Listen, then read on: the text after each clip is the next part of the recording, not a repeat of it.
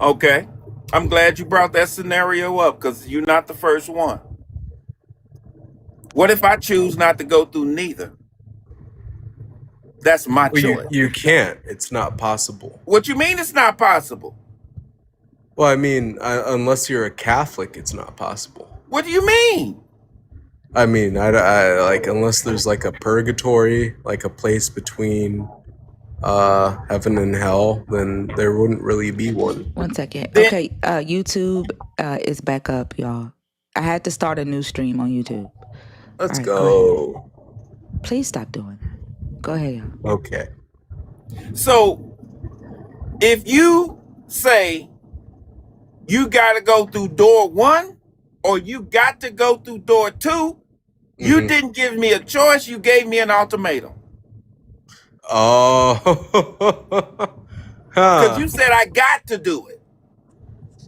Ah. And if it's a freedom of choice, I shouldn't have to do a goddamn thing. You gave me a lot to think about. If you want to introduce the next guest, I can ponder It's only one that. guest at a time. Like once your It's only one conversation's guest. done. Yeah, keep going. Six, are you up here as a dragon? Yeah, I wanted to like tackle the free will topic. I forgot the other one that I wanted to talk to him about. But the free will thing, just if you don't mind having that conversation with me, or you're done. Oh, you talking to me? No, I was wing. Oh, me? Wing. Oh, yeah. Go ahead. Okay, cool. I don't think we have free will. Reason being, I think we're following our nature. Part of our nature is having a brain, right? So you're just following your innate senses, to be honest with you. And one of your innate senses is to self-identify. You have the ability to identify. Some people don't have the ability to identify, and some people get it later down the line. For example, babies, they don't know how to identify things yet till they learn or they gain that ability through their senses.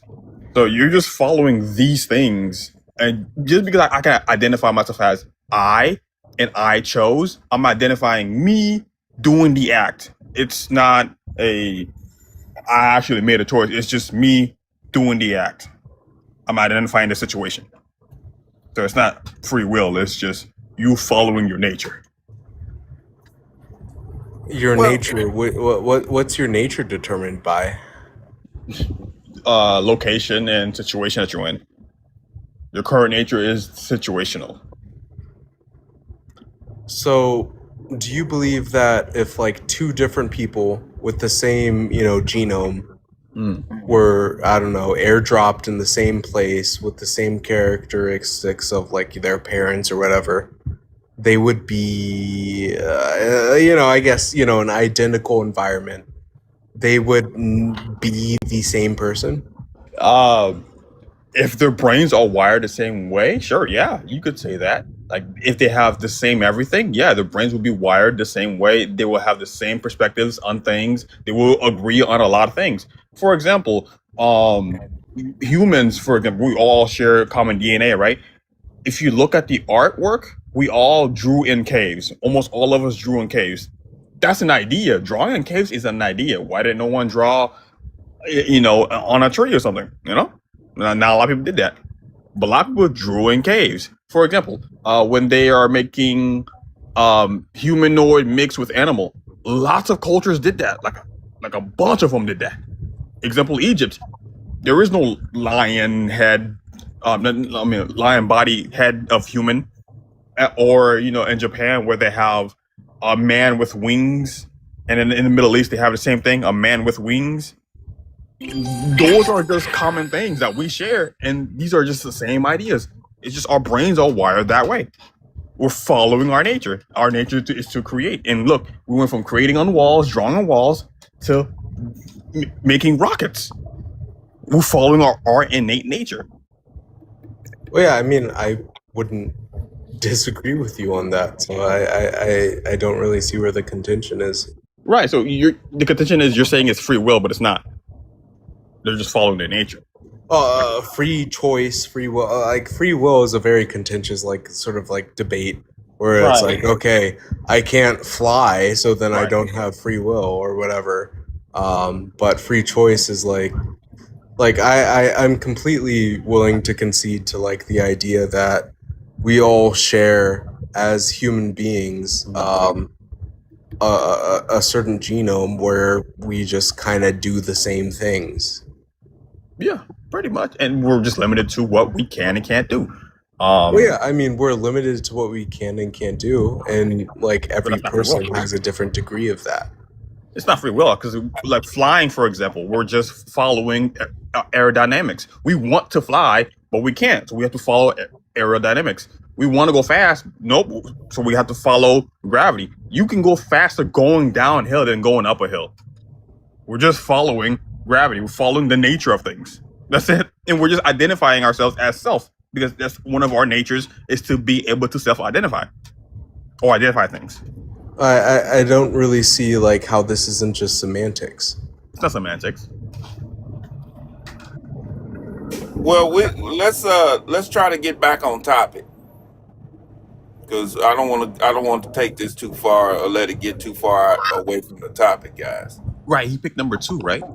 Yes. Okay. But to answer your question, to answer your question, there is no such thing as free will. There is no such thing really as free choice when it comes to serving this God. You don't even have a free choice in that.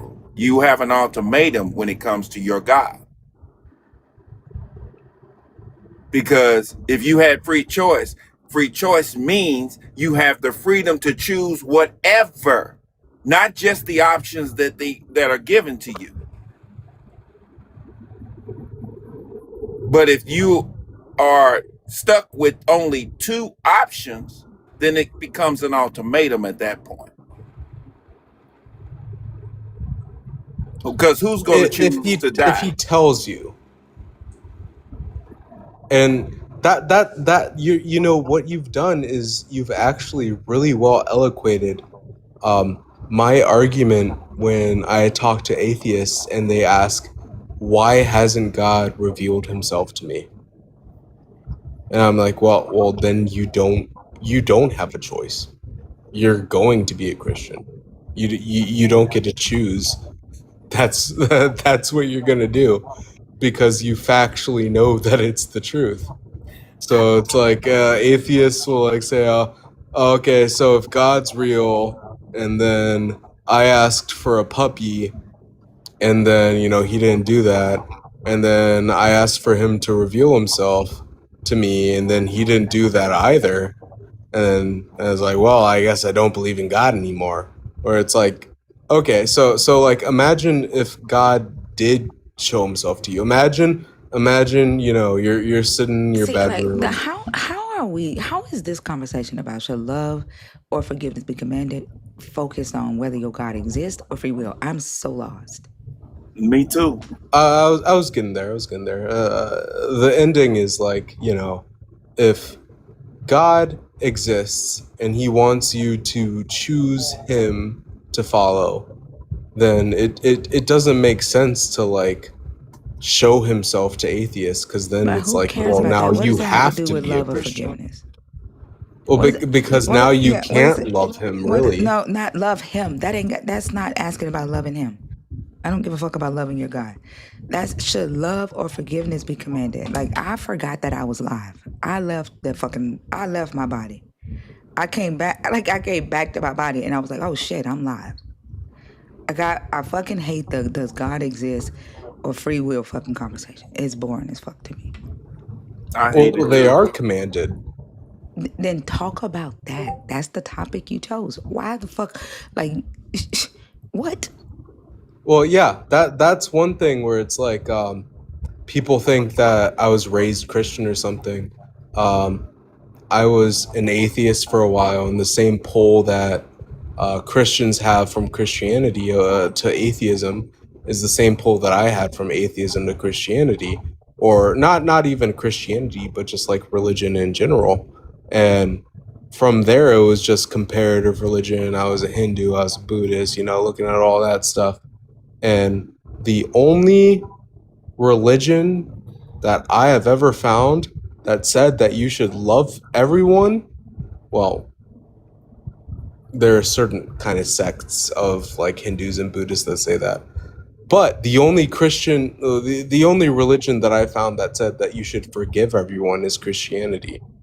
And I think that forgiveness in general is just like a cohesive thing. Like even if you're looking at it from like a David Attenborough lens, where it's evolution, if we're an evolutionary species, then forgiveness should be top 10. But should it be commanded? Yeah. No. Okay. You should be let's commanded throw to a pay scenario out taxes there. too. We're gonna throw scenarios out there again. I have the right to forgive someone if I choose to. Yes. I have the right to love someone if I choose to. Yes. That's my choice. Mm-hmm. It should not be commanded of me to love you because, and you are hateful, you are dishonest, you are dangerous, but I'm supposed to love you, and I'm commanded to love you, and I'm commanded. Like Hold Christians on, in general, or like hold me? on, and Like, I'm commanded to forgive you for whatever you do to me. I got to forgive you for that. Mm-hmm. No. Why not? Because I don't have to. Let me tell you something. You don't have Let me tell you something. I forgive my kids. And I'm going to love my kids regardless. I'm going to love them. But I can also, if the shit get too deep, I can love them from a distance as well. But I still love them. Those are my children. Mm-hmm. But to someone that's not my child, or my mother, or my father, I don't have to forgive you for nothing. You, especially as an adult, if you are a dangerous person and you do something to me, I'm not gonna forgive you for that. Okay. What do you what would you say forgiveness is? Forgiveness is basically saying that I'm going to forgive you for what you done to me, or forgive you for your actions. I'm going to look past your action and get over your action or whatever you done to me. That's forgiving. Yes. Okay? But me, I'm not going to look past your action. I'm not. What do you like what do you mean by look past? So like for me, like it's TikTok, so nobody knows who I am, so I can be a little personal. I had a very bad relationship with my parents. I'd say that I've forgiven them, but I'm never gonna talk to them again, and I'm never gonna let them near my kids. But that doesn't mean that I haven't forgiven them. Forgiveness just it exists within your own mind, where How long did it take you to forgive? it's not Hold on, let him saying finish. it's not saying that what you did wasn't wrong. It's not saying that I'm going to allow you to have the opportunity to do the same thing again. For me, what forgiveness is, it just means that I am not going to allow you the space in my head to just relive that same wrongdoing over and over again. Like I'm gonna let go of that. I'm not gonna let you near me. I'm not gonna let you near my kids if I have them. because I said earlier I don't have kids, and I'm not going to reestablish contact with you. Um, I And why? And what's understand. your reason? What's your reason for not doing that? My reasoning is that I don't like to be mad. I don't like to be angry. Those feel bad to me, and I wanted to go on the adventure of it sounds so gay. The adventure of understanding that perhaps something happened to them that I don't know that made them do that thing, and they were too stupid to stop themselves. Um, that's basically it. I'm not Okay. going to interact with you. Okay. You're not going to interact with anyone that I love. Okay. Let's go. You Let's go a little suck. deeper. Let's go a little deeper. Let's go a little deeper with that. Okay. What's the real reason you're not going to allow your parents around your kids? What's the 'Cause, real reason you don't want to be around that?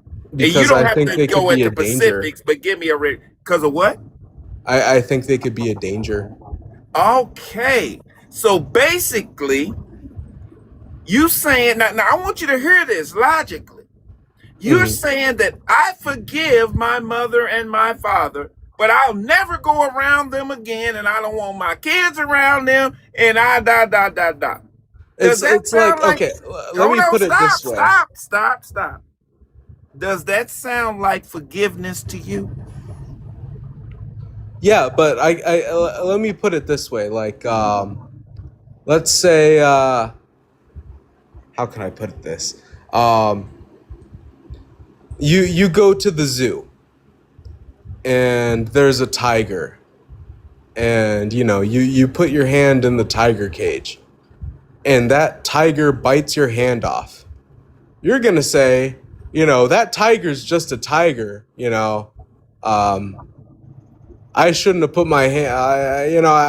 Maybe I got into the situation where my hand was stuck and I didn't put it there, and it bit my fingers off. But the way that I'm gonna live the rest of my life is, I'm not gonna let my kids near that tiger cage, just because I know it's bad, and I don't know why it's bad. I'm not gonna assume why it's bad. I just know it's bad, and the reason why it's bad is most likely because of something that they couldn't control. Because the tiger's hungry. Maybe it was something that they could control. Maybe that tiger just really was like a bad tiger, Okay. but I I want don't know. I want to get back to your kids, your parents, and the reason why you don't want to go around them and you don't want your kids around them. Let's go to Mhm. the Bible. Okay. Okay, let's I believe it's a few of them in there, but my favorite ones is Colossians 3:13 and Ephesians 4:32. Okay? Do you want me to So pull those up, or yeah, you you just can gonna? pull it up if you like. You can pull it up. No, That's fine. you're good. You're good. But Colossians 3:13 says, "Bearing with one another, and if one has a complaint against another, forgive each other, as the Lord has forgiven you, so you also must forgive." Now let's see what Ephesians say. In Ephesians 4:32, it says, "Be kind to one another, tenderhearted, forgive one another, as God in Christ forgave you."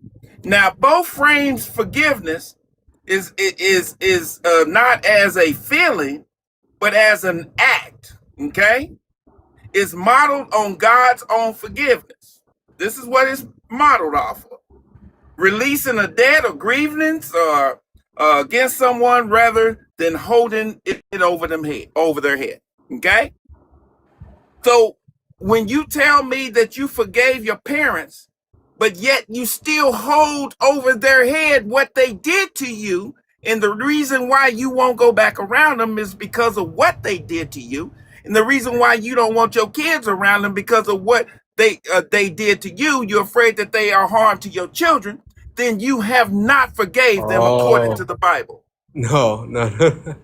I'm going um, off the Bible. No. You're completely right. I just like, cause like, I don't know, cause like one reason TikTok terms, the second reason I don't want to go too deep into it. The reason why I wouldn't want my parents around my children is not because some animosity or anger or unforgiveness that I hold. It's more so because I don't want them to do to my kids what they did to me. Uh, Okay. which is a little yeah. I mean, Is it's that what I just said? Is that not what I just said? not really. I don't think it's really sunken in too much for you.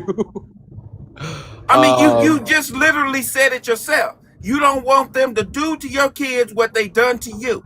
yeah. Think about it. Think I about am it. thinking about it. Like what that might mean. I don't want to think about what they doing. Okay, I don't want to think Yeah. about that part Yeah. of it. You I probably don't. understand. What I'm saying to you is, I understand the reason why. I do understand that, and you have every right to protect your children, and then protect yourself. You have every right to do that, and I commend you for that. But at the same time, don't say you forgave them because you didn't. Yeah, no, I think there's definitely like a scale. Like I don't think it's like either you've forgiven someone for something or you haven't forgiven someone. I think there's like a scale, kind of like autism. Um, Let me ask you a question, Margaret, before you give that very bad analogy to autism and forgiveness. it was funny though. And it's not funny. I'm autistic. It's not funny. Okay, bad wrong audience. Sorry. You should never make a joke about autistic people to any audience. I guarantee you that in any audience that you are in, it is filled with autistic people. And see, this is what I'm saying. This is why love shouldn't be commanded. Because if you actually did believe in your God's law to love, you wouldn't be doing what you're doing when I tell you what is offensive to me as an autistic person. And What have I done since you've told me I that? came off mute to share some empathy with you regarding what you went through. But fuck yeah. Oh yeah. Apparent. You know what? I'm not. I'm not even gonna entertain. Yeah. Sorry. You know, I feel like. Feel like that. I did not mean to bring you up. I was trying to bring up Selena.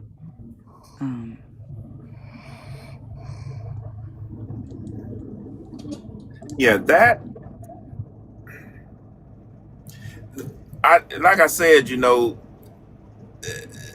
they create their own idea of what forgiveness is, and they try to emphasize that in the Bible. But yet, in the same breath, they say, "Well, I'm not going to do this, and I'm not going to do that. They can't come around me no more." Da da da da da da da. Then you don't forgive them. You haven't forgave them. You just learned the lesson. They lie to themselves. Yeah. And like they're walking around with unforgiveness, but they've accepted and they've decided not to allow what they went through or the harm that another person has caused to stop their life, to stop their growth, to stop their happiness. Doesn't mean that they have forgiven. And because Jesus says that if your brother sins against you, you are to go and have that conversation and then reconcile. Like, Yep. you all cannot be that damn delusional to believe that your Jesus would kill himself for you so that you would be forgiven for all the fuck shit you do, then take you home with daddy. Mm-hmm. That's right. You can't be that damn delusional to believe that your Jesus would want you to say that you forgave your mother and father, but yet you don't reconcile with them. You don't eat with them. They can't come around your kids. That ain't what Jesus wants. Yeah. You right. Hey, One Nelly. hundred percent. Nelly, the passage you read, it said to forgive like God forgives. Yes, that's Okay, Colossians and Ephesians say that. okay. And I might be remembering this completely wrong, or maybe I've heard a Christian say it. Okay, but the when the God forgives, maybe it says in the Bible that he remembers no wrongdoings. Is that a thing or no? Yeah, it I says bel that. that it says that in the Bible. Yes, it does. Okay. But that's a different passage. Yeah, no, What I is was that? just I was getting somewhere with that. If, Go ahead. yeah, it's all right. If they're supposed to forgive like God forgives, then they're supposed to hold no memory of the wrongdoings of the person. For example, his family, he shouldn't be holding on to that, Yeah, that's what we're saying. Because if, right? like, the way Jesus forgives them and takes them home for eternity Mhm. after they've done fuck shit, murdered, raped, pillaged, like, there is no way he's sitting here telling me that Jesus is okay with him saying that he forgave his mommy and daddy, but he don't have anything to do with them. Hmm. Yeah, because if they want Jesus to forgive them, which is not remembering their sins, like washing away their sins with the blood and all that, then he should be able to forgive his parents for the things like they've done. I forgive mines. We've had that talk. We've reconciled. But as atheists, we did this as atheists, though. Like me, well, my dad is now believing in some, I don't know, something. I don't want to get into that. It's weird. Um, the passage that you're referring to, I believe, is Isaiah. I think it's 43:25. Is that right, Thinker? What? I don't know what you're talking about. What? Oh, when he was talking about uh not remembering the sins. Mhm. Let me look it up. I think it's 43:25. Isaiah 43:25. Uh, 25. Yes. Yeah, it is. It Okay. says, I am he who blots out your transgressions for my own sake, and I will not remember your sins. Mm, right. That's the one that I wanted to bring up, because if like the forgiveness part is being commanded, then you have no choice but to relinquish the memory of what they've done to you, of the wrongs that they've done to you, which is harmful towards No. others who aren't ready to forgive yet. And sometimes you're never ready to forgive, and that's just okay. So for it to be commanded and you don't fulfill that commandment, then you're going to hell all because you just couldn't truly let go. It's kind of fucked Yeah. up, isn't it?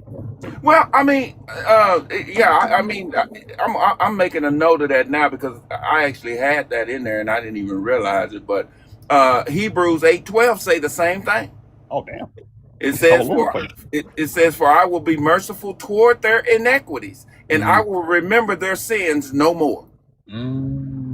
Yeah, leave that in there. Leave that in whenever you get a new guest, because if they pick that number two question, I think those are great topics to bring up, because I think I've talked to a lot of Christians and stuff like that. Just recently, I was talking to this one woman, and I was trying to tell her that we should probably forgive your dad because he didn't get the help that that he needed, and it's because he has religious psychosis. And she agrees because he just recently got locked up for threatening his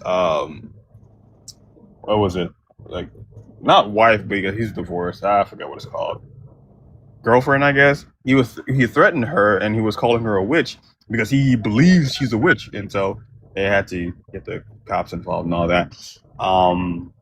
And I feel like I was trying to talk to her. She's a Christian. I was trying to talk to her. I said, maybe if you guys help them deconstruct those beliefs, maybe you guys could help him out and grow. And she's like, oh, he's an adult. I'm like, adults need help too. We're just as human as you guys are. And she wasn't getting that. And I was like, so you just don't want to forgive him? She's like, It's not that I don't want to forgive him. It's just I don't, I don't want to have anything to do with him. I'm like, it's like they're fighting reconciliation because this would be considered reconciliation. Helping him through the beliefs he holds, because the beliefs he holds is causing him mental harm. Because his brain is fighting reality with the fiction, and his brain is trying to make those two function, and they just don't function. So I feel like they should really work on that reconciliation thing. The part that Thinker just read, I don't know what passage that was, but that part sounds great.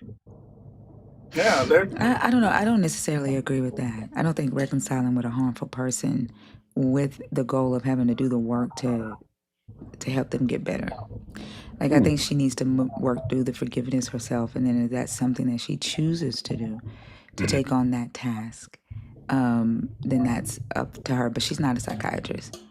You're right. No, yeah, that's Yeah, true. I don't agree with right. that. But I do Okay. have to move on and bring up the next guest. Thank you so much, Yeah, Six. appreciate it. Yeah. Thank you. I had fun. All right, have a good one. You too. Bye, Nelly. Hey, Who looked like DMX? Six? Who looked like DMX? I don't look like DMX. I think he talking about. Oh, I thought he was talking about Six. He might be talking about you. Because he can't be talking about Six. Every time I talk to Six, I picture him looking like my nephew. He sounds just like my nephew. My fault. Nah, Mr. Nelson, I think his name is. He does like. Oh. I ain't gonna lie. When I first seen it, I was like, "Is that DMX?" And then my fault. No disrespect. Oh, how No, old it's are all you? good. I mean, I love DMX. Yeah, that's what's up. How old are you? 25. Are you a believer in the God of the Bible, deconstructing, or an atheist? I am a follower of Christ. Yes. All right. Which other 4 topics did you want to discuss?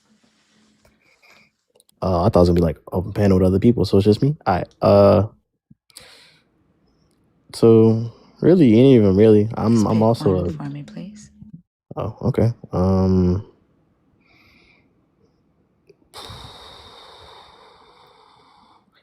I promise you they're we going to can- be here tomorrow. And then No, next I'm- week, I'm so a- just pick I'm- one. You can come back the next day, do the other one. So I can do one, I guess. All right. What are your thoughts on that?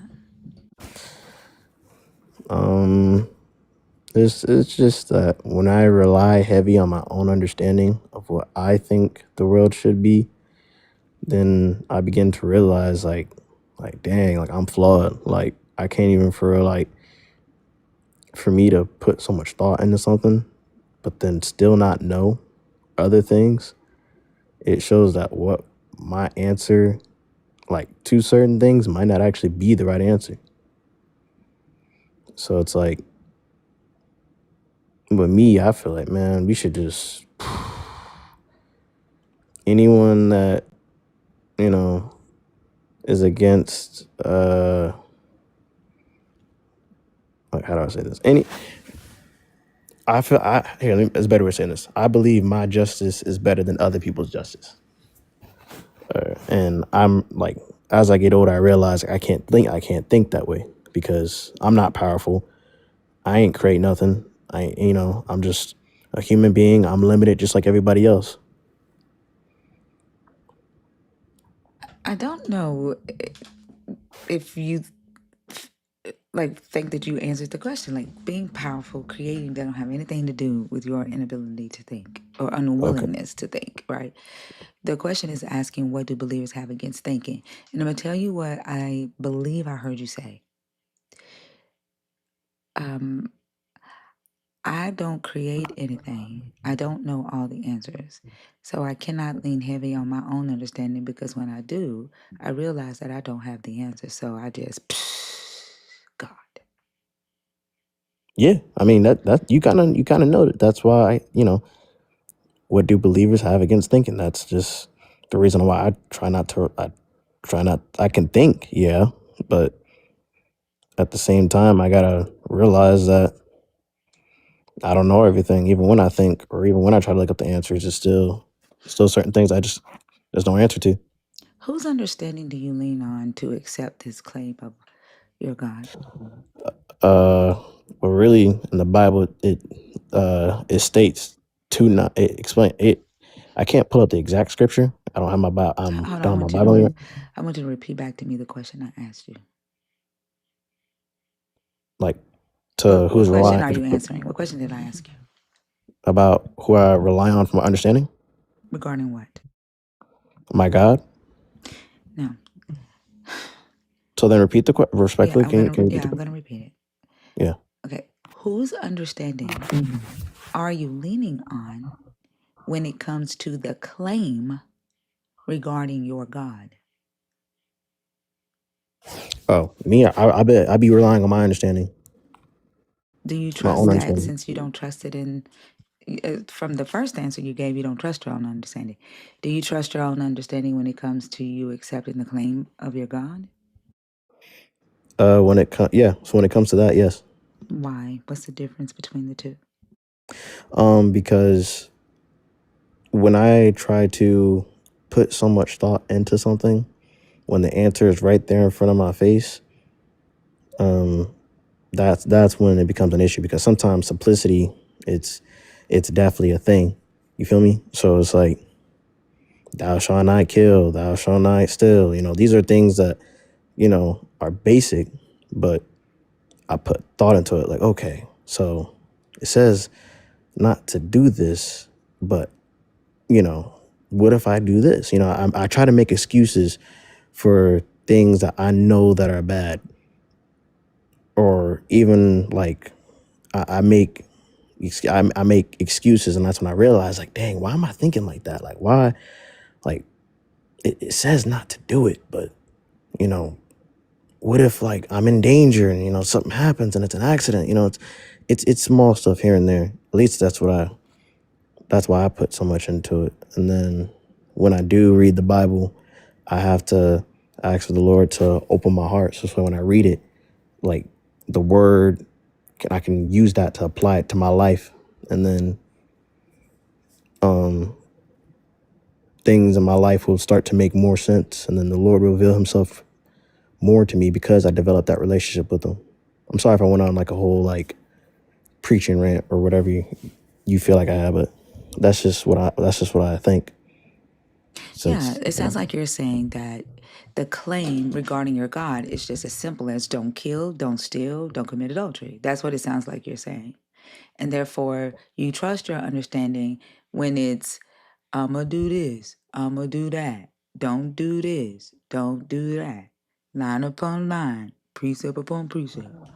It's very simple, right? It's like speaking to a baby. Goo goo gaga, da da da da. That's what it sounds like you're saying. And that is to the extent that you allow yourself to think, and to the extent that you trust your own understanding. Is that correct? Not necessarily. So you nailed it to an extent, but not necessarily at all what I'm trying to get at. So sometimes what I think is right maybe isn't right. In the Bible, I don't like how, I forgot who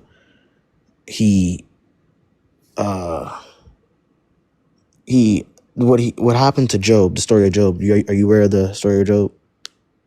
I am, but I'm not ready for you to move on from your last point. I'm not gonna I'm gonna nail it, right?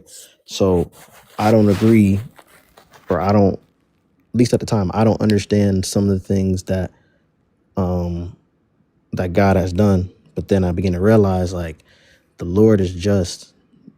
The reason why the Lord is just because the Bible kind of started the way of the moral compass, the way the life is. Us as humans, we turned something divine and then made it evil because of the flesh. So when I read the Bible, right, it'll tell me to walk with Christ, but then I realize, like, man, but I know that if I do take this walk with Christ, there's certain things I can't do anymore. Like, I can't Like I can't go around fornicating, I can't go around drinking, I can't go around partying, I can't go around doing the things that I used to like to do. And then I try to find more answers, and it's like, well, what if can I do both and then walk with Christ, And then that's that thought. But then in the Bible it tells you can't be lukewarm. It's either you choose this walk with me or you continue on the path that you're going on. It's just I'm giving you that free will to make that choice. You're getting into something else right now. Now, I'm going to read a couple of things to you, and then I'm going to ask you a question. If anyone steals the property of a temple or of the court, he shall be put to death, and he who receives the stolen property from him shall also be put to death. If anyone buys from the son or the slave of a man without witness or a contract, or receives silver, gold, a male or female slave, an ox, a sheep, an ass, or anything else, he is considered a thief and shall be put to death. Are those laws that are simple to understand? Yes, but how you interpret it and how I could interpret it are two different things. But they're simple. What is the basis of those laws? What I think the basis of those laws is, I'm assuming you're reading something out of the Old Testament. Am I correct? Can you just tell me what the basis of those laws are? Oh, well, then I'll take that as an answer, I guess. But the I'm sorry, whole point you of said you're going to take that as what? no, I said I guess I'll just take that as an answer. But it's simple. What answer? Hold on. That it is in the Old Testament. Oh, that's your choice to do that. What's the But basis to of answer, those laws? but the basis of those laws is to simply just not steal. You steal, you will be put to death, meaning that you either will deal with separation from God because you sinned, or you'll suffer the consequences of that action. Mm-hmm. Except those are the laws of Hammurabi from Babylon, which are older than the laws of your God in the Bible. And so the ancient world had laws regarding not stealing, not killing, not committing adultery. You didn't need your God for that. Now, one thing that you said, that when you think about your walk for Christ, because remember, the question that I asked you was, whose understanding are you leaning on as it pertains to this claim regarding your God? And you said, when I think about Jesus says, follow me, and I think about all the things that I want to do, if I follow Jesus, I can't fornicate anymore. I can't party anymore. I can't drink anymore. And I'm just wondering, whose understanding are you leaning on to come up to that conclusion? The Lord's, because it says in the Bible not to do those things because it separates you from the Lord. Can you show me in the Bible where it says, do not have sex before marriage? I can like tell it to. I have to get my Bible. I can't right now just because it's. Well, if you Google the scripture and come back and tell me, and I'll pull it up. All right, but give me a second.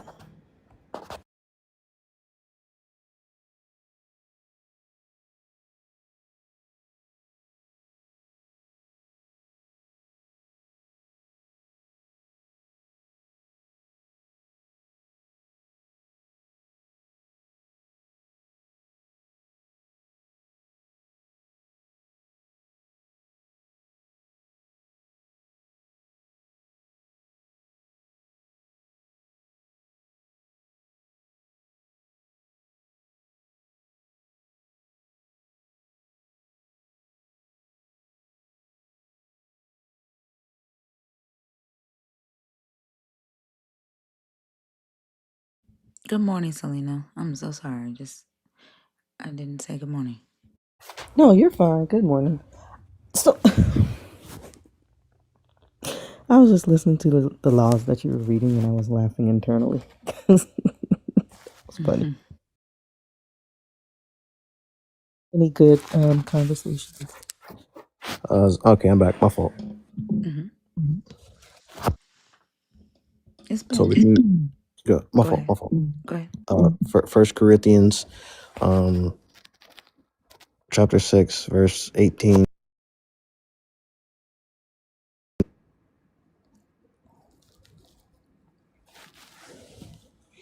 and it You said doesn't verse 18. through 20. And Okay. I just want to let this be known. My point wasn't that anything about sex before marriage. You I said said fornication. so. Yeah, I don't That's get where sex sex before marriage. What did you think fornication meant? fornication can happen during marriage. So That's adultery.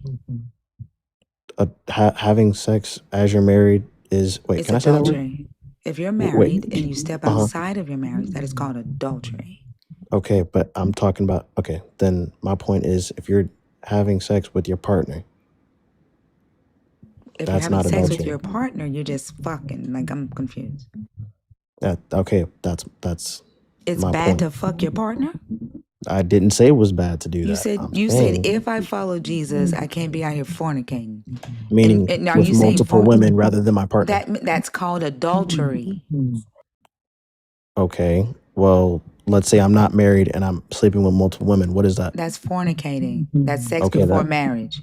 that's also okay. So then I'm just now that we know the point. Continue. I'm sorry. Well, I'm not trying to be no. Now disrespectful. you know your point. I've been known that was your point. You sound like you just realized that was your point. No, I'm just making sure that what my position is solidified is all. That you're saying that the Bible says sex before marriage is a sin. There is no explicit. There is no scripture. There's no scripture that says that that's exactly the case. Correct. There is not. You're absolutely correct. There is I'm aware no of that. prohibition. Well, then why are you saying that Jesus is telling you that if you follow him, you can't have sex before marriage? So can we go to the verse and I'll explain it? Yes, that's what I said. But what I My asked you fault, man. for was the law that says sex before marriage was a sin. When I asked you whose understanding are you leaning on that's telling you that fornicating, which sex before marriage, going to parties and drinking are sins. They are sins. You said Jesus, right? And so I said, can you give me the verse where it says sex before marriage is a sin? And so this is what you gave me. So is this the verse that says sex before marriage is a sin? It won't explicitly say it, but it'll go along with my point. Okay, cool. Starting at verse 18, you said. Mhm. All right. Shun sexual immorality. Well, actually, it has an exclamation mark there. Should I read it like shun sexual immorality? Should I read it like that? You can read the verse. Every sin that a person commits is outside the body, but the sexually immoral person sins against the body itself. Or do you not know that your body is a temple of the Holy Spirit within you, which you have from God, that you are not your own? For you were bought with a price, therefore glorify God in your body. Okay, explain for me. So within that verse, it tells you that, or at least from when, once again, because when I read the Bible, I read it in a context, right? So as I'm reading, it is explaining that sex is a gift. If you constantly go around just giving up your body willingly, then you are beginning to not only lose value in yourself, but you're when you do that, it also develops soul ties because again, you're giving your body up to multiple people without developing that genuine relationship. So when that happens, it's something that numbs you out because the Lord now isn't something you look forward to and comfort. It's now this thing of sex because instead of you, again, taking that walk with Christ, you are doing something that is constantly separating you from him. So when you do form that bond with someone and you've both decided to take that walk with Christ, you become one with Christ. And then that is when the gift of, being able to have sex because you have this one partner that, who shares that and understands that same walk with Christ. And you become one to better serve the Christ. Interesting. So I love that you said that you read it in context, and so do Hmm. I. And so in a minute, we're going to look at the context of the word that was translated to sexually immoral in just a second, because you do know that the Bible was written in Koine Greek, and that word has a meaning there that had a context at the time that it was written. Can you do me a favor and go on mute? Because you got some feedback coming from your Oh, I do. microphone. My fault. My fault. My fault. So we're going to look at the context here in just a second. But you mentioned something about soul ties, and I think you're absolutely correct that soul ties are important, and that when your God ordains soul ties, that means that you are one with your God, one with Jesus, with Yahweh, Jeshua, Christos. So we're gonna read First Samuel chapter 18 right quick, and we're gonna read about the only soul tie in this Bible, and it's between David and Jonathan.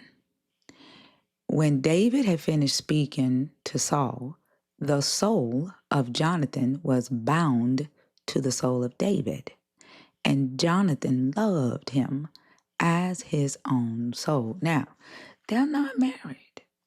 If soul ties happens when you have sex and you become one in Christ, now this happens before they do this covenant ritual that we about to read about, but they bound their souls together. Saul took him that day and would not let him return to his father's house. Then Jonathan made a covenant with David because he loved him. So they have this berit, this what is it? I keep getting bayit and berit. Give me just a second. I gotta go to the Hebrew right quick because I want to say it right. Hold on. 1 Samuel 18. The covenant. It is buried. I had it right. God damn it, I'm getting good. I keep messing up Bayit and Berit. Bayit is house, Berit is covenant. Look, Dragon, I said it right. I'm getting good. My recall is getting good. But so the covenant that they had, right, between David and Jonathan is the same type of covenant that a husband and wife would have. Same thing as Ruth and Naomi, right? They Ruth and Naomi cleaved to each other as well, and the two became one, like Adam and Eve did. But yeah, so let's go back to First Samuel, David and Jonathan's covenant here. Then Jonathan made a covenant with David because he loved him as his own soul. Hey, where you go? Are you listening to me? Where did you go? I'm listening. My Wi-Fi be bugging. So you talking about Okay. David and Jonathan and Yeah, I'm still and forming a reading. covenant. I'm still Go ahead. reading. Okay, go ahead. I ain't cut you off. I'm listening. Go ahead. Okay, thank you. So then Jonathan made a covenant with David because he loved him as his own soul. That's the soul tie again.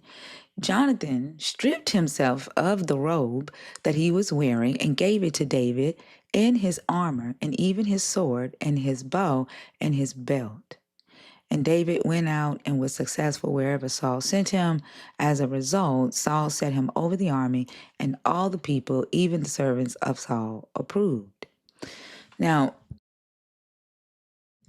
what the ritual that David and Jonathan did when he took off his robe, his sword, he stripped himself naked, and he put it on David, symbolizes a unbreakable bond between two men. Some could say that it is a strong alliance, or some could say that it is a marriage, because the ritual that he did is the same thing that they would do in ancient Near Eastern wedding ceremonies. And so some people say that David and Jonathan got married right there. And some people say, no, no, no, this is bros before hoes. This is two best friends binding their souls together like Adam and Eve. I mean, and I think given the fact that this is the only soul tie in the entire Bible, whatever floats your boat, right? But there is also a part in the next scripture where it says that, well, first I want to talk to you about the love.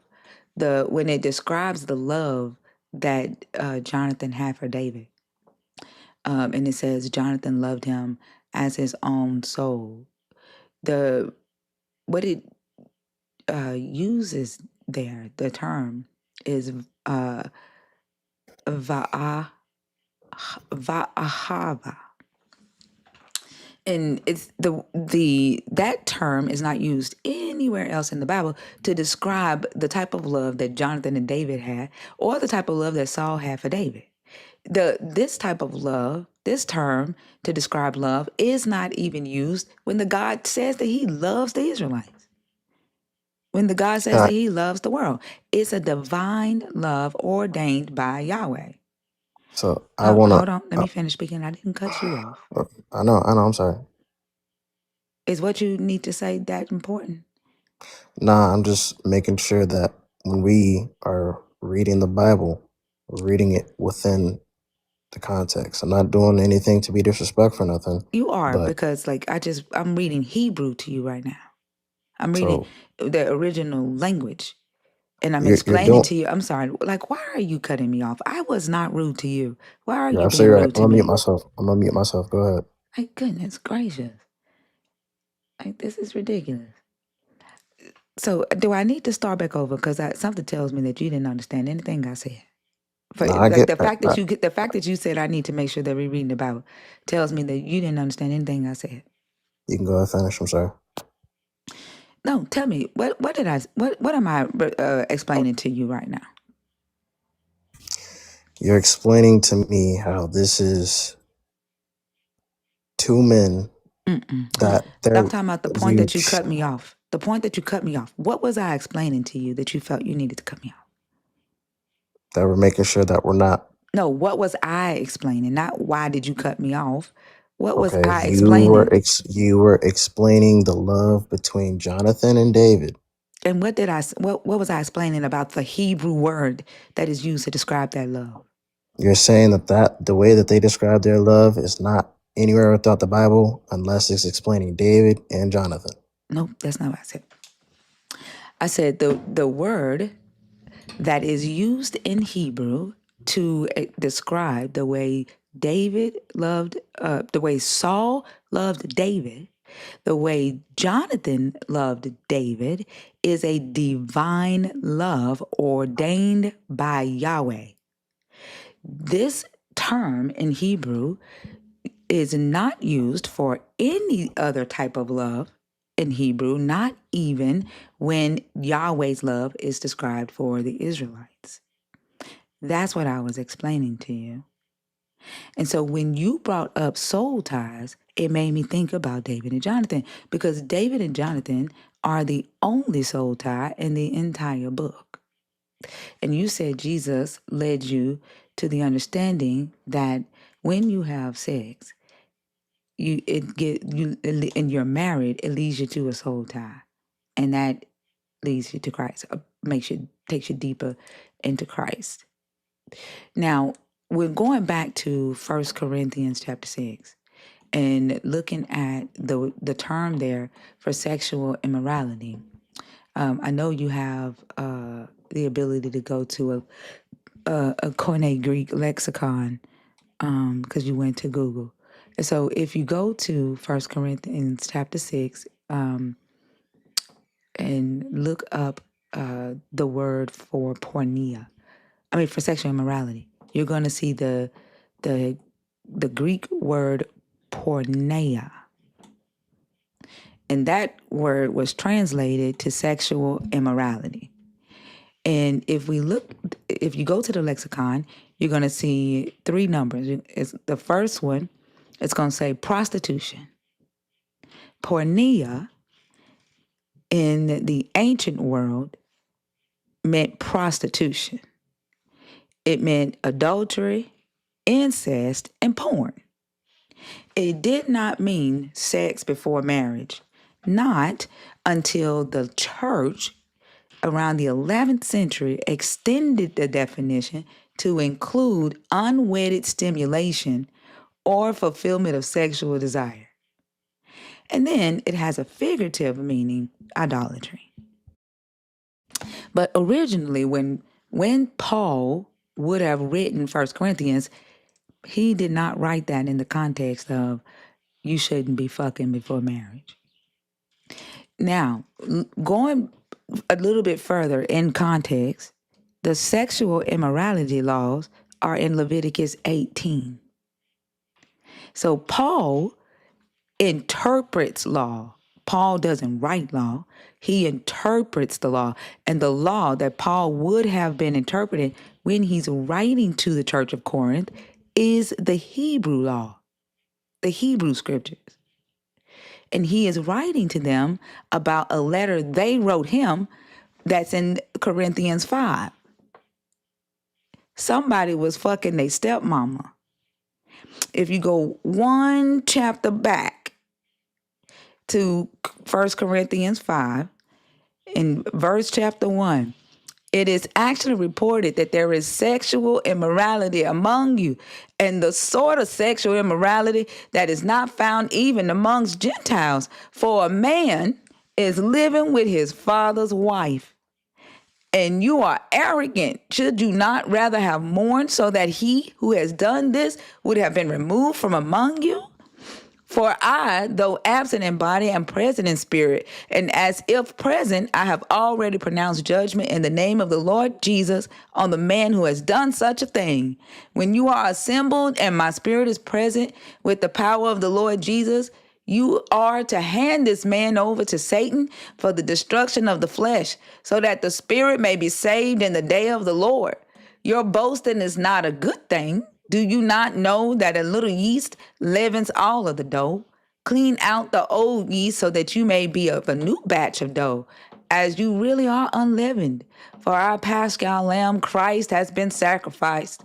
Therefore, let us celebrate the festival, not with the old yeast, the yeast of malice and evil, but with the unleavened bread of the sincerity of truth. This has to do with incest.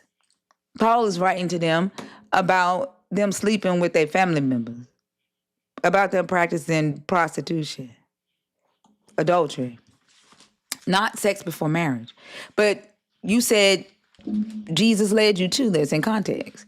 And I'm going back to my original question. Whose understanding are you leaning on when you come to the conclusion that sex before marriage is a sin? Because this critical thinking exercise that we just did, going through the history, looking at the context, right?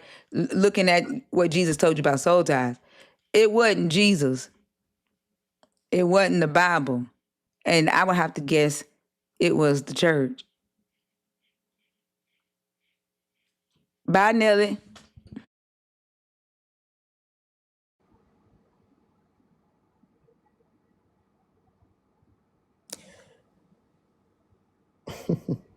So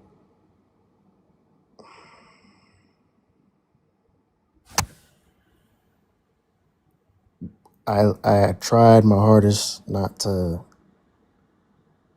cut you off because I felt like my point was being misrepresented. I'm sorry for laughing, but I didn't mention anything about sex before marriage being the entire thing. My point was I idolized sex instead of idolizing the Lord. I idolized substances before idolizing the Lord. I idolized the world instead of idolizing my Lord. I idolized the things that I thought I liked until the consequences of my actions started to catch up. I'm not avoiding anything. Within the Bible, you're explaining the relationship between David and Jonathan. It was talking about brotherly love. It was literally explaining of there's all types of love. There's love as in like companionship. There could be love within a relationship. It could be family, like, love within family. Sometimes we can take the word love, twist it, and define it as something else and call it love. That's why when I read scripture, I read it in its context and I don't add nothing to it that doesn't need to be added. I put thought into it, yes, because I think about it, how does it apply to me? What can I do to help me not do the things that separate me from God? And what were the things, I had to think it to myself, what were the things that separated me from God? Fornication. Why? Because I was idolizing women. Substance abuse. Why? Because I was doing things, I was harming my body, so I couldn't think straight. It was other things that I was doing that was separating me from God.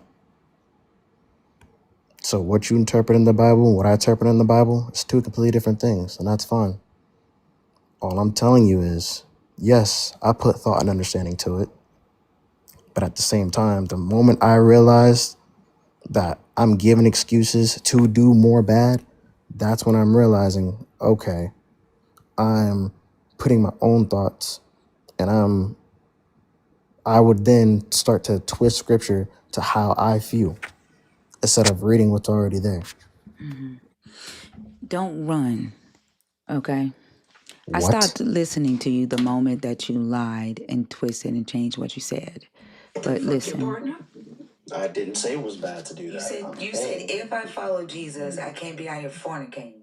Meaning And now with you say multiple women rather than my partner. that's called adultery. Okay. I'm glad you replayed that. Let's say I'm not married and I'm sleeping with multiple women. What is that? That's fornicating. That's sex before marriage.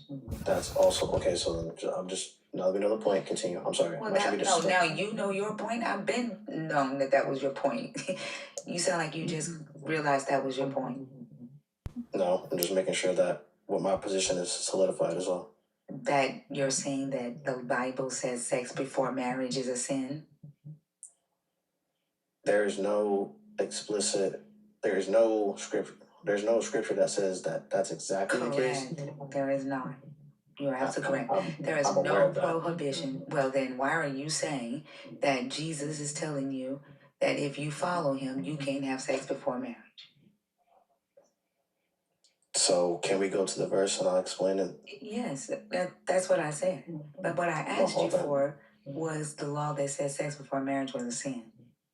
When I asked you whose understanding are you leaning on that's telling you that fornicating, which is sex before marriage, going to parties and drinking are sins. You said Jesus, right? And so I said, can you give me the verse where it says sex before marriage is a sin? And so this is what you gave me. So is this the verse that says sex before marriage is a sin? It won't explicitly say it, but it'll go along with my point. Okay, cool.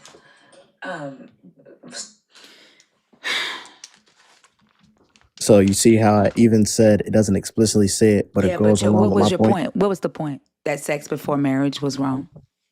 It develops soul ties. That's When not, I do, no, your point, no, your my point goodness, was, bro. stop, because I'm not about to let you lie to me, and I'm not about to let you lie to everybody else in here. We all heard you.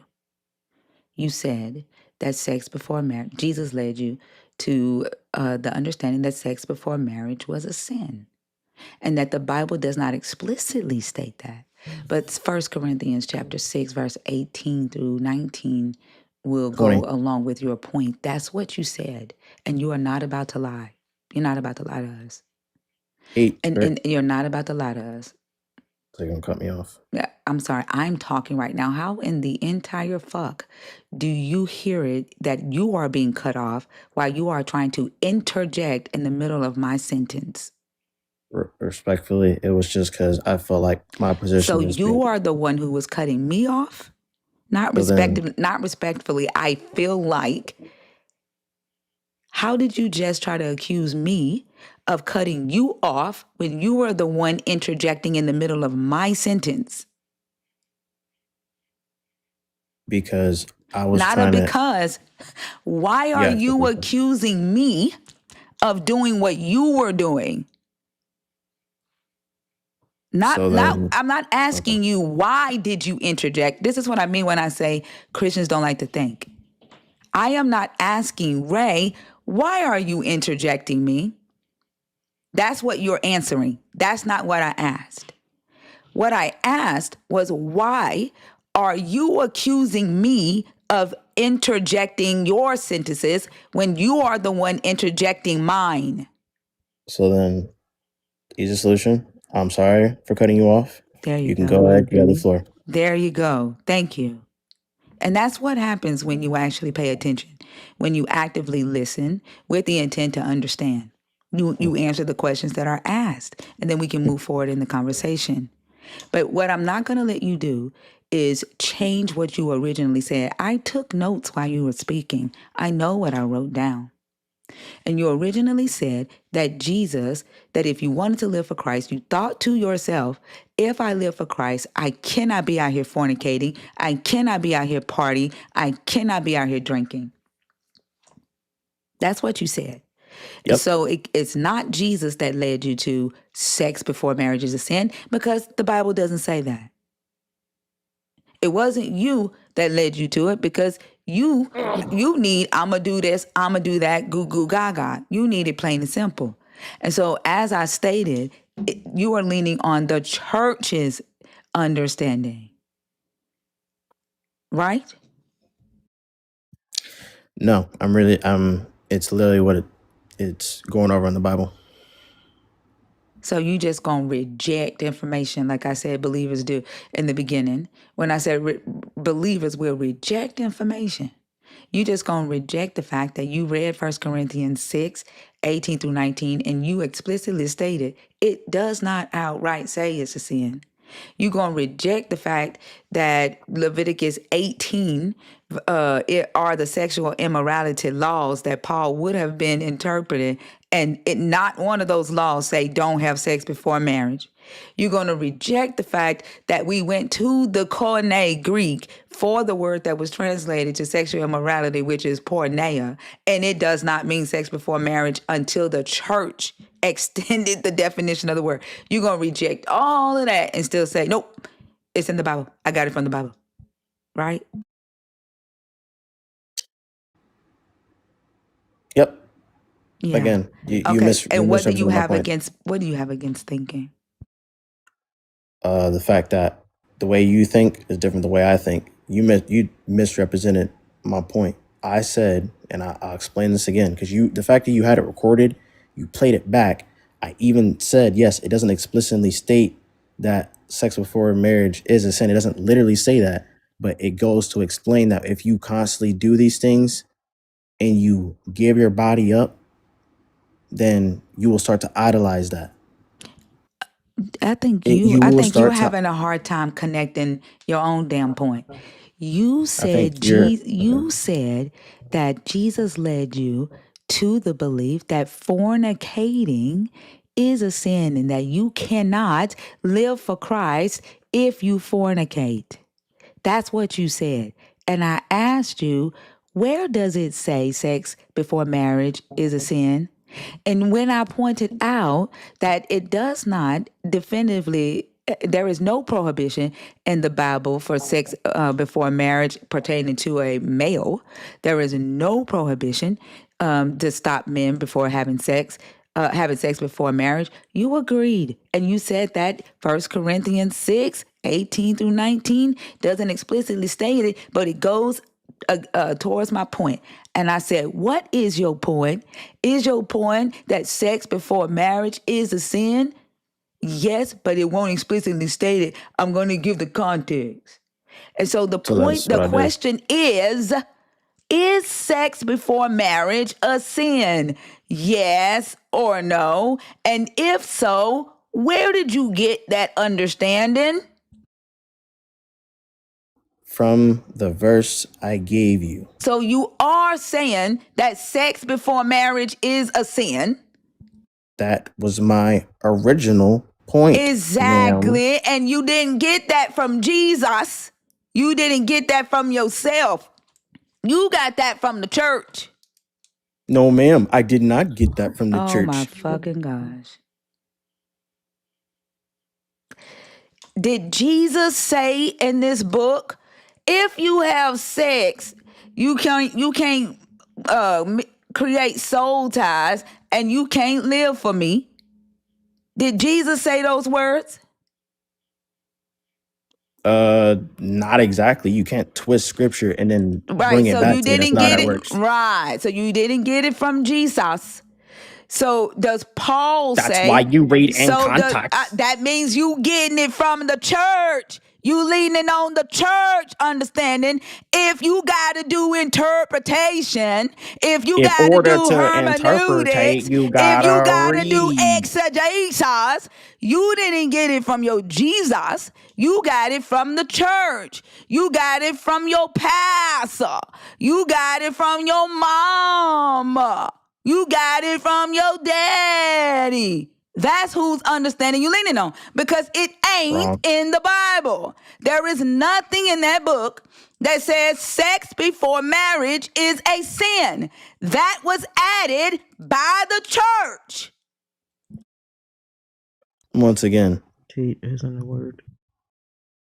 what the world? Once again, this goes along with my point because I said, yes, to me, still, because even when the Bible within reading the context, hence why I brought up the scripture to begin with, sex before marriage is a sin. Why? Because when you are married, you are one with that person.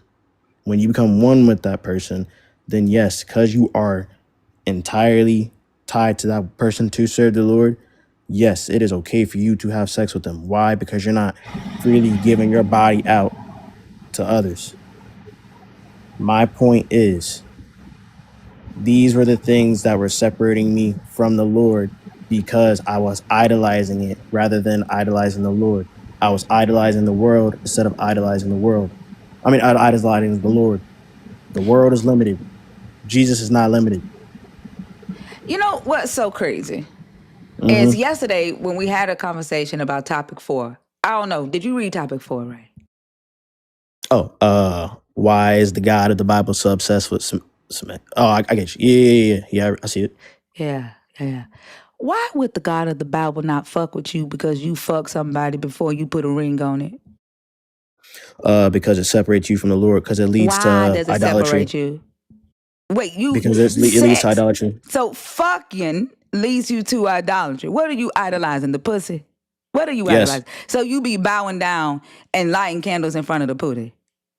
you ain't got to do that, but just I'm because sorry. I'm thinking I'm about sorry. women rather than the Lord. I'm sorry. So thinking about women more than the Lord, like, is Jesus jealous of pussy? Like, if can you not give tithes and offering? Like, can you not be deep in it and be like, thank you, Jesus? Like, I'm trying to figure No. out how in the hell does busting a nut separate you from the love of Christ? Please help me understand. Like, why is it that if you do what's natural to your body, Jesus say, you ain't coming in my daddy house? Please help me understand that. I'm sorry. I'm gonna explain. Oh, Lord, please have mercy. Oh my goodness. Jesus, calm us all down.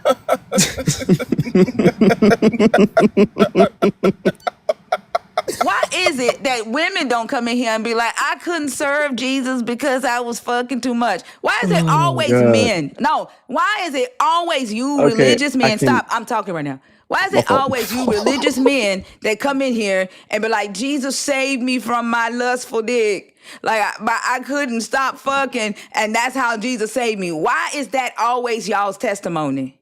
That's what why isn't that ever a woman's testimony?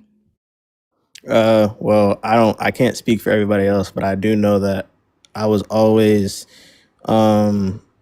believing in something that just wasn't meant for me. I wanted at one point in my life to sleep with every beautiful woman in the world.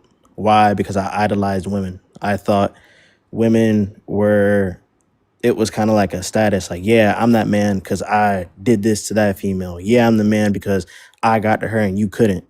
Hey, And that ain't then you idolizing women. That's you womanizing women. That's you idolizing yourself. Y'all need to learn words. When you idolize something, you treat it well.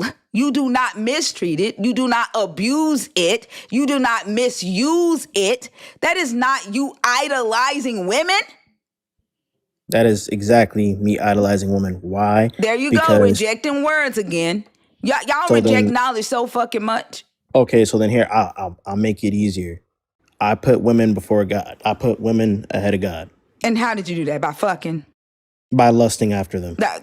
What stopped you?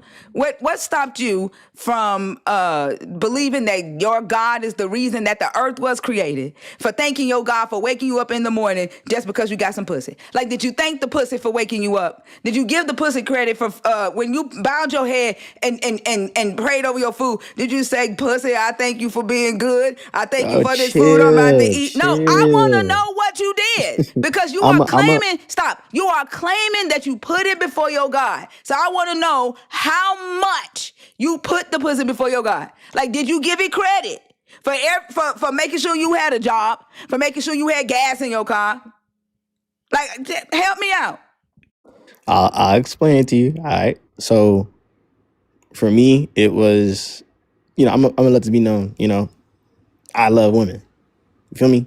But I can't love women more than I love God. I can't love women more than I create my creation. I am the create. I was created. I am loving the creation too much to where I am How blatant did you do that? because I was blatantly How? ignoring. Not why. How? Why do y'all answer how questions with a because? Like, you understand if I said why, then you would say because. But if I'm asking you how, and then you say, I did X, Y, Z, I did X, Y, Z, I'm asking you, how did you do it? I did it because I made that my Why whole. y'all like just being stupid? Bro, Like, you didn't and never this, get no, finished. no, because I did not ask you a why question. And you, like, this is the reason why I say, what do believers have against thinking? Because I will then reiterate my question, and then I'm going to tell y'all the ignorant thing that y'all never catch up on. Y'all never Mm. catch on. I'm not going to let you keep talking until you answer my question. I'm going to say, nope, that's not what I asked you. I asked you a how question, and you're going to say, because, and I'm going to say, nope. I asked you how, and here's how you answer a how, and you're gonna go because, and I'm gonna say, nope, I'm not gonna let you go any further until you answer the question that I'm asking. How did you put the pussy before God? Because that was the That's first thing I thought because. about. Cause is a because. Like, all you did was AAVE that shit. How, friend? If I say, how do you make a cake? Are you gonna go, cause it's good? How did you put the Il Nana before Jesus? So before I answer, how do you want me to answer it? And I'm gonna answer it in that way. I just gave you an example. If somebody say, hey, bro, how do I change a tire? Are you gonna say, cause it's flat? You said that you need shit simple. Like, I know you don't need me to actually say goo goo gaga. Like, you don't get that?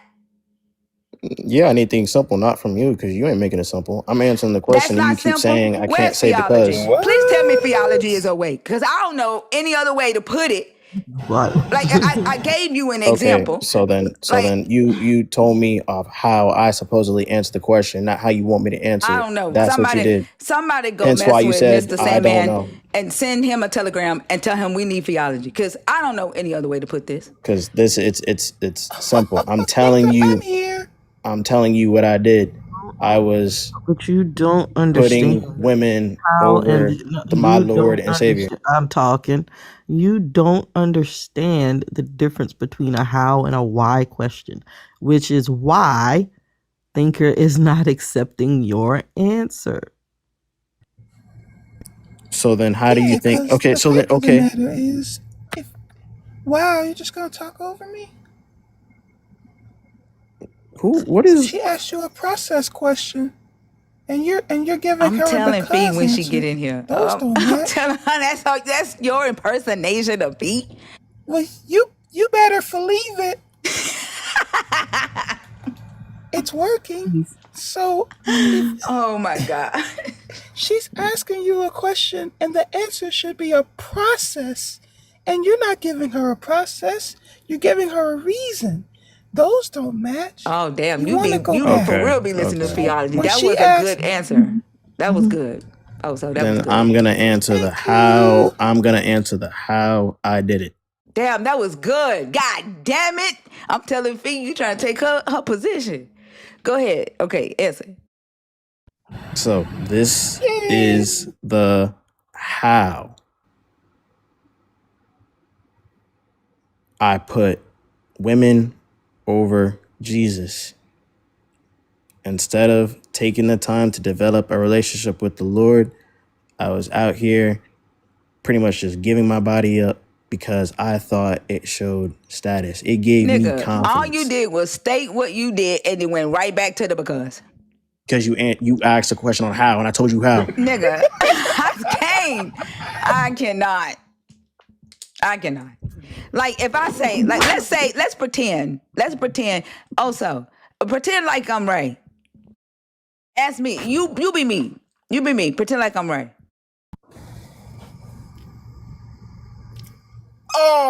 How did you Fuck do you, it? also. Fuck you. Just All ask this the is question. really. Just ask the damn question. Just ask the question. Yeah. I'm literally explaining on how, but No, y'all you're can not. keep y'all No, can keep y'all can listen. keep y'all can keep How were joking. you I ain't I'm joking. not idolizing? joking. I'm trying to help you because like you struggling. Nah, you're not. Also, I don't need your permission to be myself. Anyways, how did you idolize the Punaina? Well, you see, when I realized that the Punana was glorious and that it not only gave life, and so I thank it for the glorious life that it gives. It was so beautiful and vibracious that I rubbed my face in it every morning and thanked it for waking me up in the morning. I know the legs that it's between walked to the kitchen and cooked me breakfast, and I thanked it for the breakfast that it cooked me. And I was so, by lunch, I something. was so enamored and so horny that I needed to praise it again, and I was up in it again. And then on Sunday morning, I was skipping church You because I just gave an needed it. example. And You are literally giving an that's the example to my answer. how. That is how you are putting the punana before your God. And that's what I'm asking Exactly. you. That's what I just Not, told you. you didn't state that. You literally just tried to give an example of me, Yeah, and you bro, we claim to stuck be on this me. bullshit because you've been doing it right. You're right. We're stuck on this because you've been doing it right. You're 100% right. You got it. Well, she tried to imitate being me, right? And she answered it in pretty much how I said it. That just proves my No. point of the She how. didn't. Yeah, No, she gave hows. Not She aware. gave hows. You gave a because. Those don't match. She literally just said it was a how. I know this is recorded. She can go back and say Yeah, what she she just said. said a how. You did not.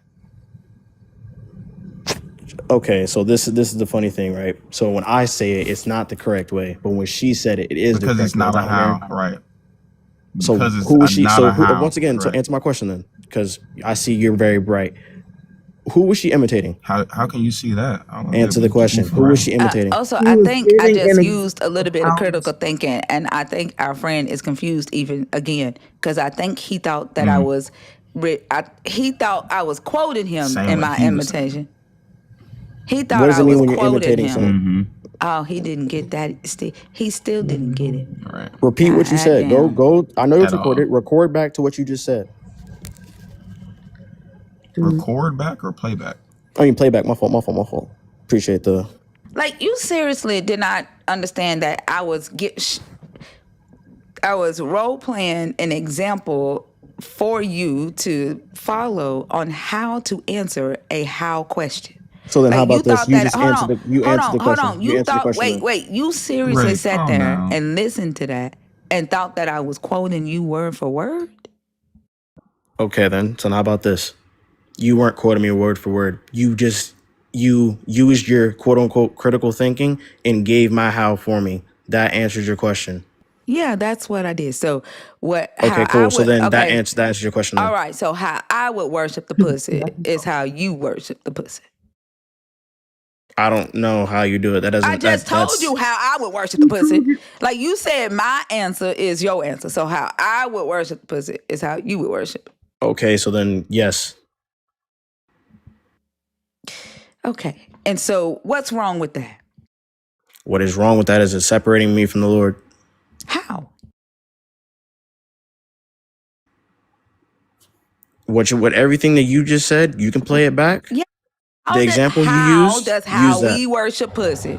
How No, does so how I'm not you gonna and sit I up here and listen? Mhm. How does how you, Ray, and me, Thinker, worship the pussy separate you from your God? How?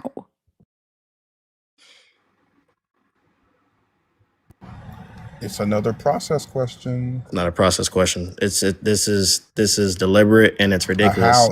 how is It- a process So, question? so notice this goes along with my point. You will Remember, it's a how question. okay. I understand it's a how Do you question. need me to answer this for us, No, Ray? no. Chill. I can answer for us. You answered the how using your Okay. critical thinking All skills right. to prove my point. Okay, right. Let me answer how for us. So now you don't. Oh, no, you don't. Here, the how is that it don't. Aw. It don't because I can love pussy and love football at the same goddamn time. That is true. I can love pussy and love Allah at the same goddamn time. I can love pussy and love Javion Jesus Christus at the same goddamn time. Pussy does not separate you from your God. If he did, he wouldn't make you put Idolizing a ring it on does. If he did, he wouldn't make you put a ring on it. If he did, he wouldn't tell it to lay next to you in the bed at night. Once again, when you idolize If it and it you make did, it he your wouldn't allow for you identity, to have then yes, multiple it separates wives. you from. Okay, Pussy so as I was was your saying, identity. yes, Bro, it you was was. You were never walking When giving I me around pussy saying idolized it, I'm a like that, pussy. bro. no, You I Hold was walked walking on. around around saying saying, my name is Ray and I'm a pussy. My name is Ray and I believe in pussy. for someone That's that has what quote you unquote said. It critical was your thinking skills, identity. you can't You even. said it You was said your it was your identity. identity. That means you are telling people I'm a pussy. My name is Ray and I'm a Goofy pussy. behavior. This Like again, this is literally, goofy. do you not realize that when you say That's what you the are, words you do said you not mean. realize that when you say you are a Christian, that is your identity? And now when you say pussy was your Yes. identity, that means you walking around saying, my name is Ray and I'm a pussy. No, that's not what that's what you're Then you need interpreting. to What I'm learn words, saying. Ray. So then you need to learn how to use words in context. You need to learn that when you put words, it goes You along with proving mad? a point. Ray, you don't know how to answer a how question, and you think she needs to Dog, I learn ain't that? even Come on. talking to you, bro. Anyways, my You don't point have to is, talk to me, Ray. okay, also, Okay. all I'm But you saying are is, talking to me when you address me, all right? I'm saying is that Oh, okay. when you do the things that are of the world, yes, it separates you. Let me ask you a question. By the number of times Hating that I've you're said, idolizing the okay, creation rather than the creator. okay. Look, we And can so keep by going the till so pussy it's was we're your blue in the idol. face. Pussy was your idol, right? Yes, because Okay. I Now, thought it made me more of a all man right. because the more that I got, I Okay. thought I can use that as a Okay. ha The ha. more that you These got a right. sad yes. Okay, HJ all one right. time, bro. Is Calm down. Yahweh jealous No, right that's now? facts. That's not. Is I Yahweh was jealous right now? Is Yahweh jealous right yes, now? He's jealous. He's mad. Why is he mad right now? because you're going to the things of the creation rather than creator. You're appreciating the creation rather than the creator. No, because Is that hard to understand? because pussy is in I his think that's hard to presence. understand. Because pussy is in his presence. Now, there in the Ten Commandments, it says, "Thou shalt not have any other god in my presence." And so, anytime pussy is in the Idolatry. presence of your God, he is jealous. And I've been thinking for a very long time that your God Sure. is jealous of women. This is why your God idolizes the dick. Now, I'm going to show you how your God idolizes the dick. You bugging. Okay, let's see. So, in the Bible, when Abraham tells his servant to go and get a wife for Isaac, he makes him make a promise. Do you know what I'm talking about? Yes, I do. Go ahead, keep twisting Go ahead, scripture. tell me. Keep What am going. I talking about? Man, at this point, bro, I'm barely like even. You got caught I'm in a barely making lie. it. You got caught in a lie, right? If I ain't you get caught don't in no lie. Go know, ahead. like if you don't know, just say you don't know. No. Because what I know, what you know, could be two Then tell different me things. what I'm you gonna allow know you to read. about it. Then tell me what you So know then, about how it. about this? How about this? Fully read the scripture, and then I'll give my opinion. No, Go I'm ahead, asking, do you know what I'm talking about? bro. This is goofy, bro. You don't Which sit up here. I'll tell you whether or not I know what you're talking about, because I don't know what you're talking about. That's just dumb. This is just dumb, lady, man. Get up. Don't worry about y'all. Hold on now. Hold on. Don't idolize her. I mean, I'm not finna sit up here and just take disrespect. Like, I ain't mad at nothing, but it's like I'm not finna sit up here and like take Oh, you big disrespect. man. Who disrespected I'm you? chilling. Like, y'all have been disrespecting me nonstop. How have I disrespected you? Pobrecito. How have I disrespected you? Saying pussy? Nah, because you. So when we're having a conversation, you feel me? You're taking my position and then you're flipping it you're flipping it and then saying, "Oh, you said this. I never said that." What did I say you said You're that you didn't say? misrepresenting my point. You are Well, I'm sorry. strawmanning my I'm sorry. point. What did I say you said that you did not say? So first, you're saying that. Oh, you're saying that in the Bible it specifically states that sex before marriage is a sin. I told you, no, it doesn't You don't lie specifically on state. me. I did not say that. She didn't say that. That was going along with the point. Yeah, but you All just right, lied. okay, But you just okay, lied on okay, me. She You didn't just say like that. this is okay. called How about blame this? How shifting. about Like this? you are gaslighting me No, right now. no, I no, did no, not no. I'm not say that. gaslighting you. Yes, So you then, are. I did not say that. I did not so say then, how you about said this? that. Because hey, let me fix myself. So I do make mistakes. I'm sorry. I'm human. You feel me? No, I You don't know what that disrespect. means. Yeah, no, don't say nothing. It I shifted didn't into say nothing. I said I don't know what that means. into disrespect when I pretty much gave my testimony on how I started my walk with Christ, and then you used that, and then you decided to go, oh, how did this happen? You're not Asking sitting here. questions is disrespectful. Questions? Oh No, my I'm sorry. gosh. What that's part not was? I'm disrespectful. sorry. What It part was gets disrespectful? disrespectful. It gets disrespectful when you're telling me that I'm not using thinking, or telling me I'm Bruh, you being a came up goofy, here and you picked topic bruh. one that says, what do believers have against thinking? That is the topic. Why are you And I surprised? told you. Stop. Why are you surprised that I think believers don't like thinking when that is the topic? And my point was, what you think and what I think are two different things. How is All I that know is disrespectful when you came up here to talk about why I think believers don't like thinking? because in a way you're telling me what I'm thinking is wrong. Why is that such a hard Why concept to are you understand? fucking That's surprised disrespectful. when that's the topic you picked?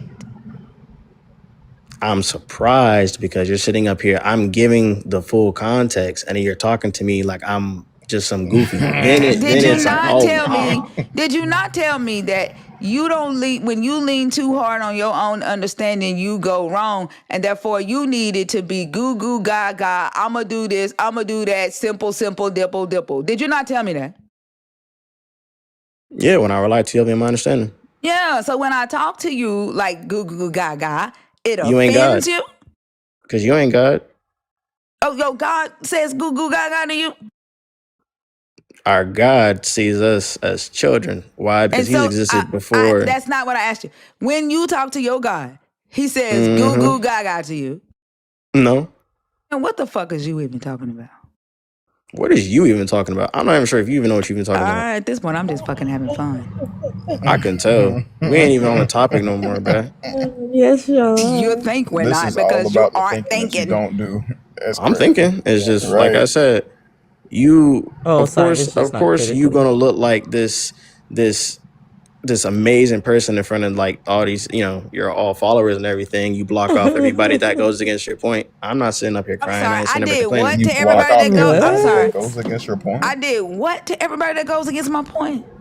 How You many look. everybody's on Okay. stage? Okay. How many You look. everybody's? Okay. Hold on. How many everybody's that are on stage that is going against my point? Once again, Oh, answer the you're question. saying Answer Let me the answer the question. Let me question. answer the question. The question you cannot answer a question that Oh, requires oh, oh, a oh, oh, oh, oh, oh. quantity answer with a because or once again.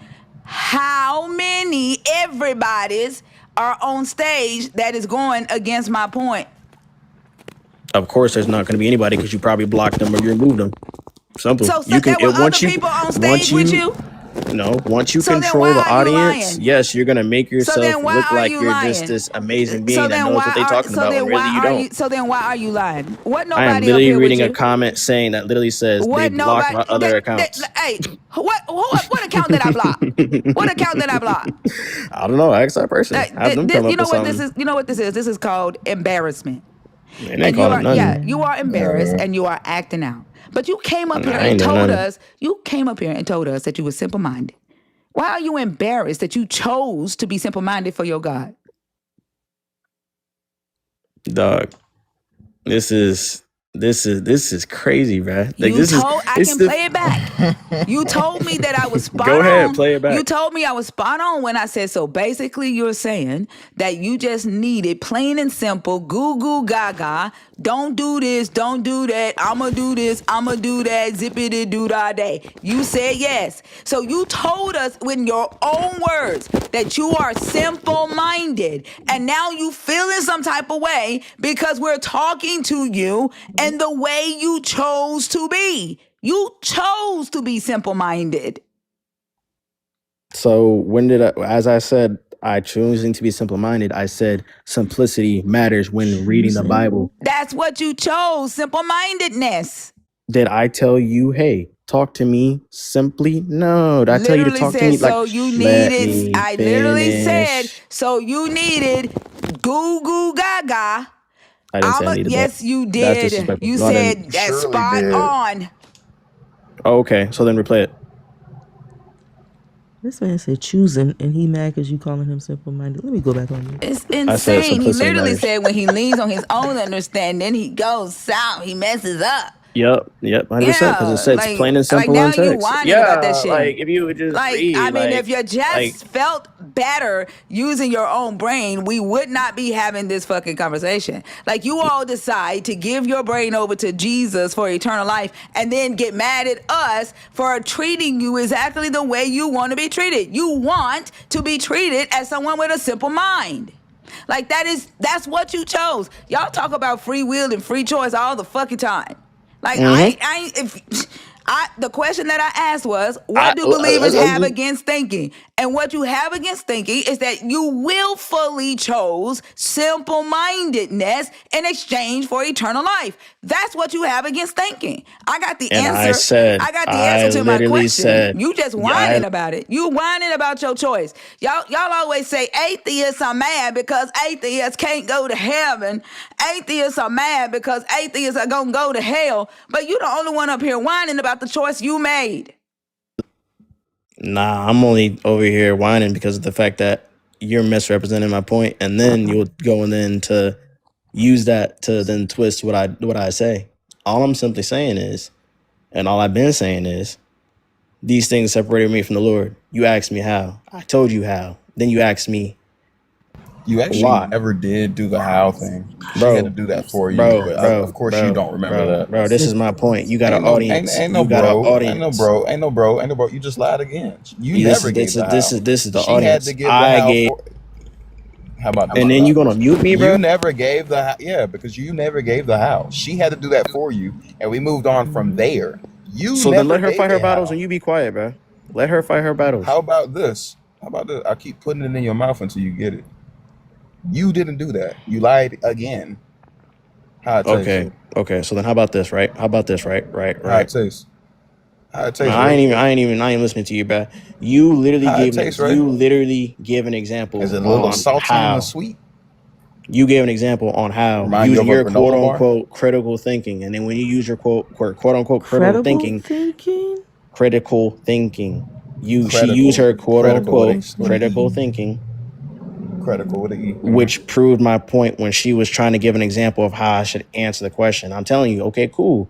If that's how you feel like I should answer, then that's how I should have answered. My apologies, Your Highness, but guess what? You answered your own question by giving that analogy. which was her point.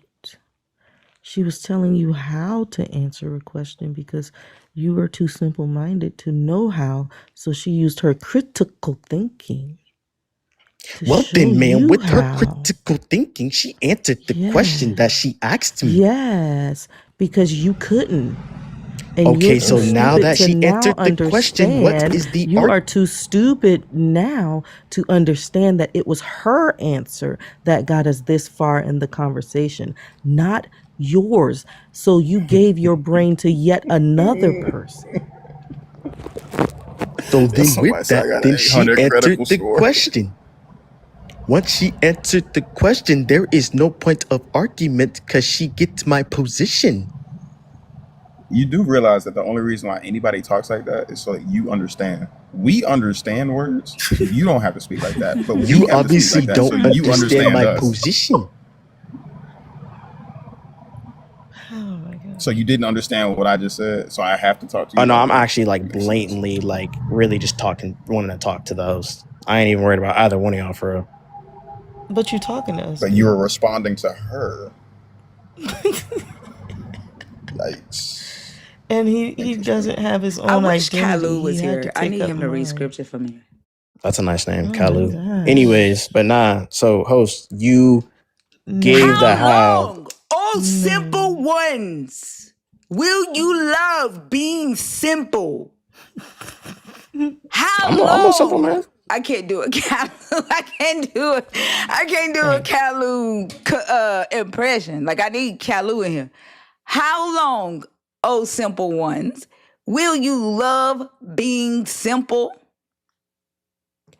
How long will scoffers delight in their scoffing, and fools hate knowledge? O simple ones, learn prudence. O fools, learn sense. This is ridiculous, bro. That's It's the fact that's that the words of your God. That's the words of your God. The simple and then you're believe gonna mute me. Though. every word, but the prudent give thought to their steps. Reread that one more time, please. Whoever is simple, let him turn in here to Thinkers Live. I added that to the Bible. And to him who lacks understanding, she says, I didn't know thinker was in the Bible, y'all. Strike a scoffer, and the simple will learn prudence. Rebuke one who has understanding, and he, Ray, will gain knowledge.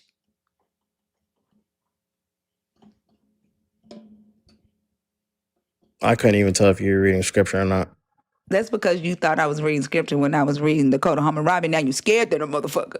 But that I don't was your even know God's what word. you bringing up something this that how happened. This how I know you after don't Christ. read. This how I know you don't read your God's word. You don't study. You didn't know. You thought when I read the Code of Hammurabi, I was reading the Mosaic Law wrong. Now you don't know if I'm reading your Bible, but that's your God. That's Proverbs.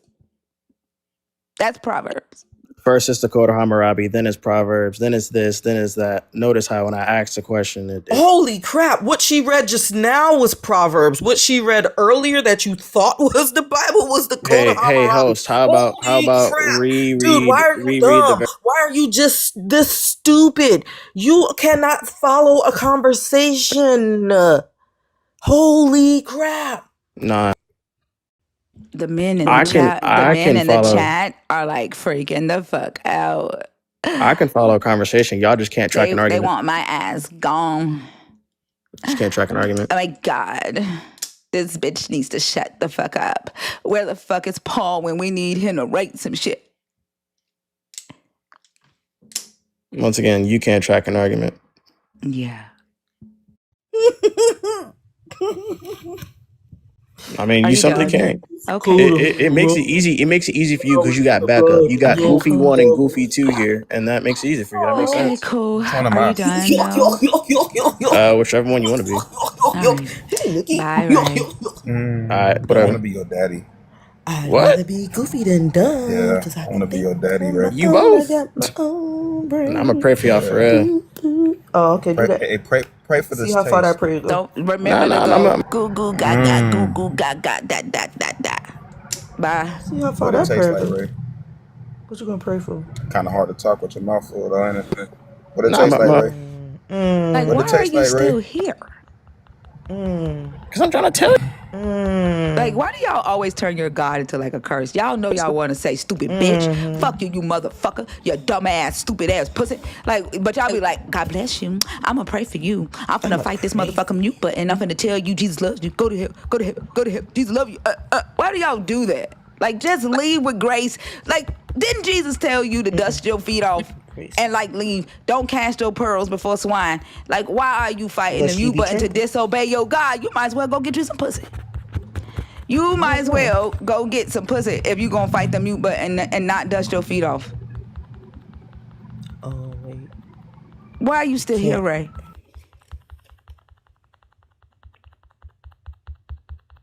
It sound like you beating meat over there, Selena. Ray. Oh, I'm sorry. I forgot y'all could hear that. Like, it sound like you I going to forgot y'all could town. hear the tapping. My bad. Like what? Bye, Ray. Ray, go away. Don't come back another day. You know you can He drop me, right? idolizing my Yep, I taste sure right now. can. The prudent will drop the simple.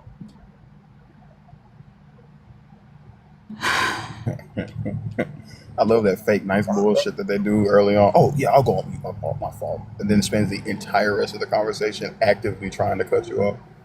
Yeah, bro. Yeah, this the dude yesterday that ran because he was Ray's senior. I saw you in the comments say she done. And what is that supposed to mean?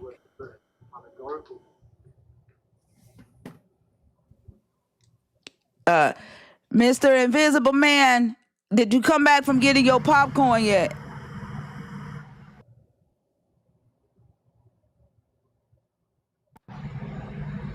Aw, baby scared. Well, he said he was gonna go get some popcorn and he was gonna come back. And I'm done. So, like, I'm game.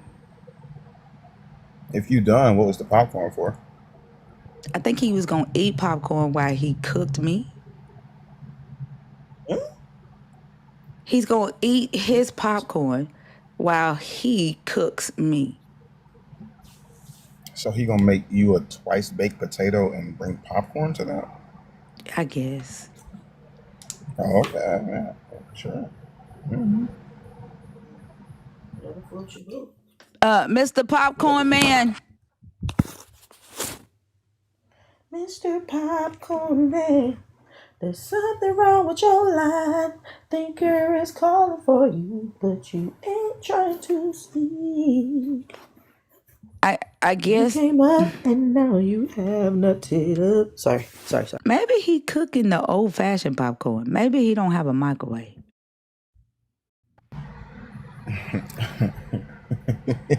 I mean, that Give me 5 minutes. I gotta stand on the stove real quick. like I'm trying to figure out. He was in the comments saying I'm done. Like the why you typing? Like you ain't on mute. Like speak, or like speak. You on stage. You don't have to type in the chat. Like you're not on mute. Why are you typing in the chat when you're on stage?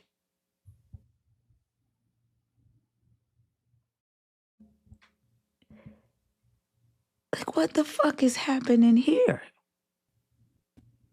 He's scared.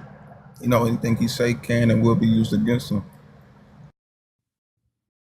You're not scared. I don't believe that. Like the way you was talking yesterday, you ain't no scary bone in your body.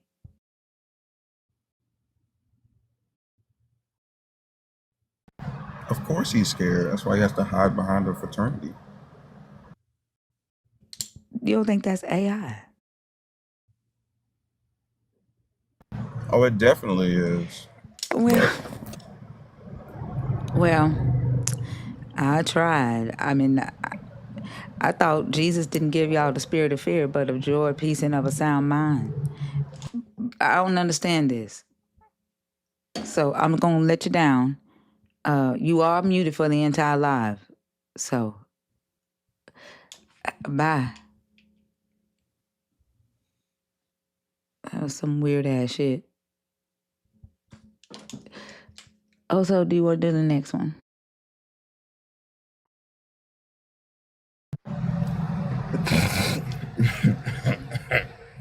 I didn't see why you was asking me that. What up, Rocky? Do you know that person? Hell no. Oh, why you laughing? Because of the monkey? Yeah. Wait. I Rocky, mean, you got a microphone? he does look Chatting kind of with Static trollish. Shock in the comments. Do you want me to drop him? He does look kind of trollish. Do you want me to drop him? Get another one? I mean, I don't mind if it's a troll. I just, I had to come off mute to do something. Rocket, can you come off mute?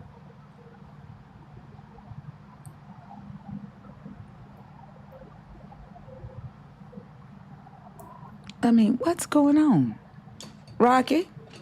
Like, we didn't put you on mute. You put yourself on mute, so we know you there. Can you comment and let us know if you came up on accident? Well, we're going to move on, Rocket. I don't know who in this motherfucker for real.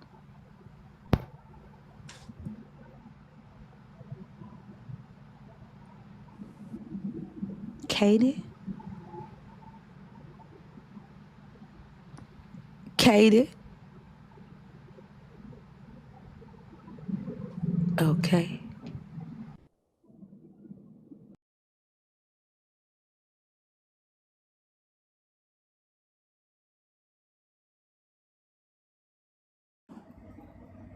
Jen Lynn? Yeah, I'm not sure how I got up here. I was just listening. Oh, no worries. Have a good one, Didn't mean okay? to. Yep, you too. Thank you.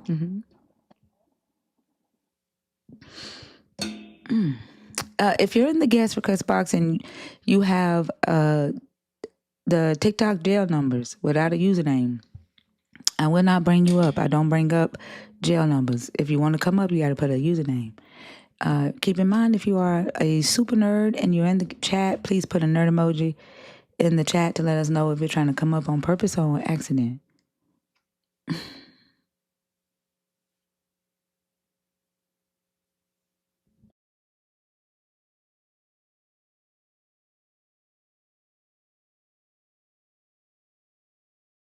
CE?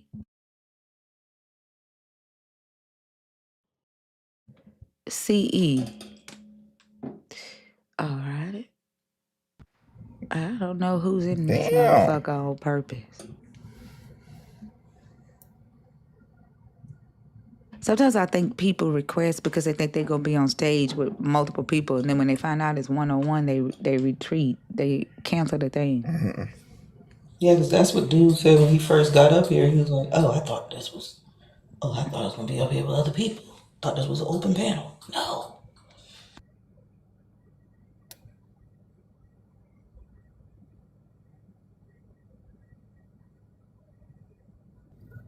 Water bearer? I thought it said water boy. I saw water beaver. I started to make a water boy joke. A saltwater beaver. Water bearer? Water bearer? Okay.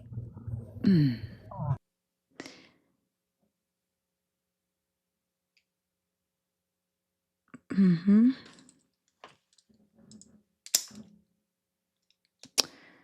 I know something you don't. I was looking at her, and I was like, it was just a reminder I did a good job.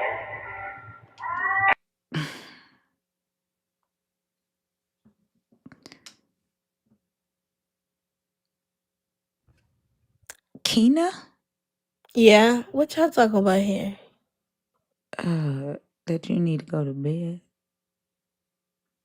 We talking about should men pay 100% on the first date? Air frying? Air fry? Air Fry, did you come up here on accident? Don't freak out. Listen, come back to the thing. Did you come up here on accident?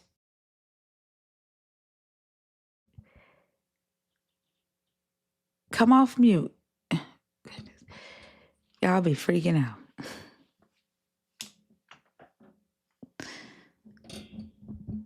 Air Fry I was a thought child. Buddy was taking a Shaduki. Was he taking the shit in the PFP? Nah, he was riding like a really small bicycle. Oh.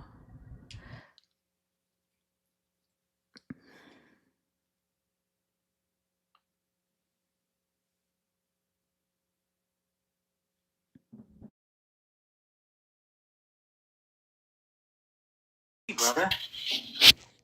Blue Dragon?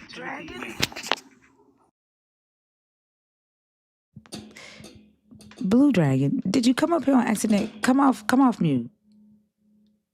Just tell me, did you come up here on accident? No, I didn't. Good evening, everyone, or good morning. Good morning. Good evening. I mean, well, good morning. Goodness gracious. How old are you? I'm 50. All right. Are you a believer in the God of the Bible, deconstructing, or an atheist? Oh no, I'm spiritual. Do you believe in the God of the Bible Of or course, Jesus? I believe in God. What? Okay. Is it the God in the Bible though? No, I believe in God. I don't believe in the Bible. I Okay. believe that the Okay. So we are talking about the God of the Bible though. So I don't know the God that you believe in, so I wouldn't be able to discuss that God with you. no, it's the same God. The creators. There's only one creator of all. Did There your is God no. genocide a bunch of kids? Did my God genocide a bunch of kids? Yeah. Did your God command his chosen people to genocide a bunch of kids? No. So it's not the The- same God. yeah, no. Everybody that I don't believe that God is the one who tell people to kill In the people. Bible, he does. So if it's not the God in the Bible who tells his chosen to genocide babies, then you don't believe in the same God we're discussing. Hmm. Okay. Well, then, yeah, I guess we don't. Then, yeah. Okay. Yeah. Thank you for coming up, though. No problem. All right. Have You a have a good good one. evening. All right. Mm-hmm.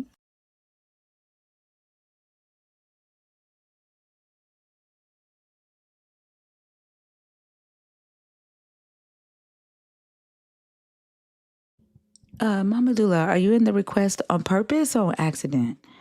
All right, y'all. The guest box is open. If you are a believer in the God of the Bible, deconstructing, or an atheist, y'all, how is it that there's 900 people in here and I only have 116 heartbeats? Y'all hurt my feelings every day. I think the first thing that y'all should do when y'all come in the room is look for the heart me and smash that motherfucker. Especially if you appreciate the live. If you appreciate the stand up 11 hours, 4 hours a night, and giving you content that helps you question your faith, that helps you deconstruct, that helps you learn, if you're researching as an atheist, helps you have conversations with your family, helps you laugh. Like we be in here chilling and laughing and having a good time. And so I don't ask for a lot of gifts, but if anything, if y'all can hit the heart me, it's a penny, a half a penny. And the more y'all hit the heart me's, the larger the live will grow. We've been doing this for almost 3 years, and my goal is to make sure that we have a consistent viewership of over 1,000 viewers, so that we can have conversations back to back. What do you say, Selena? It's almost 4. No, 2,000. No, Y'all is didn't start it? in 2021. No, Didn't we y'all started in start in 2022. 2022? Yeah, So it's it's almost almost 4 4 years. Shit. years. No, I'm like, I know I've been At the seeing end- you since like 22. at the end of 22, though. Yeah. So it's almost 4. It's Damn. 26. No, Halfway yeah, done no, with the it's year. 2023. Yeah. No, at the end of Oh, 23. 2022. Yeah. At the end of 2022. Like in Yeah. So at the end of December. 26, it'll be 4. Annika said it was the end of 2023. Oh, okay. I thought it was 22. Yeah. So yeah, but that's still a long damn time. That's still a long damn time for us to not have a consistent 1,000 viewership. And that's because I know shit about the Heart Me's. And now that I know about the Heart Me's, we've been pretty consistent, hitting 900 every day. So if y'all could just do the Heart Me's. The gifting is great. Thank you. I appreciate you. But your comments, your Heart Me's, and your shares are what's going to grow the live and help us get out of whatever corner of TikTok we've been in. And then we can work on getting the YouTube growing. If you're not following us on YouTube, please make sure you go and you do that at Think Beyond Dogma. If you're not following us on YouTube, please make sure. Hey, yo. Hold on. Why don't y'all go Hold ahead? on. Hey, please be quiet for a second. Please go on mute, please. Thank you. If you're not following us on YouTube, it is Think Beyond Dogma, and Think is spelled THYNK Beyond Dogma. And our goal is to get to 10,000 subscribers by the end of the year. Munch, I don't like coming up here questioning us about why we do what we do in here. Like, we're not going to answer you. If you come on stage, it's to answer one of these topics, to pick one of these topics and to have a discussion with us. But asking us why don't we do X, Y, Z, I don't care to even discuss that with you.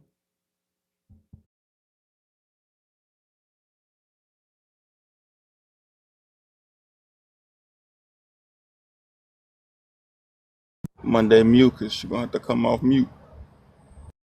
Did you come up to pick a topic and discuss with us? No, but I'm saying like, yeah, I do. But I'm saying like, if y'all are trying to grow the live and things like that, you know Bryce Crawford, the Christian person that has people on his podcast of all walks of life. I would Have never you go guys on a ever Christian thought? podcast. But you call people, you're calling out to Christian people come on here.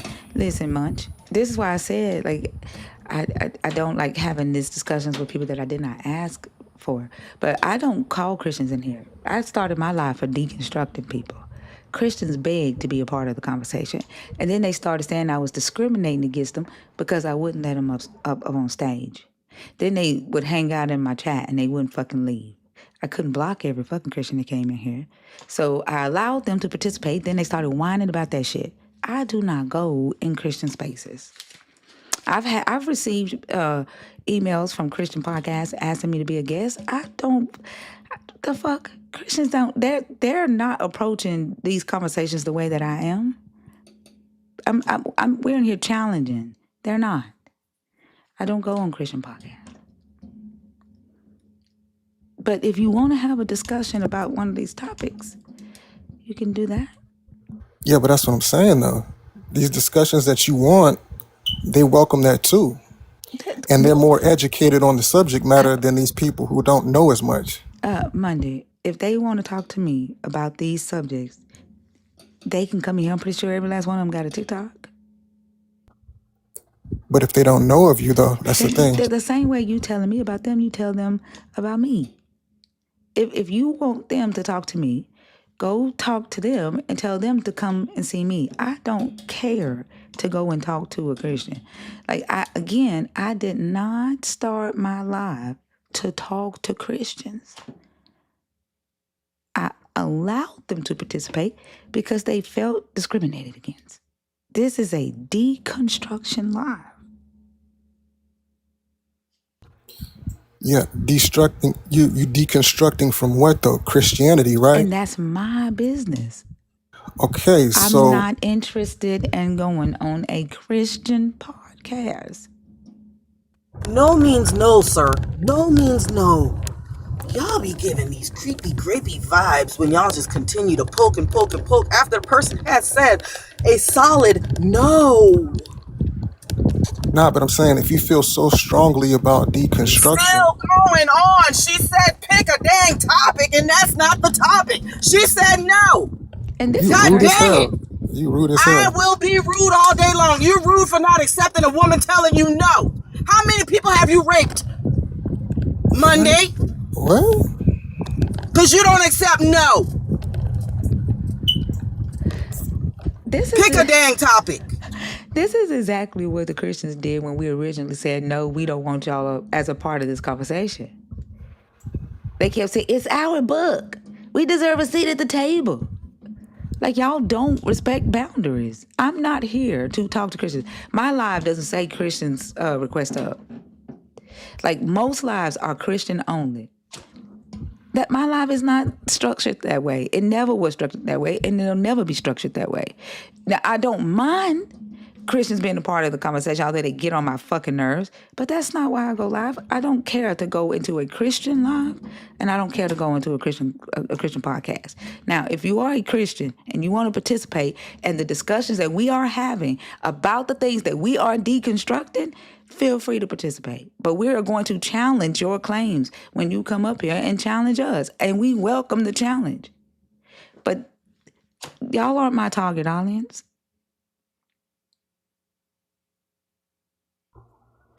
Yeah, that's cool. I'm just saying though, like, we can talk about this deconstruction, but like, man, do you think that No Monday. That's two women telling you no Monday.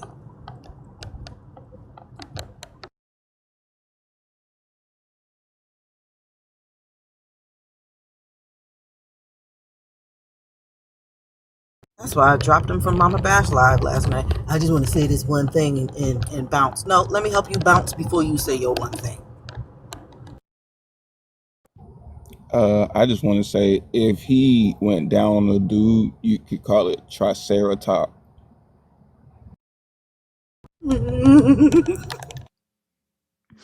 That's so crazy. Monday, are you going to pick a topic? Or is that all you came up here to say? a topic as far as what though? What do you want? I mean, I'm open to talk about whatever. I'm open to talk about whatever. I'm just coming in the room, so Do you see the 4 topics on the screen? actually, I can't really see right now. My vision is blurred. It says, what do believers have against thinking? Should love or forgiveness be commanded? Who's really the deceiver, God or the devil? Or why is the God of the Bible obsessed with sex? Why is the God of the Bible? Why he has such an obsession of sex? Is that what it is? Yes. Why do you think he has an obsession with sex so much anyway? Like, because it's a sin? Is that what you think? You think he's drawn that much attention to it because of that? He has commandments. He has obedience that he wishes for people to follow. Yeah. Also, are you ready?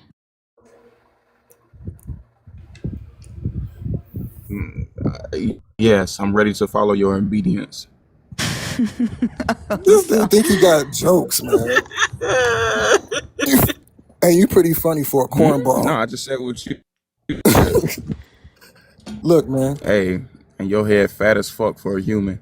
Yeah, and You said gotta, you picking which topic? yeah, what's that? You don't even have a picture, dude. You got a cartoon. He picked topic 4. No.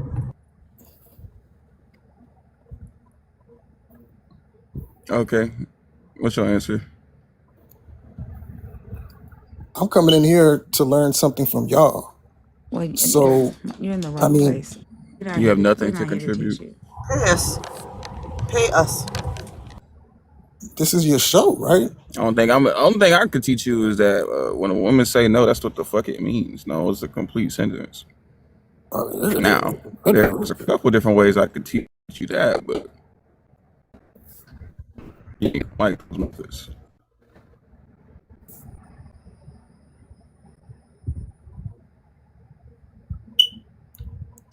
Yeah. See, that's what I'm saying, though. Give me Like, that butt. You need a 9-volt battery. yeah, so I could throw it at his head. Give me that Yeah. butt. You's a cornball, You gonna dog. throw your butt at my head? Okay, Nah, freaky. you speaking a Okay, lot about freaky. butts. You might need to deconstruct from your mentality. You projecting a lot, like as if that's on your mind. Like you need to follow the 10 Commandments. Yeah, I'm trying to. Yeah, I'm trying to project something in your butt. Commandment said, "Thou shalt not think about butts." Also, you know that. Yeah, y'all got issues for real. Continue I on. didn't know that. Yeah. Thou shalt have no other butts before mine. I know that one was in there, but I didn't know you couldn't think about butts at all. That's crazy. Wow, gee. And why you think God obsessed with sex? Because he regulated. Dumbest response. Because the last dude said that God was jealous of vagina.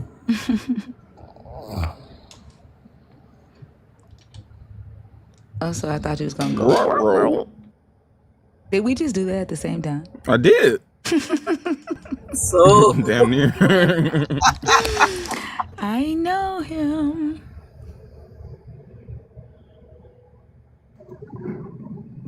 TikToker. TikToker. I said hello. Hi, how old are you? Really? I'm 41. And you are a believer? Absolutely. Yeah, I knew because you just kept typing no, period. No, period. No, Yeah. period. I believe it's a complete sentence. I know, like it's just simple. Also, are you Yeah. ready? I'm so ready. Your name isn't Yes. Oso. Your name is TikToker. Damn. His name is Oso. Oh, but I was saying I'm so ready. But I was asking Oso if he was ready to talk to you. Oh, fair. Oso, are you ready? Are you good to go? Ready. 1, 2, 3, or 4. You're cutting in and out, Oso. Hold on, TikToker.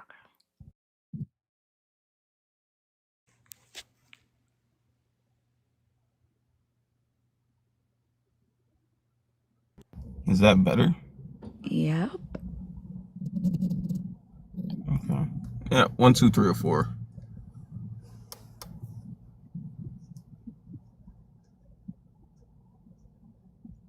Do I choose? Oh, I get to choose? Hey, I wouldn't pick it for you. Okay, who's the great deceiver? I'll go with the devil. Based on?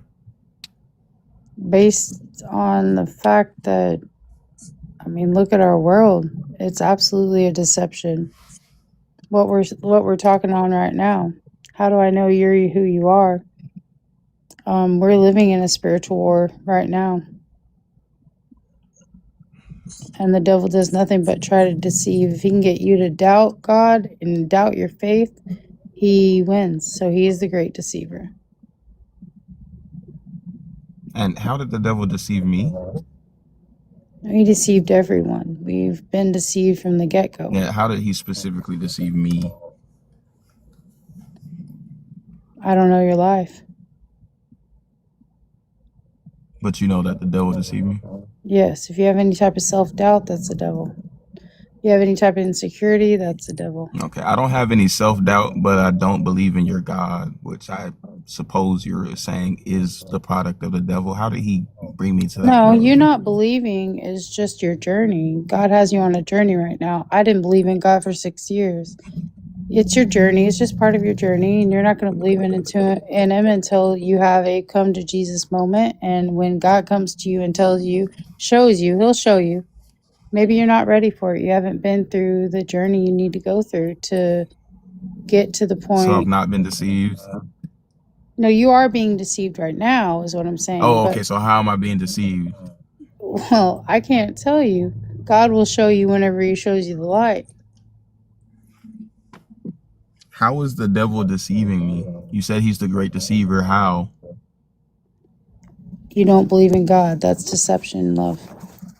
The God created you. Is this I the live my second life person in a on row that doesn't know how to evidence. answer a how question? Well, I'm telling you, I live my life on evidence, don't you?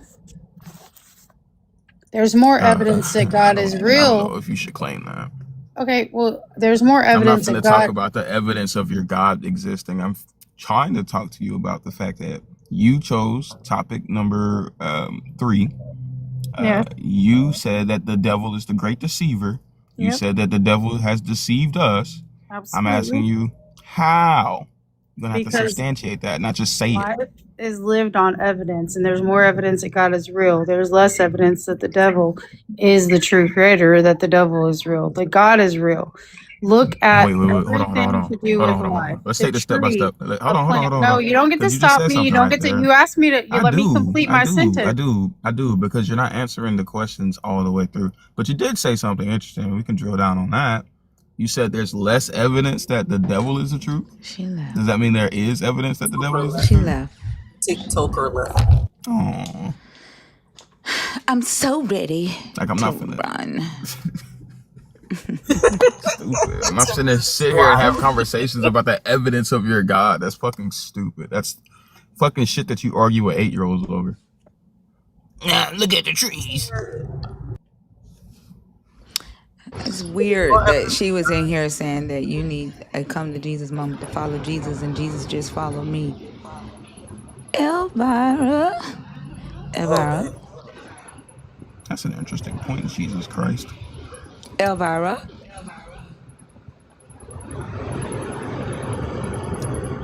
Elvira.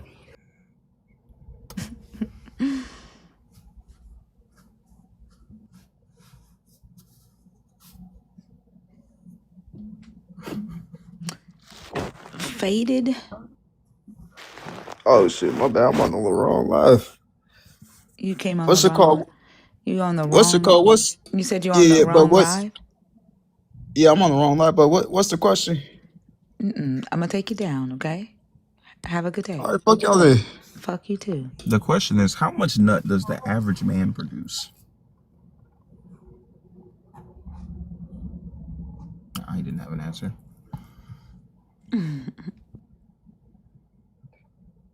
Lady T.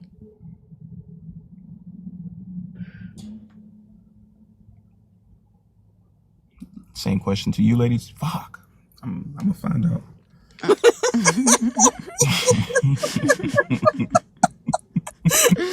God dang it. Remember, if you are a subscriber and you are in the guest request, please put a nerd emoji in the chat so that I know you are in there on purpose or on accident. I won't automatically add you to the live unless I see that. Thank you, everybody, for being here. It is Tuesday morning, 4:52 a.m. Central Standard Time, 5:52 a.m. Eastern, 2:52 a.m. Pacific. Yeah, it is Tuesday. Goodness Did you see the gracious. conversation between It's Tuesday in it on Mama Bash's live? Oh my gosh, we had two really, really good back-to-back conversations with black women who are Christians. And okay, so It's Tuesday, isn't it? She started out spicy, I ain't gonna lie. But once the logic actually hit and she accepted it, the conversation, she still was strong in what she still was like, I'm leaving with my beliefs, but she said, yeah, it's some messed up stuff, and I can see the contradictions, and yeah. Why do y'all call her It's Tuesday, isn't it? That was her name. Oh, okay. That was her name on it. Yeah, that was her screen name. But she was I had two catty black women tonight. And anytime black religious women come in here, they are very petty, childish, catty. You know, I don't know. Like, it's difficult to have a conversation, a civil conversation with it. Like, it's difficult to have a civil conversation with any of them, but theirs is just very intentionally catty. You know how they treat the first lady at church? Uh-huh. That's how they treat me. Which is wild.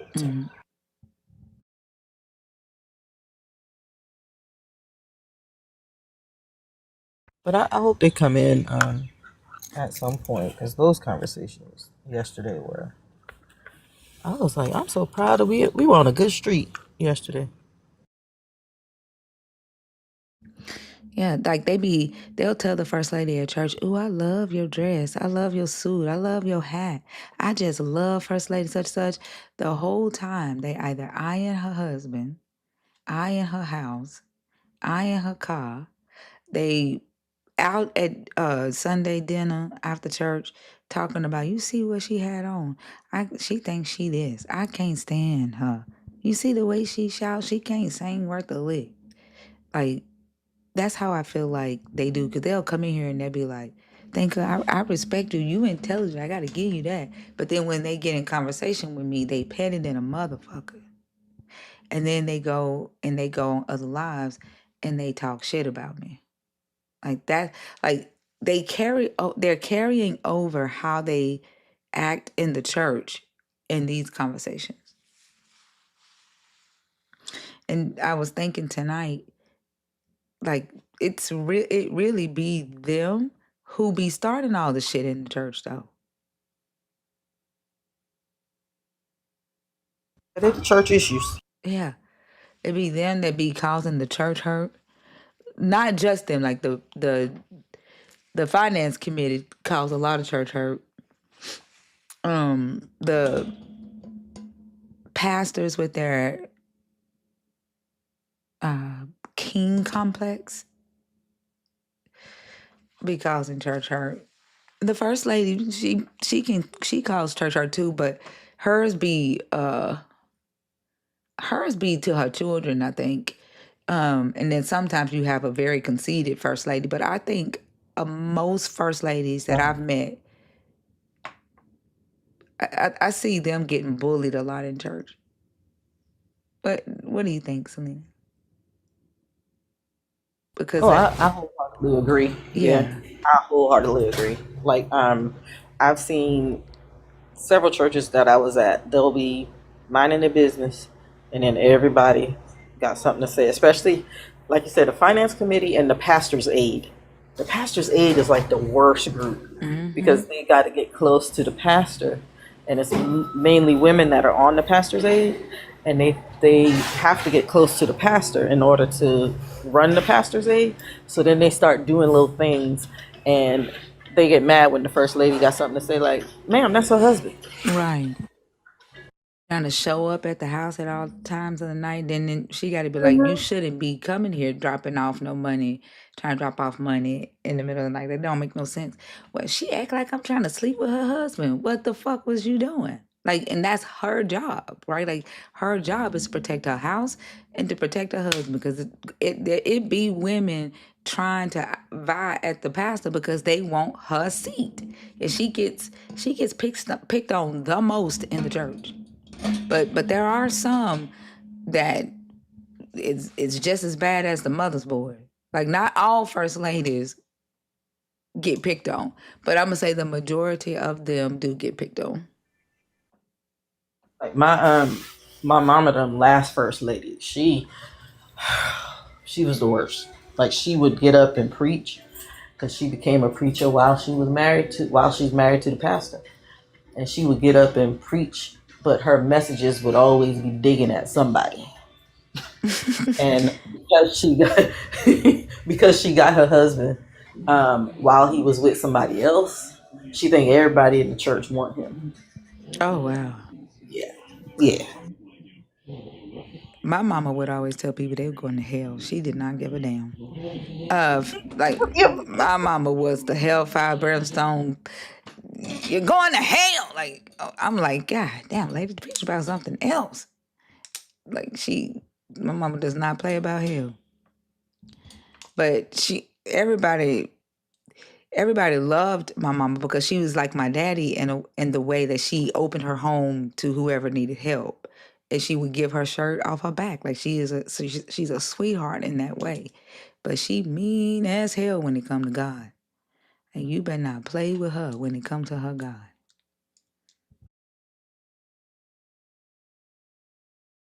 Mama said, you don't want these problems. Mm-mm.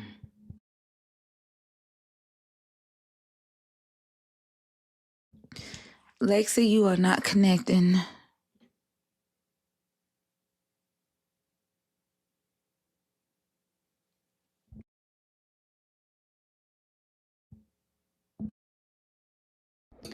AJ Gervais.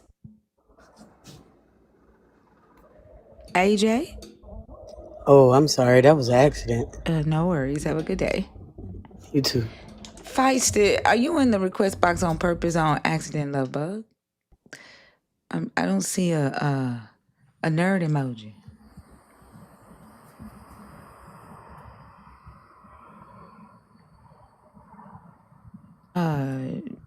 What the fuck does that say? Jakim? John. That says JKHN. Yeah, but if this person is what they look like in their profile picture, I can see where they didn't know how to change that. Oh. John Isbell? Good morning, Yes. Dada. Can Did you you hear know? me? Yeah. Did you know that there is a K in your name? Yes, it was a mistake. I got to change it to the first of August. Called it. Oh, okay. All right. So just know that if you join lives again, somebody's gonna call you Jacam, and then just answer to that. That might turn out to be your TikTok name. Might be a pretty cool TikTok name from a typo. Well, am I coming up as a guest, or am I being when I get it? Yeah, When I you're a get up, guest. or Yeah, you're on stage as a guest. Did you join on purpose or on accident? I was asked to come up. Who asked you to come up? I don't know. Oh no. I was just asked to come up, so I said, okay, I'll come up and Was it share somebody? some. Did somebody in the chat ask you to come up? They sent me a message that requested me to come up, and I said, Oh, okay. that's an automatic message from TikTok. Like, Oh. yeah, take that. Like, I wish TikTok would stop doing that because people be like, they could be inviting me to her lives. No, I don't.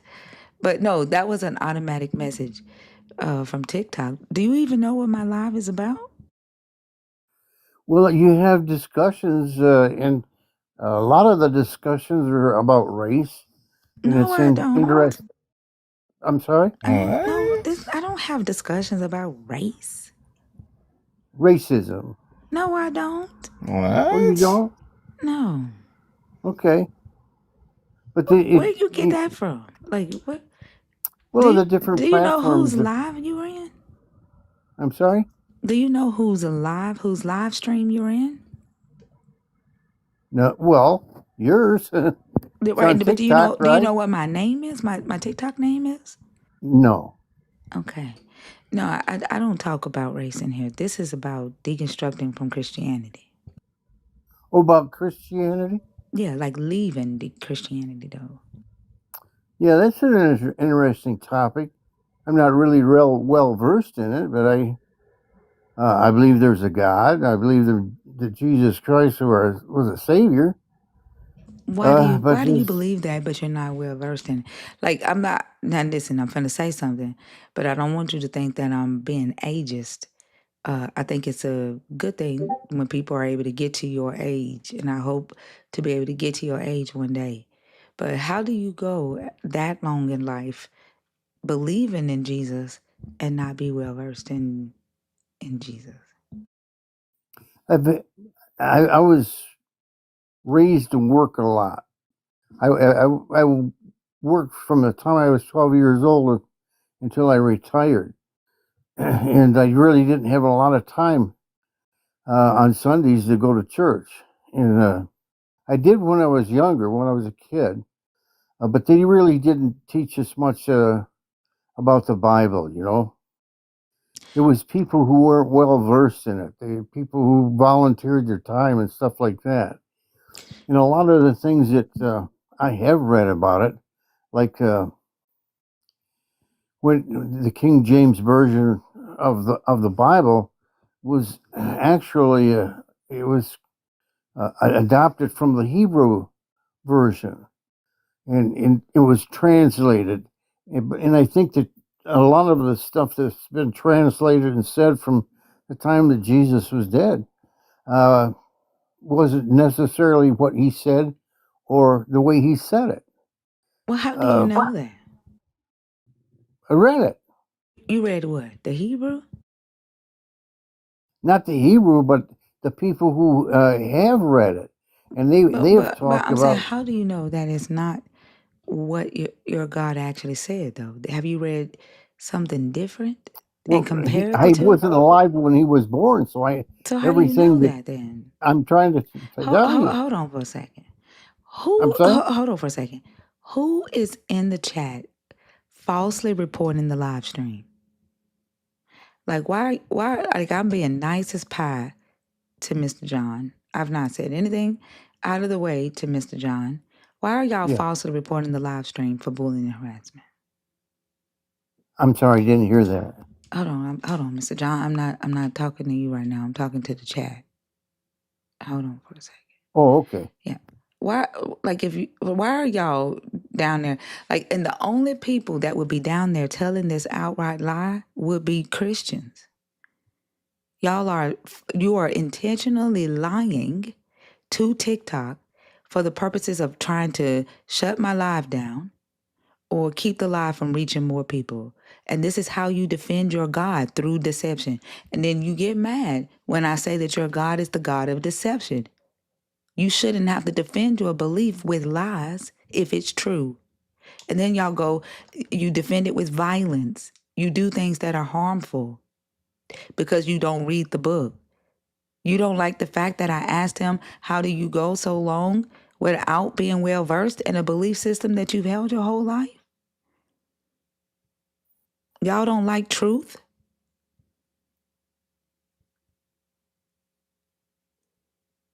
Y'all lying asses.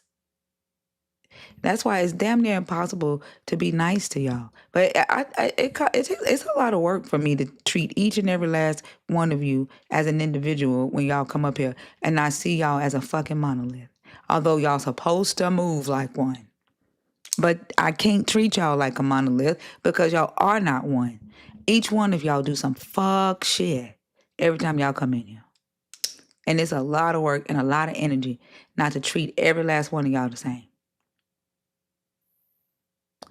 Mr. John, I do apologize about that. One of your brothers and sisters in Christ interrupted the live by lying and saying that I was bullying and harassing you. Now, you don't feel bullied and harassed, do you? No, I don't think you're bullying me. I think you're well versed in what you're talking about. At least you seem to. In the short time that I've talked to you, you're very articulate. You seem well versed in what you're doing. I don't know if you have a degree in theology, but I suppose you would say so if you did. I have a degree in business, and I went to graduate school for organizational leadership, but I spent the last 7 years studying biblical history, studying the Bible and Hebrew. So I don't have a degree in it. I just study a lot. But somebody in the comments said, how do you know it was a Christian? There is absolutely no reason for an atheist to be lying and reporting the lie. So if it wasn't a Christian, it was an Abrahamic believer. But 9 times out of 10, it was a lying ass Christian. Because that's what they do when they come in here. And I did not say all Christians are liars. I said it was a Christian who lies, who I called a lying ass Christian. You asking me for evidence for a Christian who falsely reported the lie, but you don't have evidence for your God. Like, if you want to request evidence, I think you should turn that around on yourself. Where's the evidence? Where's the evidence for your God? Not you, Mr. John. I'm talking to one of your sisters in Christ in the chat. Okay, But sorry. Mr. John, that's rude to me. That is very rude to me. And I tell people when they come up on stage not to even do what I'm doing right now. So I'm being a big ass hypocrite right now. Go ahead, Mr. John. Tell us what you say you studied. Like, you said that what the King James Bible said, Jesus didn't really say. And I was asking you, how do you know what Jesus really said if you don't have a separate set of scriptures to compare what the King James Bible says. Well, I think it's just like archaeologists. You have to put pieces of truth together from different areas in order to form a really good opinion. And that's basically what I have done over the course of my life. How did you do it? And I'm sorry? How? Like, how did you do it? How did you determine, like you say with archaeology, so that means you've read let me start where some people argue about even the evidence for God. Oh, I don't care about the evidence for God. I just give it to you that your God exists. Because it doesn't matter to me if the God exists or not. I care more about the fact that I think the God is evil. I think the God influences human beings to be liars, deceivers, manipulators, narcissists, genociders, enslavers, rapists, child molesters. It can influence some humans to give to charity, right? To be charitable. To be model American citizens. For some reason, this God seems to be very American. But I don't care to have the conversation about whether the God exists. That's the most boringest conversation to me, because nothing changes whether he exists or not. Because it's the human beings that are doing on behalf of the God. Well, I would disagree with your saying that nothing changes. To me, what changes? I'm trying to tell you. I think everything changes constantly. Everything is changing. We're not governed by the same ideas and concepts that they were 1,000 years ago. That's humans. That's not the God. That's what humans do, and that's what I just said. Well, that's what I'm referring to. But John, I just said it is humans who do on behalf of the God. That's the most important thing to me. But not whether your God exists or not in some other dimension or in some heaven. I don't care about that. I just give it to you that your God exists. I don't believe the God exists, but I'm not going to go back and forth with you on that, because whether the God is in heaven or not, nothing in our objective reality changes. If NASA tomorrow said, "Here's a big ass telescope. Look, you can see Jesus sitting on the throne," the only thing that's going to change with me is that I can no longer say I'm atheist, but I still wouldn't worship Jesus. You wouldn't? No, because what matters to me more is the influence that Jesus has on society and the influence that it has on the people who believe in it. I don't care if Jesus exists or not. Jesus, if Jesus exists, he ain't doing shit in my life, whether with me not believing he exists. And if somebody were to prove to me that he exists, my life is going to be the same. Well, the concept of a superior being is established in the pretext to our Constitution, that all men were created equal. What does it have to do with whether Jesus Well, exists? that's how it influences everything that we do. I don't like Jesus's influence, John. You don't have to. Well, then why did you ask me that? I literally said... I didn't ask you. Yes, you did. I literally said... No, I told you what I think. I literally said nothing will change in my life, John.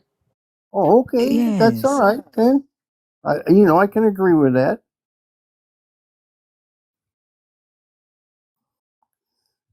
But John, I asked, how did you verify that Jesus did not say what King James said Jesus said? How did you verify that? Through other people that studied it.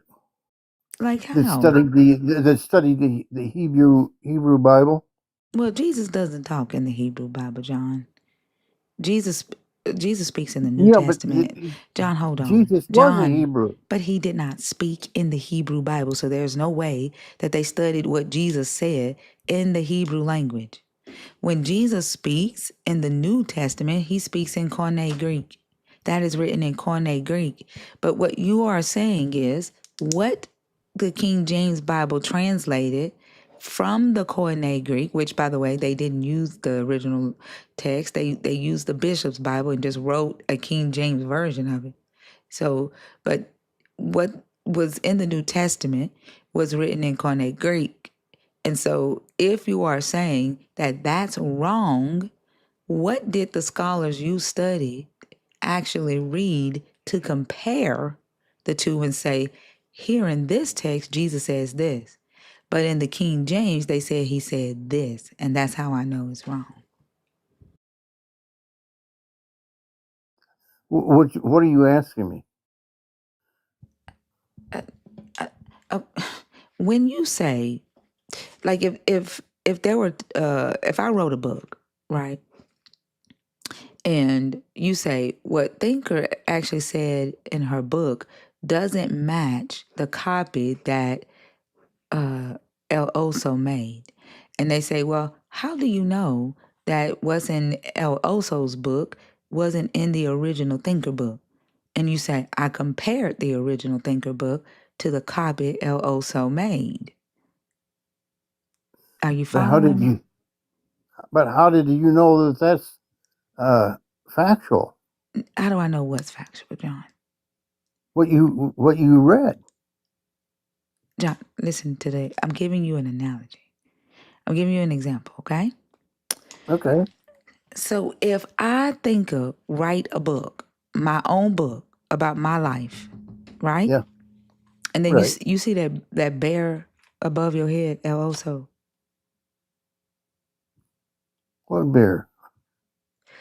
You see the man named El Oso Ray above your head.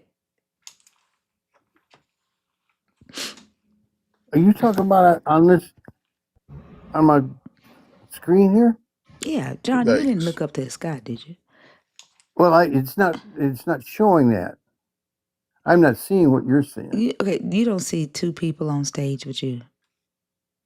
No. Okay, John. Did y'all get the person that was soliciting in the chat? I was trying to get him. Okay, John. If I think of write a book about my life, and then your wife makes a copy of my book, and then I say what John's wife said I said in my book does not match my original book. And then you say, well, how do you know, Thinker? And I say, because I have the original. I compared my original text with what John's wife copied, and they don't match. I would say there's a contradiction there, and in my world, contradictions can't exist because facts are objective. Okay. And so you are saying the same thing about the King James. You're saying the King James Bible does not match the original words of Jesus, except we don't have the original words of Jesus. So I'm asking you, how do you know that? How do I know what you're saying? Or how do I know that the King James version is in error? Yeah. How do you know the King James Version does not match what you believe your Savior truly said? How do you know that? I don't. So why did you say that then? I didn't say that. I said what I have said is that the King James version is not something that I believe was accurately translated from Hebrew text. That's not what you originally said. But Well, again, okay. That's what I believe. But all right, okay, I get that's what you believe, and that's what you're stating now. That's not what you Yeah. originally said. So you are saying that the King James doesn't match the Hebrew text. What in the Hebrew text doesn't the King James match? Okay, let's see.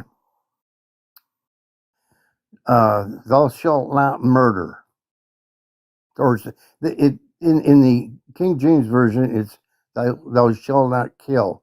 In the Hebrew text, it's thou shalt not murder. But the word for murder, It wasn't properly translated in the King James version. So when you start finding that there's errors in the text, then you have to question how much of that text you can depend on. but in the King James Bible, in the Hebrew Bible, in Exodus 20:13, it says lo tirzach. And the Hebrew word for murder or kill is rasach. It's what? Rasach. Rasak? Yeah, rasach. Yeah, right.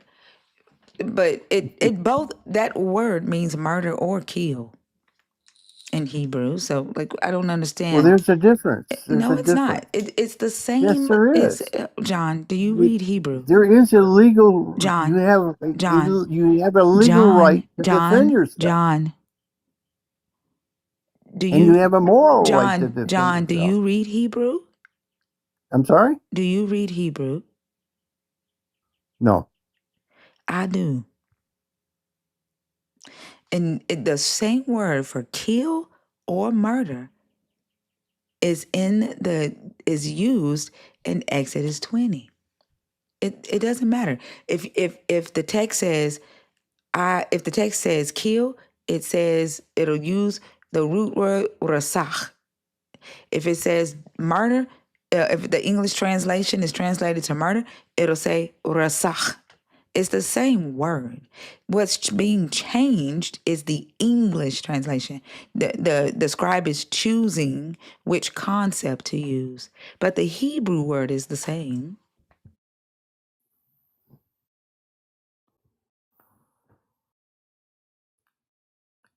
So what are you saying that I can accept? I'm saying that you're making a claim that what's in the Hebrew for do not murder or do not kill is a mistranslation in the King James. And I'm saying it's not a mistranslation. It's just that the translators chose a specific English word to translate that verse. Like, that's what I'm saying. It's So not you're saying mistranslated. that murder and killing are have the same meaning. I'm saying in Hebrew, the Hebrew word rasach means to murder, to kill, or to slay. Like Hebrew does not have a one-to-one definition the way English does. One Hebrew word can mean many different things. Like it has concepts. Hebrew is a conceptual language, and so that word in Hebrew means murder, kill, or slay. So it's incorrect to say that the translation for Exodus 20 and 7, 20 and 12 or 13, it's incorrect to say that it is a mistranslation. It's just that the translators chose a specific concept, a specific English word when translating that. But there are some things in the Hebrew that was a forced translation or either translated for the purposes of a specific doctrine or agenda, like the Puritans Bible and all of that. But not Exodus 20 and 13. Well, then basically what you're saying is that there may be discrepancies, but they were done with an honorable intent. I'm not saying all of them were honorable. No, it would be hard for me to tell to say that I know the intent of a scribe, or that I know I don't even know the intent of the authors. I can only look at context and then look at the historical context of what was going on in the world at the time that a specific text was written, and I can only make an educated guess as to why an author wrote what they wrote, why a redactor redacted a specific part of the text or edited a specific text. I can only make an educated guess. Scribes made errors when they were uh, writing the text or translating it. Copyists made errors, like their eyes would get tired and they would accidentally copy the same line twice, or see one word and think that that's where they left off and skip a whole block of text and start copying somewhere else. So some errors were unintentional and some were intentional. Some were intentional to push a specific doctrine or to prioritize a specific king or a specific group of people. Well, what is your viewpoint on what is the purpose of religion? The purpose of religion? There's many Yes. reasons today. Like, Well, what did it what, started because the kings used gods to solidify their rule, kingly appointments, and to put authority behind their laws as society began to learn how to, live as civilized nations. And it convinced people to obey the laws of the land or face divine punishment. But we don't need to put laws in the mouths of a God anymore. Religion today is for something completely different. Well, I think it operates completely different, but I think it had a Yeah. moral purpose to it. I don't think it was moral. I think it was more That's so what. obedience to the That's to my the view. Then monarchy. that's all I It- can say. There's Is that nothing in this text that if religion doesn't hold serve on, a let me moral, answer you, John. There's I'm sorry. nothing in the text that prioritizes morality. It prioritizes obedience. It prioritizes obedience and loyalty to the king, to the monarchy, to the establishment that is in control Well, I at that think it time. evolved that way. No, the text is written that way. Yeah, but people were religious before any of that stuff was written.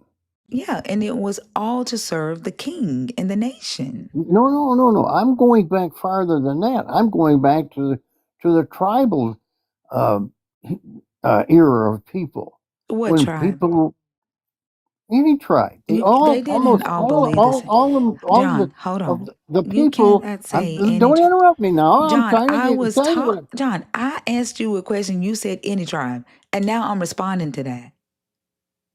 You can't say any tribe.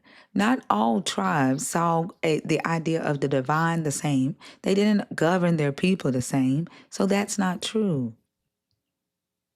How do you know that? Because I study.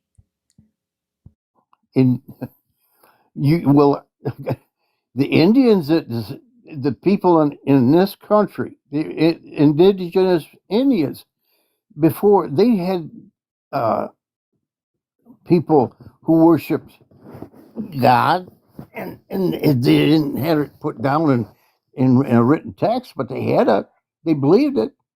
But There's John, evidence that there's a John, lot of evidence for the fact that people believed in God long John, before we are not talking about whether people believed in a God. That is not your claim. I never said that people didn't believe in a God. And John, you should not call them Indians. That is a slur. Unless you're talking about people who live in India, they would be I said the Indian. indigenous people. You said the people here in America. They are not Indians. They are Native Americans.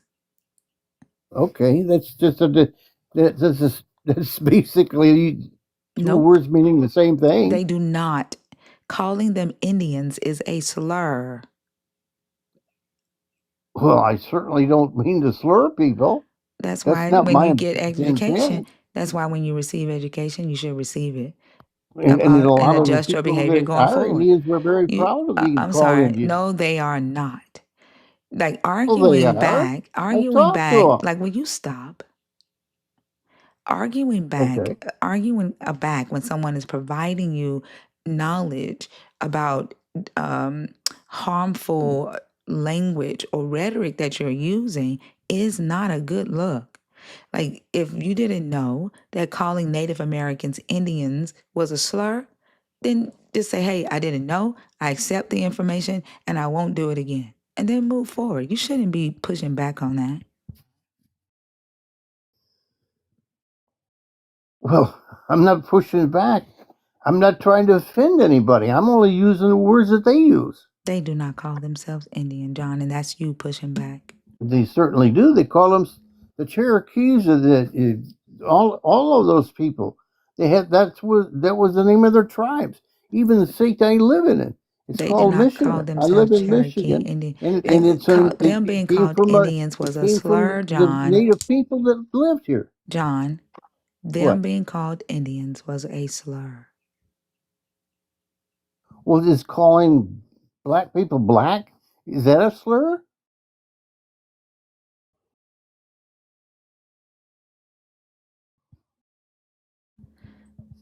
I really do not have the patience for this. And as I told you, John, my life is not about fucking race. Well, I'm not here to talk to you about race. And John, something tells me that you have been in lives where people have educated you on this before. And you should not be asking me these questions. Like, I'm not here to talk to you about race.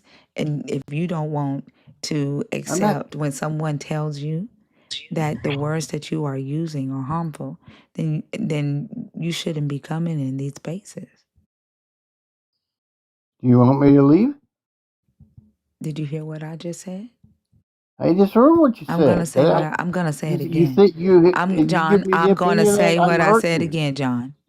If you cannot accept the education when someone of a marginalized community tells you that the language that you are using is harmful, then you should not be coming in these spaces. Well, I'm just giving you my opinion, okay? If that I didn't bothers ask for you, your I opinion. I did not ask for your opinion. And I'm not going to. I don't care what you think about it. It is what it is. Okay.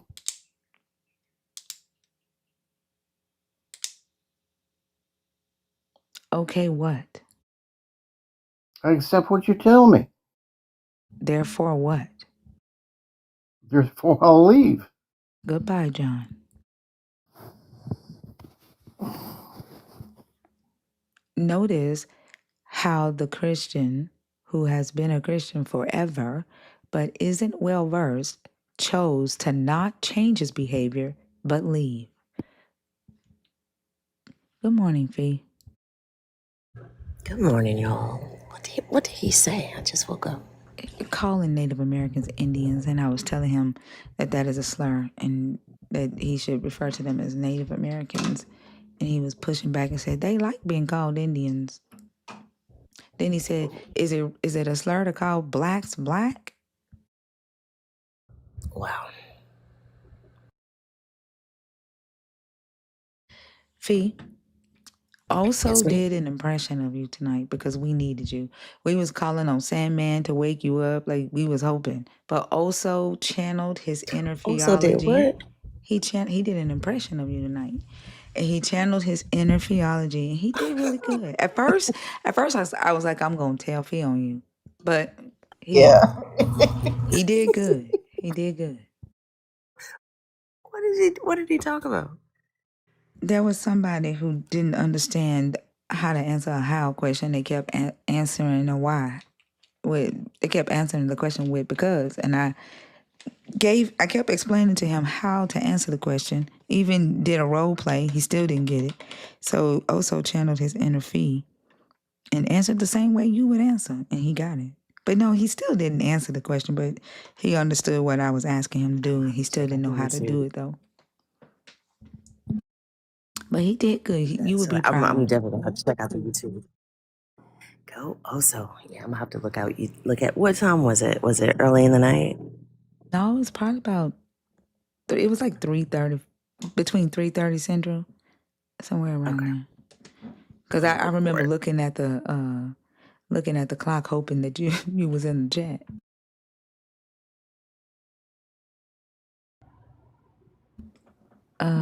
Makeup fan?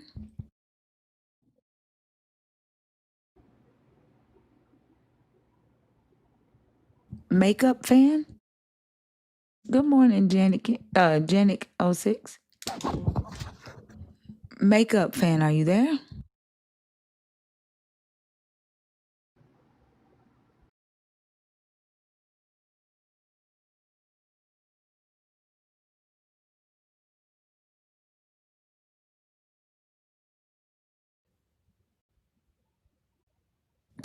Ty?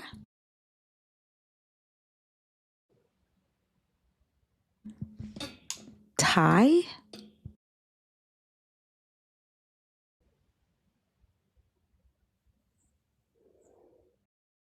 We're about to go through a hell of a lot of accidental requests.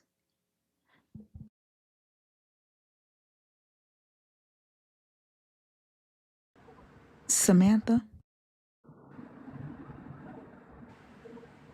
Samantha?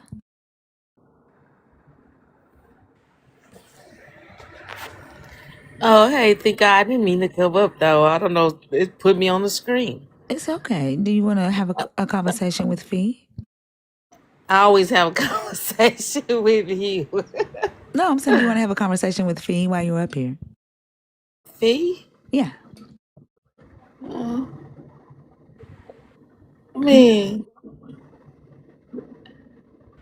No, I don't think so. Not right now. Because it was this thing put me on there. Oh, no worries. When you gonna come up here and talk to us, Samantha? You be in the comments talking a lot of stuff. You haven't come on stage and I'll talked be to us. talking a lot of stuff. You always call it a lot of stuff. We both talk a lot of stuff, Samantha. Like, when you gonna come up here and have a conversation with us? Oh no, when I'm ready. Okay. I'm gonna hold you to that. Okay. All right. Bye, Thinker. Have a good one. All right.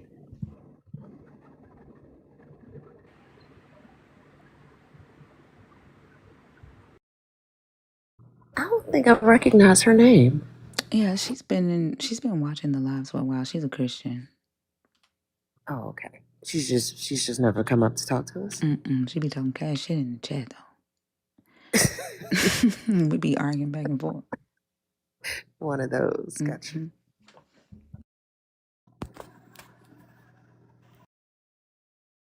Samantha Benahe said I like Big Mo. Samantha, are you serious? You said I like Big Mo?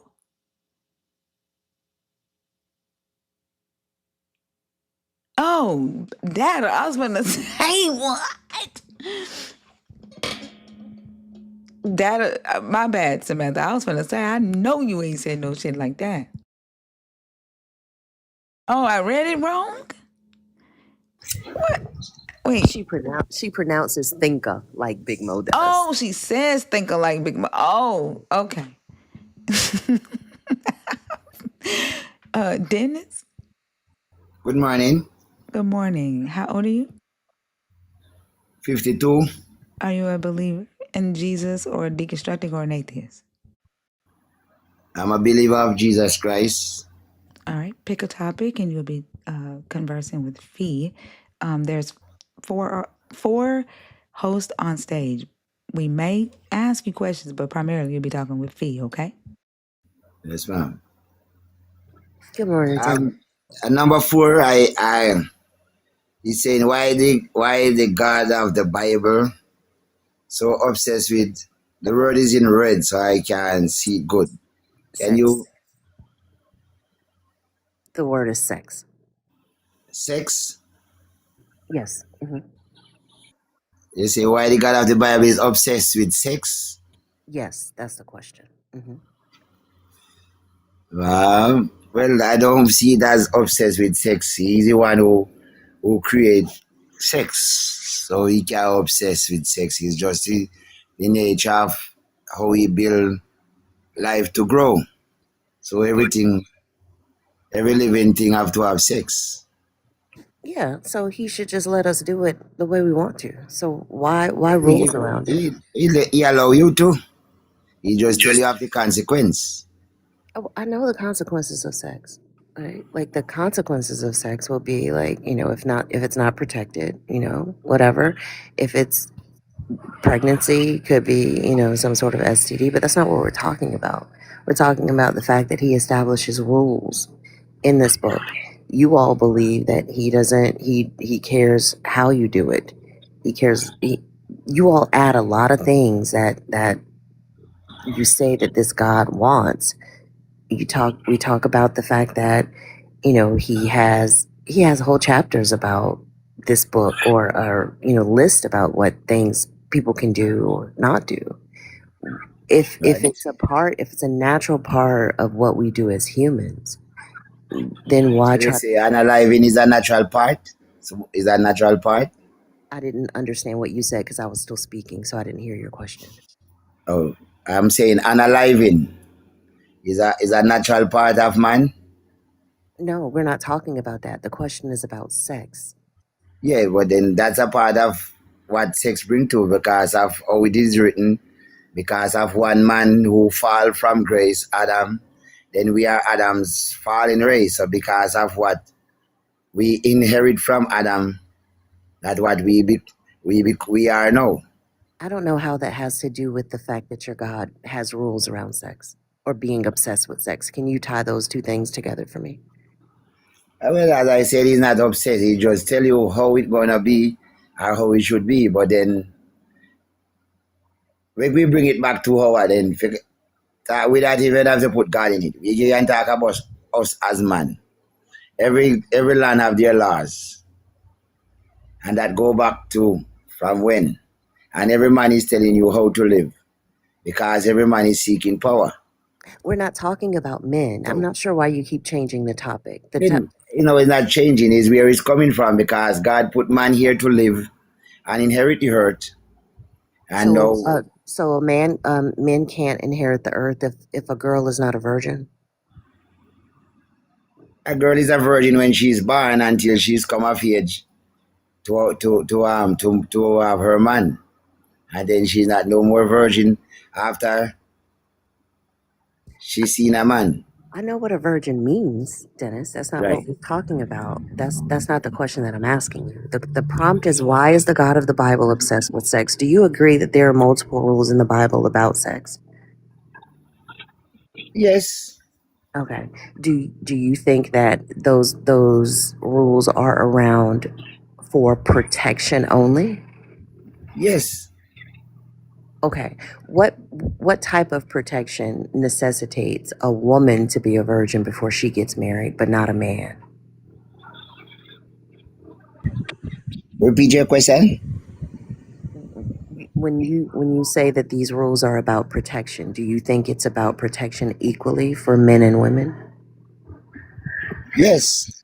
Okay, so then why is there not a law specifically requiring a man to be a virgin, or a test for whether or not a man is a virgin before he's married? But there's one for a woman.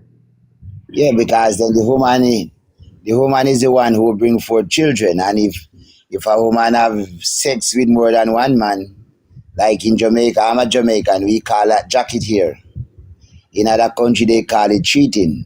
So now, because a woman can go to different men and then produce a child, which is not, she not even know who is the father. That's the first thing. So for a man to have a woman, a man's supposed to get a woman by himself, for himself, that he know this is his woman, and they bring forth fruitful children. But then this is what it reached now. And we see it in our society because of the nature of man to his woman. He don't want no other man to lie with his woman. So that couldn't be the case, because your God didn't have an issue with men having more than one wife. So if it was really about not wanting someone to lie with another man's woman, then there wouldn't be provisions for men to have more than one wife in this book. So that could. With a man, miss. A man can. I'm sorry, Dennis. Yes, I'm enjoying the conversation, but you've got to stop speaking when I'm speaking, because I can't understand you when you're talking when I'm talking. Okay. You just gotta let me finish my question, okay? Okay. All right. So, are you familiar with the scripture in the Bible where there's a test for a girl's virginity after she's married? If I familiar with it, I'm sorry. well, repeat, please. Are you familiar with the scripture that outlines the test for virginity to prove that a girl Yes. was a virgin? Yes. All right. What's the purpose of that? Yes, to know that you get a virgin woman who is not a whore, who don't have many men and are married many What? I'm times. sorry. What word was that? Did he say whore? Yes, yes, because then a woman who have more than one man is a whore. You say so? You think that a woman that's had more than one man is a whore? Yes, ma'am. Do you think a man that's had more than one woman is a whore? No. Okay, can you tell me the difference? The difference is man plants seed into a woman, and woman grow that seed, and that seed become life. Okay, so if you plant your seed into, I don't know, a petri dish, will it grow a baby? If you what now? If you plant your seed into, say, a test tube or some other vessel, will it grow a baby? The only way man supposed to plant his seed is in a woman. Right. You know why that's the case? Would you like to know why that's actually the reason? Why that it has to work that way? Because that's his nature. No, because you don't have seed. You have fertilizer, friend. Women grow the seed. Women have Right. seed. Yeah. The part of the egg of the woman Yeah. has way more genetic material. Like you all contribute very, very little. The Bible has you convinced that as a man, you hold the key to life, but you don't. But the problem, Dennis, is that your mindset, not only because of you said that you were 50 something, is likely your age, and I'm not being ageist because I'm older than you. Your Yeah. age, your culture, and your Right. religion teaches you things that are biologically untrue. And because of those untrue things, you think that a woman who slept with more than one man is a whore, but a man who's done that is not. That is imbalanced, Dennis. But you've been conditioned to think that because of this patriarchal religion. Does that make sense? No. Why does Can I that? ask you a question? Yeah. Can I ask you a question? Maybe this will help him. Absolutely. He said a woman having sex with a lot of men shouldn't happen because women get pregnant, right? How many women, feed this for you? How many how many men can a woman get pregnant by when she's pregnant? And how many men can get a woman pregnant when he already has one woman pregnant? Great question. For a woman, it's going to be one. For a man, it would be unlimited. I guess however many he can stick it in any given time. Yeah, that 9 months. Dennis, did you follow that example? Yeah, I'm here. Yeah, I'm following what you're saying. But then, when you speak of life, miss, you speak of an animal that the same way as human, they bring forth a life into this world. So at the same time, there must be a difference with man. So now, I didn't follow that, man, Dennis. I didn't follow that. Can you say that again? I said, when you, like an animal, have sex and bring forth life, as human, same thing. So there is a difference between human because we say we are intelligent, but then these topics we have, I don't know if that happened in the animal kingdom because then animal just know they are born this way to live this way. I don't believe they question each other why we have to eat grass or why we have to eat each other or anything like that. So just because other animals don't ask questions, you're thinking as humans we shouldn't? Is that what you're saying? Because they accept their natural they accept their natural life. Dennis, if the natural order is what you said, you wouldn't see women pushing against it. if the natural, and you might want to look more into the animal kingdom and mating practices and things of that nature, because what you're saying I don't know if it follows actual reality, or what you're thinking is probably not following natural reality. You don't get to, as an individual, you can say, for me, I do not want to have sex with multiple people. You can make that decision for yourself. You cannot make that decision for other people. And you also do not have the right to say, because people make other decisions from you, that means what you have decided. So for you to say that a woman who has sex with more than one man is a whore is a very uninformed decision, because we as women are very capable of deciding what we want to do with our bodies.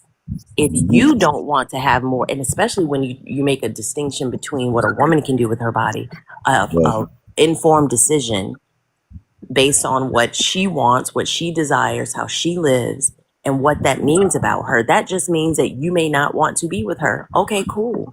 But you don't get to decide her value or her status or even her worth in society. And especially when you're having a different measurement for men, that's just a bias and a prejudice that you have as an individual.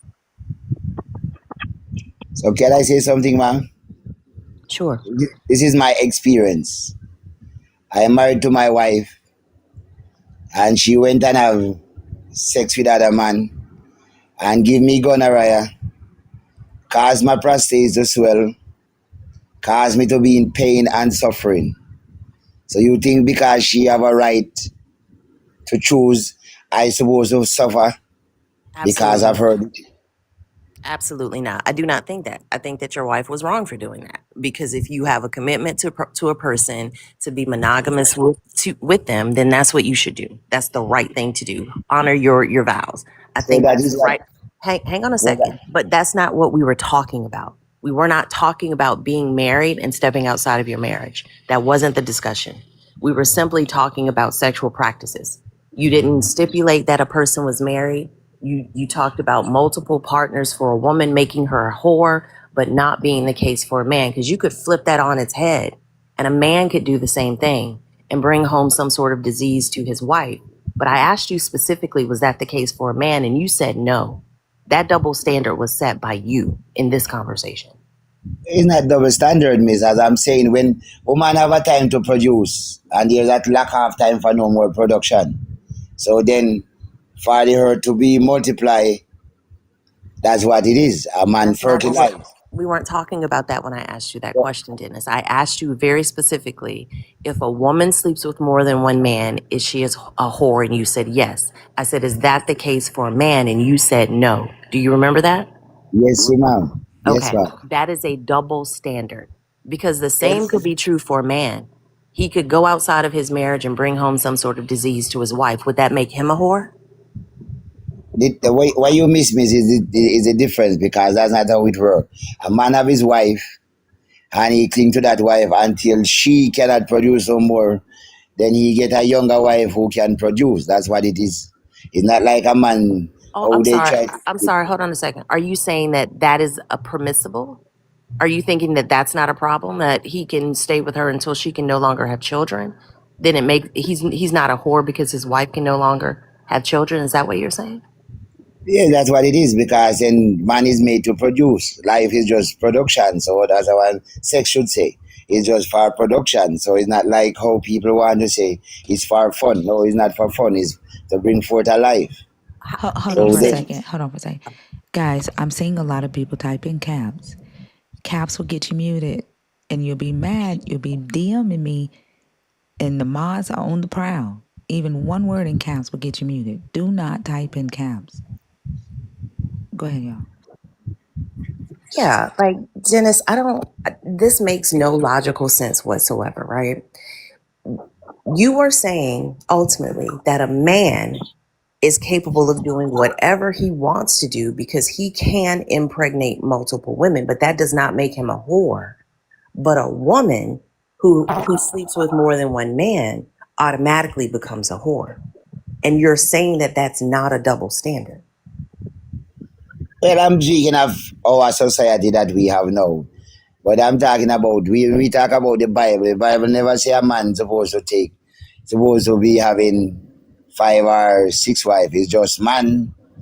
It's just man try to make it their way by having whatever. But then the Okay, Bible way is hold that on, hold on, Dennis. You made a claim. And I want to ask you a question about that claim. Thinker, can you pull up that scripture in Leviticus about the provisions for second wives, if you don't mind? Yeah, 1 second. Because I want to read something in the scripture, because you said that the Bible does not make provisions for that.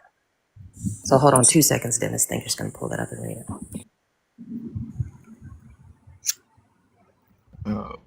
Good morning, fam. Hey, also. I was He previously just now waking disposed. up. Pretty much. I'll be taking little naps where I can. You I said you were told her previously about what? your fee impression. Oh, you told her?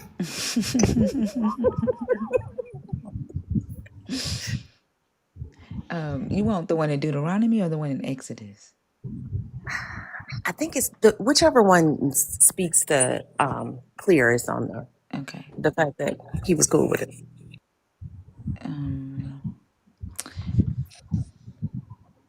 So Exodus 21:10. If he takes another wife to himself, he shall not diminish the food, clothing, or marital rights of the first wife. And if he does not do these 3 things for her, she shall go out without debt, without payment of money. Okay. In that scripture, Dennis, was it a prohibition against having more than one wife?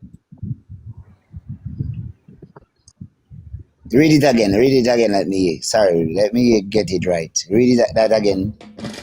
If he takes another wife to himself, he shall not diminish the food, clothing, or marital rights of the first wife.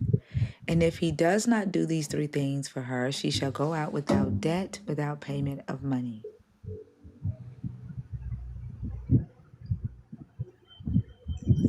There's one more in Deuteronomy 21. 1 second. The Deuteronomy 21. I think it's. Can you read verse 9 first? 1 second. Deuteronomy 21.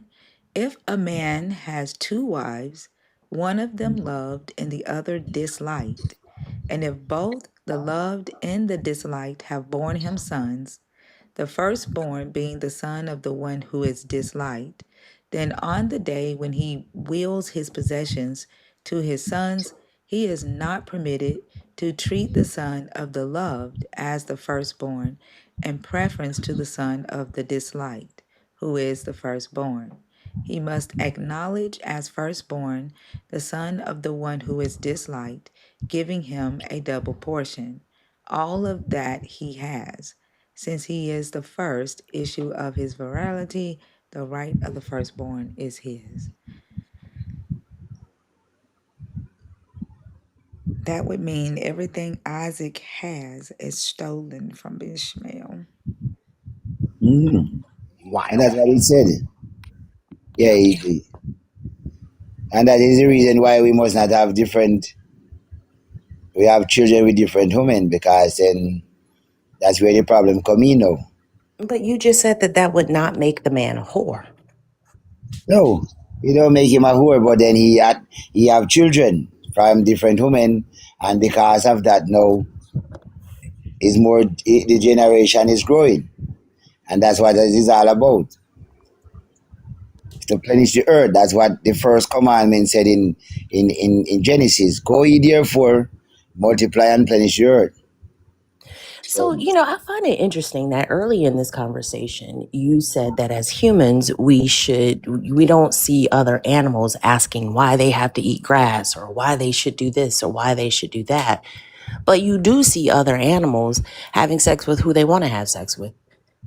And it does not make a distinction between a male animal of another species being not a whore and the female animal of another species being a whore. So if you're able to apply that standard in comparison to other animals and humans, but you make distinctions when it comes to sex, why is that?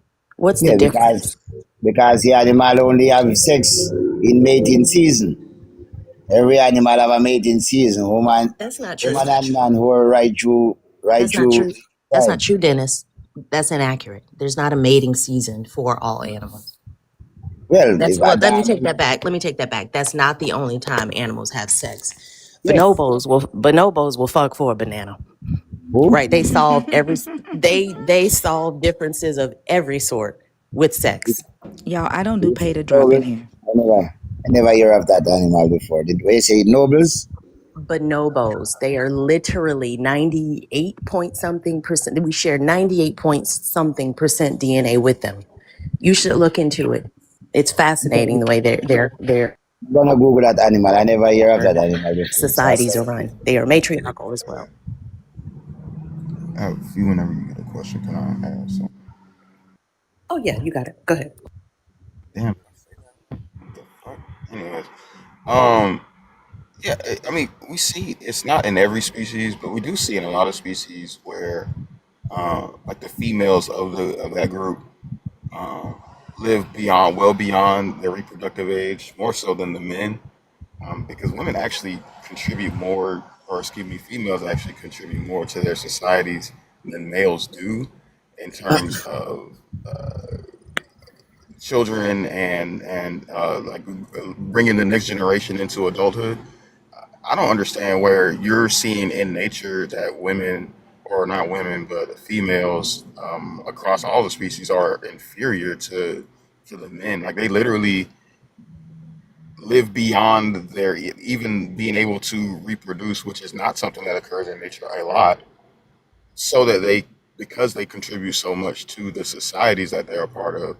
Like I don't understand how you have this idea that males are so inherently great. Well, we really don't see that in male species. Humans kind of live longer, but we live longer because of unnatural means. But to reduce females to the fact that they can give birth to younglings is asinine. You're way too fucking old for this shit. Like, I mean, why do you think they have grandmother fucking whales?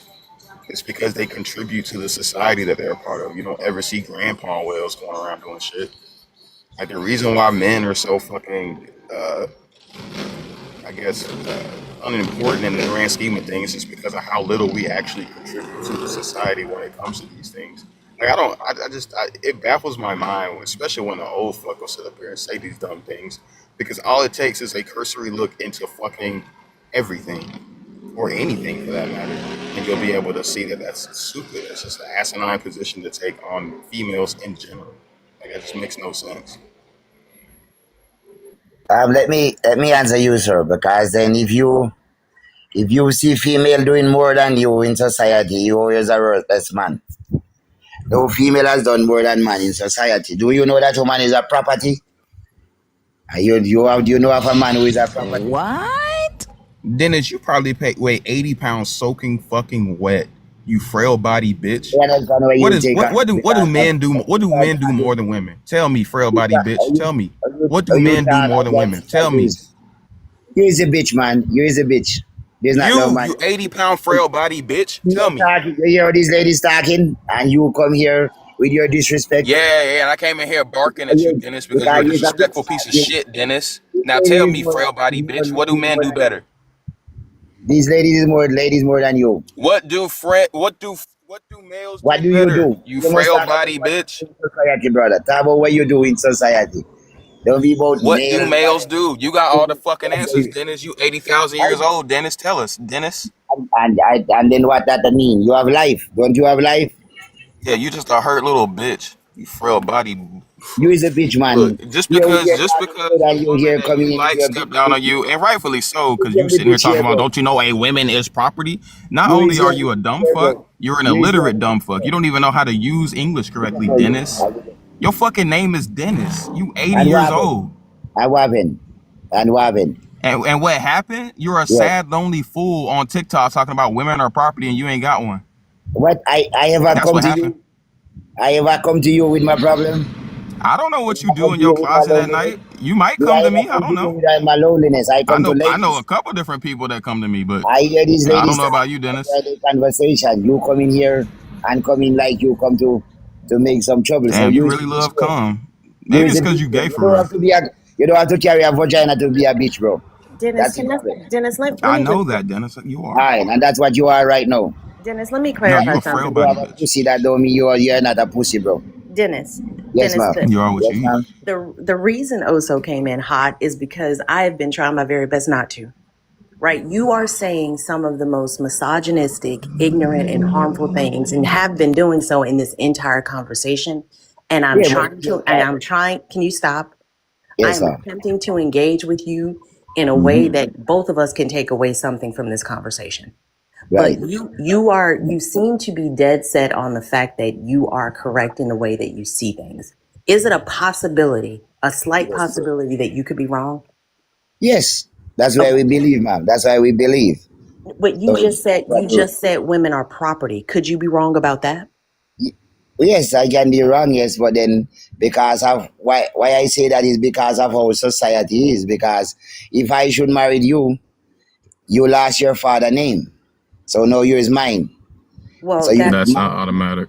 yeah, that's not automatic because I guarantee you, well, one, I would never fucking get married, and two, I'm not taking anybody's well, last I'm name. not I'm only saying this. I'm only saying if we should marry, I can demand that you have to have my name in anyway. No, If I you, don't. I don't have to have your name. I do not have to have your name. That's not true. it's not true. No, it is That not mean true.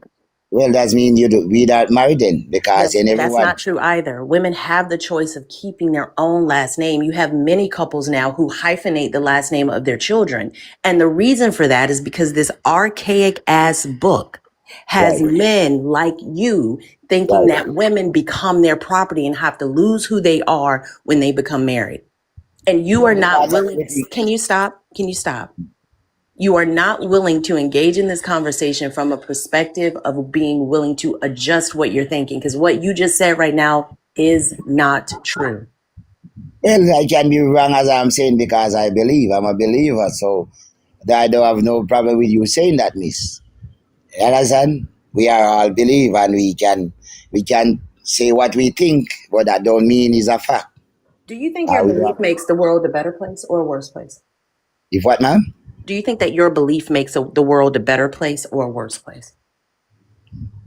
It can be and it cannot be. It might not be too. Do you think it makes it better? Your mindset makes the world a better place and a safer place for women or a more dangerous place for women? Well, I believe it more safer In what way? because then I will have a woman and respect her and she's my wife and we will do what we're supposed to do and make it be what it's supposed to be. Up until she can get pregnant, though, right? Because No. earlier in this conversation, you said once she can no longer have children, men can go find a younger wife that can have children. That's what that's what that's what I said. But then you have to have the logic. You have to get the logics in that because then a next man will want the next child. No, that's not what we're talking about. We're talking about whether or not the current beliefs that you hold create a safe society for women. And I'm not saying a safe society for women of childbearing age. I'm saying a safe society for all women. Do you My think wife, that can you stop speaking over me, Dennis? Do you think that creates a safe society for women? Yes. So you because think I only have one wife. I have one wife and I honor my one wife and take care of her until she fall out of line. So and she made you a cook. To have one wife. Wait, hold on.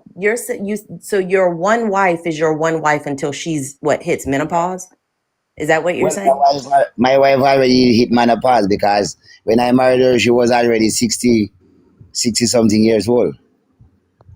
Nah, she hit menopause. You the man she paused on. That was good as oh my hell. God. Oh, so you need to clip that one. That's not what you said earlier, though. Do you remember what you said earlier, Dennis? Yes. I said woman is made to produce, to bring forth life. So at the end of the day, we have sex as fun, but the sex is not for our fun. Sex is for bringing forth life. Like my friend here, I not even think he's fucking. I don't not even think he have a child in this world. So that's why he's talking and talking shit. I have my two sons. I raised my son from he's 6 months. So hold on a I'll second. beat Hold on. both of y'all, all Hold, three of y'all You ass. try I to don't give a say fuck what you think about me. hold on a you second. just How a many? human life, Hold brother. on, Dennis. Hold on, Dennis. How many children do you have? Two. So you've only had sex twice in your life? No. Then there's But only two I can afford. no. But you said sex is only for reproduction. Right. So you should have only had sex twice in your life if you only have Yeah, I two suppose so, children. but then because of what it is, I don't have sex twice anyway. Well, then you should stop saying that sex is only for reproduction, is not for fun, because Well, that's that's just categorically true. untrue. I understand, yeah, I can understand that. But I'm only saying because of how society make it is now, it's hard for us to even have a relationship because then this is a conversation we have. And then I used to go to church and I believe in Jesus, but I don't go to church. No, because of what? I see, yes, there's some teaching that is wrong in the church, Well, and this is what they. why'd you hold on to him outside of the teaching? Because in this conversation, I don't think society is the impediment to a healthy relationship. For you, I Yes. think it's your mindset. For No, you, it's it's not your my mental. mindset. Can you stop speaking over me? Maybe that would be an impediment to a healthy relationship for sure. You can't even let me finish a sentence. But I was talking and you got in on me, and I never, at once, I never say you, say I'm finished, and you First just of got all, in. you sound like a minion with strep throat. Shut the fuck up when she talking. You haven't stopped talking, Dennis. That's part of the problem. You keep saying extremely harmful shit. And I only stop you when you say like the most egregiously harmful shit. But you're making statements that are just not true. And when I try to engage you a little bit deeper on those statements, you pivot to something else or start talking about Oso. Society isn't the impediment to a healthy relationship. You are. You have the mindset that women are property, whole ass human beings. Yet you've never stopped to think, if I were born a woman and instead of a penis, I had a vagina, and I had breasts, and I had to walk through society being viewed as the property of a man, being viewed as only valuable as long as I can pop out a baby. Never mind my mind, never mind my heart, never mind the care that I give to the people around me. Fuck all that. If I can't produce, then I'm not worthless. You never stop to think what life would be like in a society like that. But you're part of that society. You're making up that society. You're reinforcing those negative beliefs in the beliefs that you hold outside of a church. It's not society, Dennis. It's you. Oh, he left. Yeah. Beat a ball, ball, beat a ball, ball, Also, beat a ball. also told that man you sound like a menu. With strep throat. We need to get like that men on pause. Like that needs to You be. never lied. Yeah. You never lied. Cause damn. Maybe I'm not a thinker because I never thought of that shit. Mm. Selena. Selena. Hey, how y'all doing? Good. How are you? Alright. Are you available? I Yes, am ma'am. not. We are waiting on the doctor. Okay, no worries. Omega, how old are you? I'm 35. Are you a believer in the God of the Bible, deconstructing, or an atheist? I'm a believer in God, but not of the Bible, and I'm not an atheist. All right, so we are only looking to talk to people who believe in the God of the Bible, people who are deconstructing their belief in that God, or atheists, okay? Okay. All right, thank you so much for coming up, though. All right.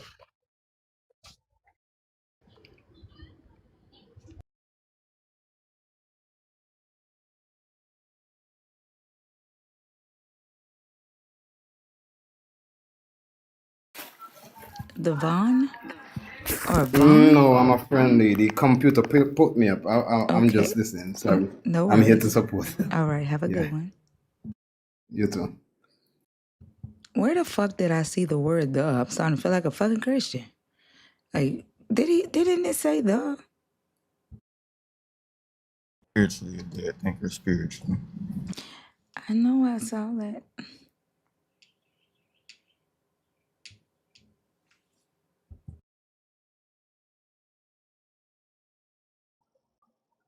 Thank y'all for 1,000 viewers, 3 days in a row. Y'all are rocking it. If you have not grabbed your heart me, it is in the upper left corner. That little heart that you see next to my username at the top. Click that heart. A menu will pop up and it'll say send a heart me. Send that heart me. It is half a penny. And that helps us grow the audience in here so that we can keep conversations flowing. Heartstring. Heart sing. Heart sing, are you there? All right, going once.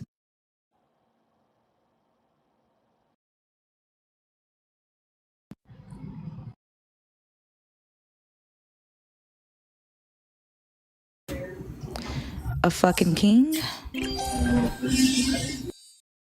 No. What? The Oh, fucking ginger. then I read it. Look, I read it when I realized that it didn't say king. I thought it said a fucking N-word, and then goodness gracious, y'all. Oh my gosh. I did not get a lot of sleep yesterday. I didn't go to sleep until 7. And then I got woken up at 7:30 and then go back to sleep until 8:45 and then have to wake up at 10:30. So, my bad. But that ain't no excuse. But I'm just saying I'm tired.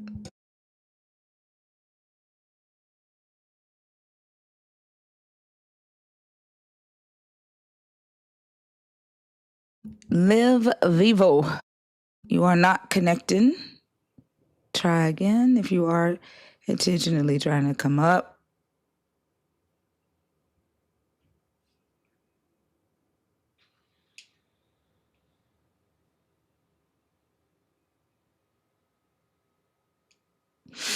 If you are a believer in the God of the Bible, if you are deconstructing your belief in the God, if you are an atheist, the guest box is open. You must be 21 or up. We do talk to one guest at a time, so if you're in the guest box, please be patient. Our hope is to get to everybody. Which one of y'all are here, Jay or Natty Bro? Yo, I don't talk to people who say yo. Natty Pro, my are you bad. there? How's your day? Natty Pro, you're friendly, all right. Thank you for coming up, Natty Bro. You Jay, hear me? how old are you? I'm 18. You gotta come back tonight. Your show is tonight, okay? Wait, what? Yeah, your group is tonight. Come back tonight at 11 p.m., okay? Oh, wait, no, I just turned 20. My No, fault. you didn't. It's still And tonight. then, like, I'm man. 18, but I just turned 20. You skipped the whole fucking year. Like, don't come back tonight because Maddie or Venus will eat your ass up. Armistead, Biscotti, or EJ Bay, or any of y'all in the guest box on purpose on accident. I mean, are any of y'all in the guest box, did I say it right? On purpose or on accident? Angie P. I don't think any of y'all are in there on purpose.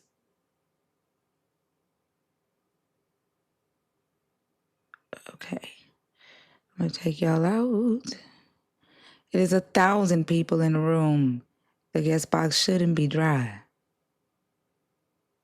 Don't be afraid to come up and we have civil conversations. We like to laugh. We like to learn. We talk to people who deconstructing their beliefs, challenging your faith, asking yourself questions. You are challenging what we think we know about a lack of belief or deconstruction.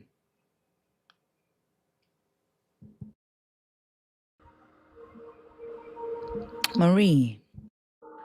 Hey, Hi, how old are you? I am 20 years old. Gotta be 21. Your night is tonight, okay? Come back at 11 p.m., okay? All right. All right, thank you.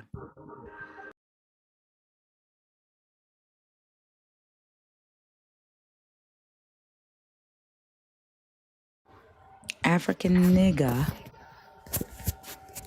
African ninja. Hi, how you doing? Good, how are you? I'm good, thank you. Is NGA short for ninja? Kinda, but yeah, I'm Nigerian, so it's both Nigeria and NGA. Oh. How old are you? I'm 25. Are Are you a believer in Jesus or the God of the Bible, deconstructing your No. belief, or an atheist? I would be closest to an atheist. I'm agnostic. Are you agnostic atheist or Yeah, agnostic that. theist? No, I'm agnostic atheist. Yeah. All right, there are 4 topics on the board. Which one did you come up to discuss? I mean, well, I can address the first topic if that's okay. Okay, what are your thoughts on that? I think it's inferred in the question, what do believers have against thinking? And I think that what they have against thinking is that they are believers, because when you have to think, you have to interact with knowledge, I mean, that's where thinking comes in. But believing is easy. You don't need to think to believe, I mean, like you can construct your belief system when you're Can you 5. speak up a little bit for me? I can barely hear you. What I was saying is that it kind of takes a certain level of thinking to acquire knowledge, you know what I mean? But to believe is easy. Like you can start believing in something when you're 2, 3, 4, 5. So the idea of belief or building your whole worldview around belief kind of reduces the importance of thinking, and I think that was the whole idea behind especially Abrahamic theology, to kind of control the thinking process of people, So I think when especially when the whole construct of of religion is constructed around belief, they are really isolating the need to think, you know what I mean? Because look at the whole process of getting people to believe in these religions is all about scripture. It's all about memorizing scripture, accepting it as truth without any form of deep kind of analysis, I believe. Yeah, that's my perspective. I would agree partially because I do think that some of them give up on thinking and outsource, that activity to people who they think have authority or may have, the ability to understand complex ideas. And so they trust that person to explain it to them in a more simple way. And so I definitely do think that, and they prioritize the belief over thinking. I think sometimes they are afraid that if they think too deeply about a spiritual claim or a religious claim, they may outthink themselves, from the God. But wouldn't you say that belief and knowledge are essential? It starts with their belief in some specific knowledge claim, right? No, I don't agree on that specific point because I don't think knowledge has anything to do with it. I think they can you can believe in anything, you know what I mean? That's the whole point of believing. It doesn't need any form of empirical backing. It doesn't need any form of empirical you know what I mean, framework, So that's why people can adopt any kind of belief when they're very young. And I think that's specifically why Christianity and Islam indoctrinates people into their belief system when they're young, because when you're young, you don't kind of have the ability or the brain, you don't have the brain processing power to kind of interrogate your belief system properly. So I think specifically that's why they indoctrinate kids, because they don't want you to think, you know what I mean? They don't want you to think through what you're believing. That's my perspective, though. Right, but isn't... But knowledge is belief. Oh, I'm sorry. Yeah, go ahead, Fee. Go ahead, Fee. Go ahead.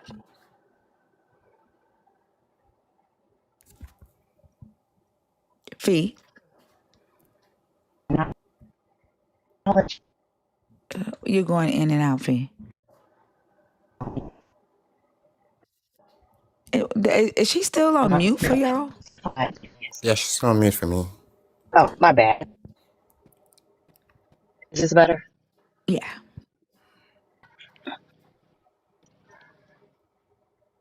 Now we can't hear you at all. Okay. Is it better now? Yeah. Okay. I had to turn my Wi-Fi off. I'm sorry. I was just saying that knowledge is justified true belief. So what I think you're saying is ultimately leaning more or having more information that people hold be in a category of knowing why it's true and having it be justified, as opposed to just accepting it as true, which is what you're saying that believers do with these religious claims. And I agree with you on that. But Thinker's making a good distinction. I just wanted to pop in and make that clarification. If you look up the word knowledge, you will see that it's defined as justified true belief. Okay, I understand. I understand that perspective. Although, like the distinction personally I'm trying to make is I believe I believe that especially like Abrahamics are cults, you know what I mean, and I think like the way cults operate is that they kind of separate.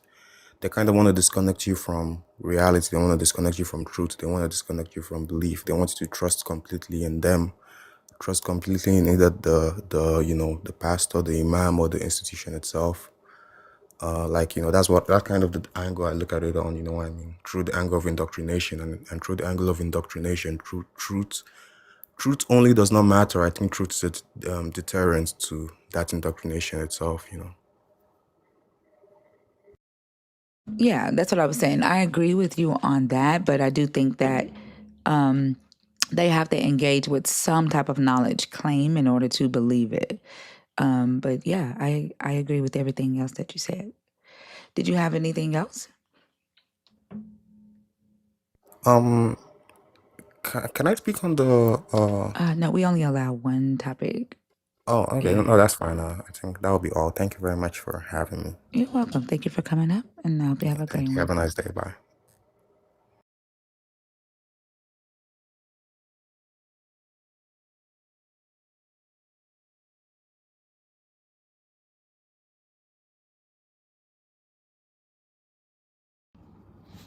El Shanky? Hello, Hi, how are you? I'm fine. You? Good. How old are you? I'm 39.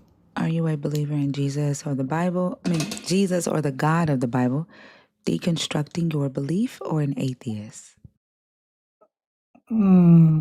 I don't believe in any of those school of thought. I just a natural being. Are you an who- atheist? Oh, this is a kid? He said that, he Yeah, said he was 35. I don't want to classify myself because I'm a lover Well, of one nature. second. That One is all. second, please. Jerome, why are you saying that they are a kid?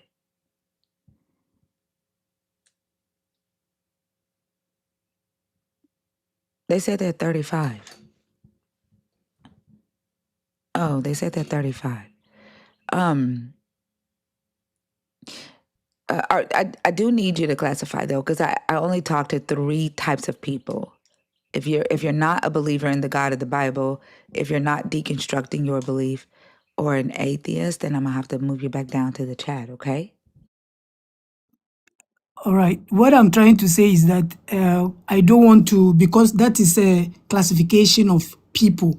So I if understand. you And so if you yeah, you don't, may call me a atheist. You can call me atheist, but I don't also take that concept of people to be me. That's what I'm saying. I'm trying right? to So clarify. do you believe in a God? I don't believe in any God. Okay, so you would classify as atheist. Which topic did you come up to discuss? Basically, if I have the chance, I'll go through all. But I want to No, talk one about the. topic, please. One topic. I don't know why All people right. come up here thinking that we gonna go through 4 topics with them. One topic, please. All right. I want to talk about the number 2. Should love or forgiveness be commanded?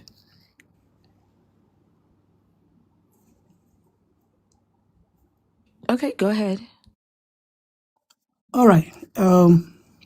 Basically, I want to say that belief system or the kind of concepts because on earth today has made a lot of people to get lost in this quest of our life on earth. Why am I saying it? It is human beings. At a point, all human beings were free. No, stop. And you need I need you to be really concise, okay? Like, I don't want All you right. to, I don't, this isn't a keynote. Okay, let me. Should love or forgiveness be commanded? Yes or no? All right.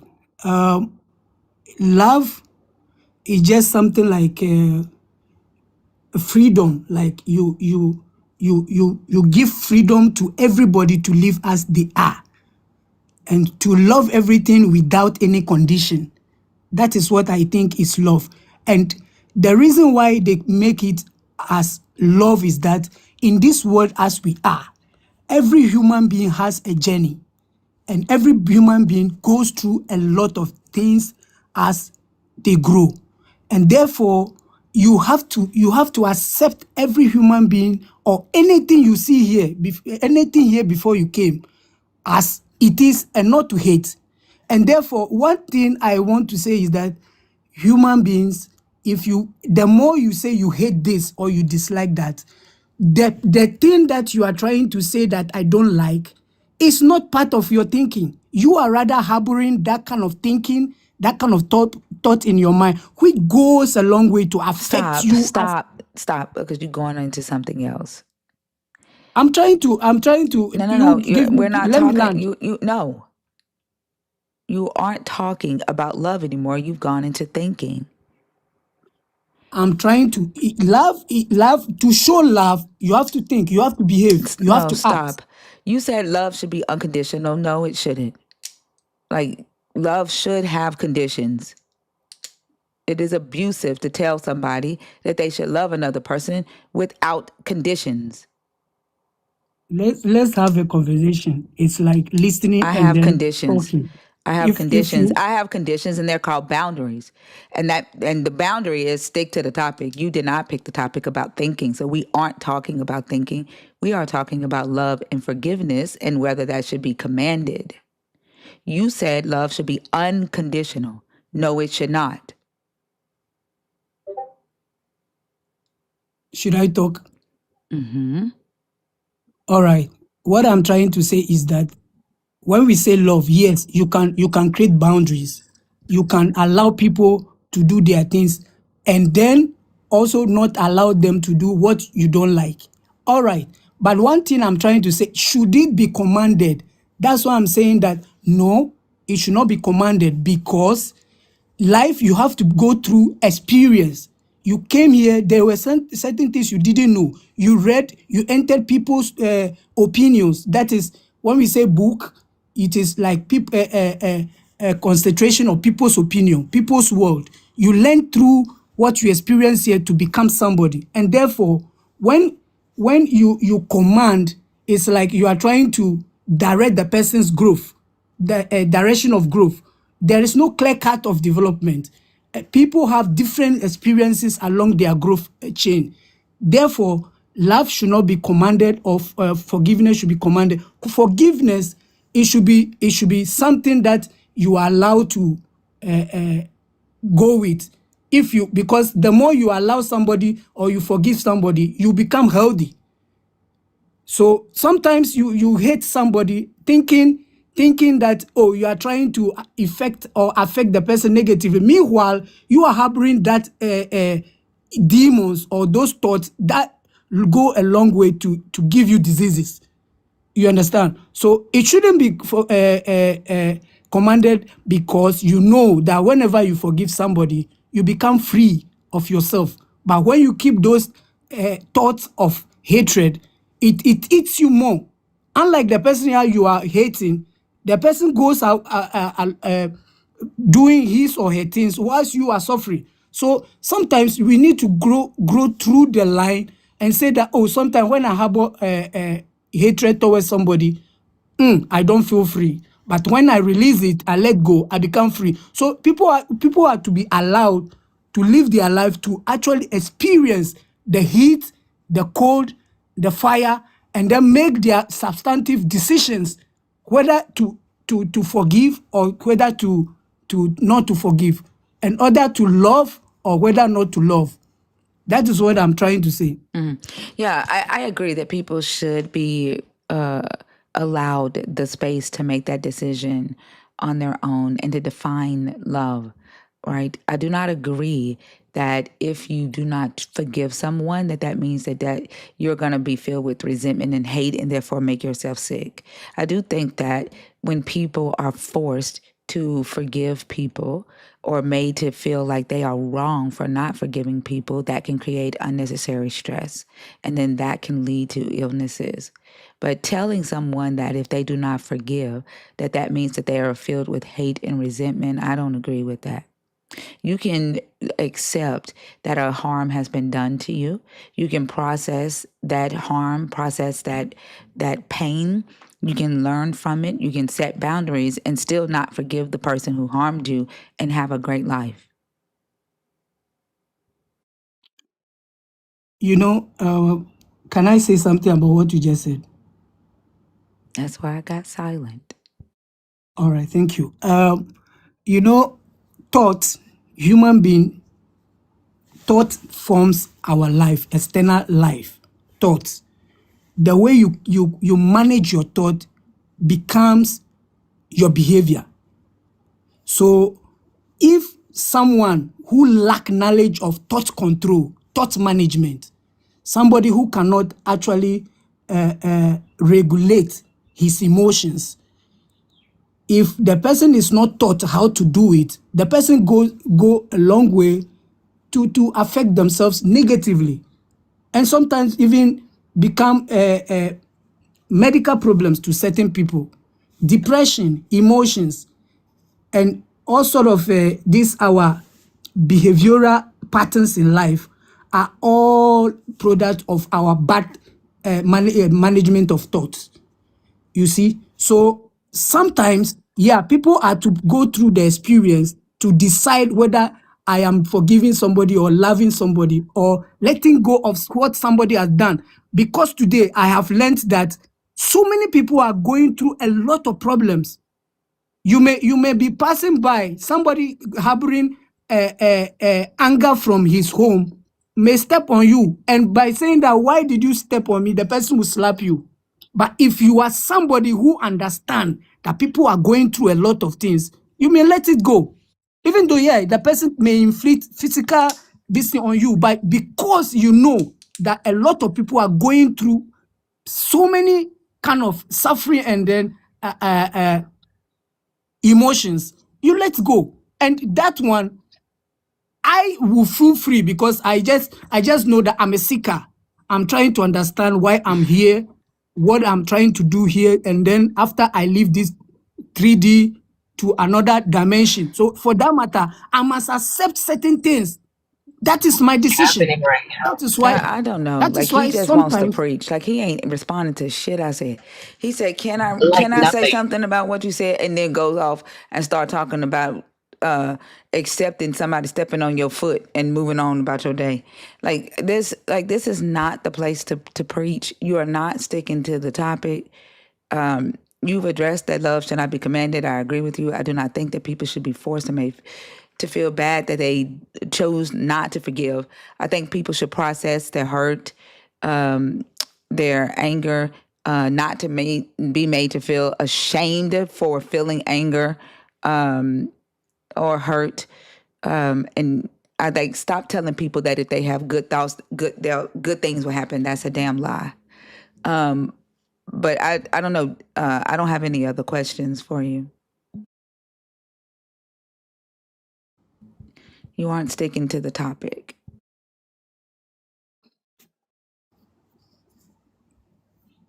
I will rather relax and see maybe if somebody, one or two people want to talk. For now, I want to No, just I only bring up one person at a time.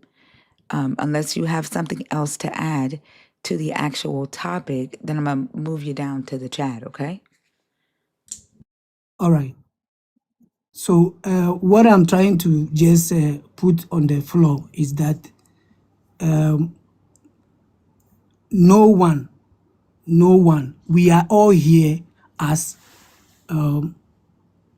new beginners. People came here, left. We also came here to learn. And therefore, there must not be any commandment for anybody. But the fact is, yeah, we nobody got that, El should, Shanky. because nobody today, those of us who are living on earth today did not start this life. And therefore, there must not be any commandment. Any commandment that has been here are the people's opinion. And Okay. therefore, people should come here and learn and then make sure that they do the right thing. And that is what I want to say. And forgiveness is by choice. Right. Thank you. Thank you, El Shankia. Have a good day. Thank you.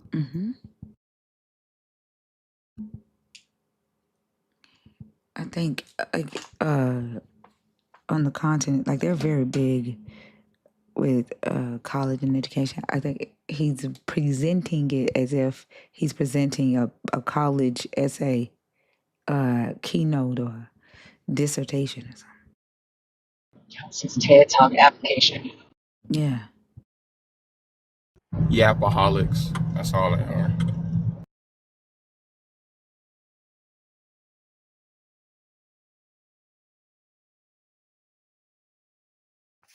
Really, see, Rhea said they do debates at 6. So, like, I feel like that's just how they address these topics. IK, Yeah, good afternoon. good afternoon. How old are you? I'm about 30s. Are you a believer in the God of the Bible, deconstructing your belief, or an atheist? I'm a Christian. There are 4 topics on the screen to your left. Which one did you come up to discuss? I think I will go with one. It's kind of confusing for me. It's confusing. So, do you apply critical thought to the biblical stories? Yeah, sure I do. Can you give me an example of how you apply critical thought to one of the biblical narratives? Okay. I will go with I'm gonna take I'll go with notes while you do slavery. Yeah, I'll go with slavery. Slavery in the Bible. it. The slavery in the Bible is a biblical narrative. Is a concept in the Bible I that people asked for a still misunderstood. narrative. I asked for a biblical narrative, not a law. The slavery in the Bible is not a law. It's a concept. It is. No, you can tell me if slavery is a law. It's not a law. That is your misconception about the word It is in the Bible. It's stated not a in law. the Mosaic law as a law. But I did not ask you for a concept or a law, did I? You said she gave a narrative. Can you give me an example of how you apply critical thought to one of the biblical narratives? Okay. I will go with the earth creation. Is that okay by you? All right. How I can apply critical thought to the earth creation is this. For us to be able to explain this universe, this natural world, there should be a necessary being, because without it you can't explain anything in the universe. So that's how I apply. Even outside not being a Christian, I've been an atheist before. So I can tell you for a fact that without the necessary being, without a cause, without something or it being outside the universe, you can't explain anything in this universe. So it has to be tied to something. And the only answer I got to this is in the Bible. Among all the studies I've done in regards to all the religion in the world, the only one that makes sense to me out of it all is the God of the Bible. So that's why I stick with Yahweh, the God of the Bible. What processes of critical thought did you apply to get that conclusion? And using the biblical narrative of creation, because you didn't mention anything of the biblical narrative at all. So what processes of critical thought did you use to arrive at that conclusion using the biblical narrative? I don't know if I get you right, but I can just say it is logically conclusive for me to say that, because I don't think there is any any law that is been broken for me to believe that there have to be a necessary being for us to be able to explain this universe. So I don't know if I'm able to grasp your question properly.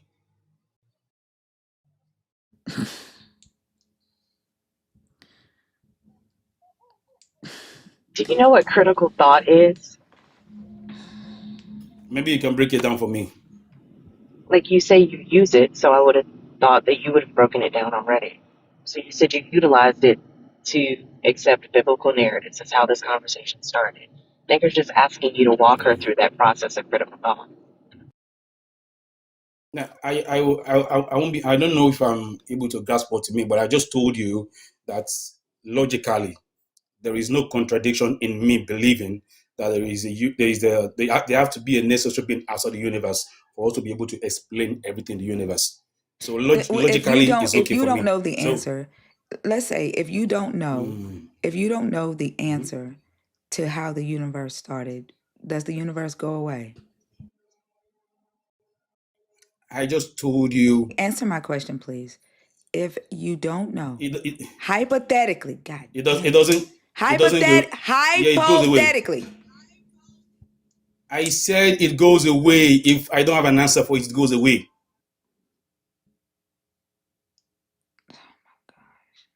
Did I answer you? What? I cannot with this level of, I can't. I don't, I'm not. Nope. Can you ask your question again? Ask your question again. If you do not know the answer to the beginning of the universe, does the universe then cease to exist because you don't know the answer? It doesn't, because it actually exists. It doesn't. Exactly. So So when you say that there has to be an answer and that answer has to be your God, that is incorrect. Not you are the knowing, one saying not knowing is also a solution, an option. You're correct. I agree with you on that. Yeah, But so you that's saying that not doesn't. applying critical thought to the biblical narrative of creation. No, you have to prove to me that I'm not applying it by what I just said. You don't even know what critical thought is. You're not Exactly the point I applying made. it. You're not applying it. I asked you, can you like, will you shut the fuck up? why are you angry? I said, Why can you break it down for are me you so I can raising your understand? voice? Why are you raising your voice? Damn, you the one raising your voice here. You raised your Mm-mm. voice first. You raised yours first, sir. Don't come here and lie. I said, why are you shouting? And that's what I said. You Because were Why am I you raising my screaming raised voice? at your her voice. first. You started screaming first, trying to talk over her. Go back on mute so she can speak. If you say I talk over, it's okay. Not I raise my Yeah, so voice. go on mute. You're the one that started fucking yelling in the first place. Good morning, Rhea. Good morning. Morning, Margarita. Good morning, Selena. The process, the topic that you picked is about believers having a problem with thinking. I asked you if you apply critical thought to the biblical narratives. You said yes. I asked you to pick a biblical narrative and show me how you apply the process of critical thought to that narrative. You chose the creation narrative, Genesis 1 or Genesis 2, and you did not talk about either of those things. The only thing you talked about is, I don't know how the world began, and basically, if I don't know how the world began, then something has to have started it, and it has to be a God, logically. Bam. That's all you said.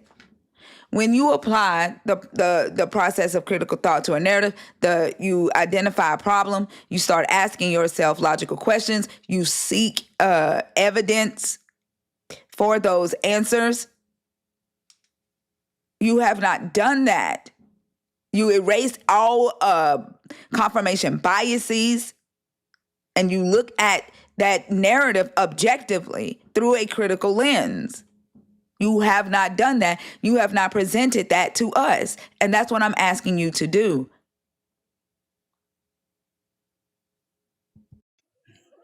Okay. Let me try again for the last time, if that will be okay with you. Now, you want me to apply critical thought to how I come to this conclusion that, okay, let's use the Big Bang Theory. Hold on. I am not theory. asking you. I don't give a fuck about having the conversation about why you think your God is real. That is not what I'm asking you. I don't care to have the conversation about whether or not your God is real. I'm not asking you to justify whether your God is real. I am asking, how do you apply the process of critical thought to Genesis 1? Like, why not go look up what critical thinking is? Like, I don't understand acknowledging I don't know what it is, but I'm using it. That doesn't make any sense. Like, you still haven't even gone to look up what critical thinking is. This is weird. And sorry, I just said I want to use the Big Bang Theory No. to show you. No, is the Big Bang Theory a biblical narrative? It's not. I just So told what did you I according ask to you the for, though? What did I ask you for? But you're not asking me to use the Bible only. You only asked me to pick a narrative from the Bible. From the Bible. The Big Bang Theory is not a biblical narrative. I don't care to talk to you about the Big Bang Theory. I don't care to talk to you about whether or not your God exists. That is not the conversation. Then break it down for me when you said. I already did 3 times. I don't know how else to break it down to you. Because he doesn't know what critical thinking is. He doesn't even understand what the fuck the conversation is about. You're just yapping. No, what you mean is like you're asking me like to give you some kind of analysis. You know how I came to the conclusion that the earth creation. How No. it makes sense. That's what you're asking for. No. Let me give you a biblical narrative. Jonah and the belly of a whale. How did you apply critical thought to the story of Jonah and the belly of a whale?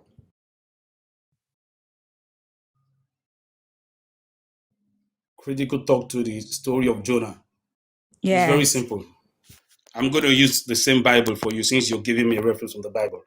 Now, the critical thought here is this. If you read Jonah, I think Jonah 1 verse 8 or 9, it shows clearly that Jonah declared by himself that he is a son and a servant of God.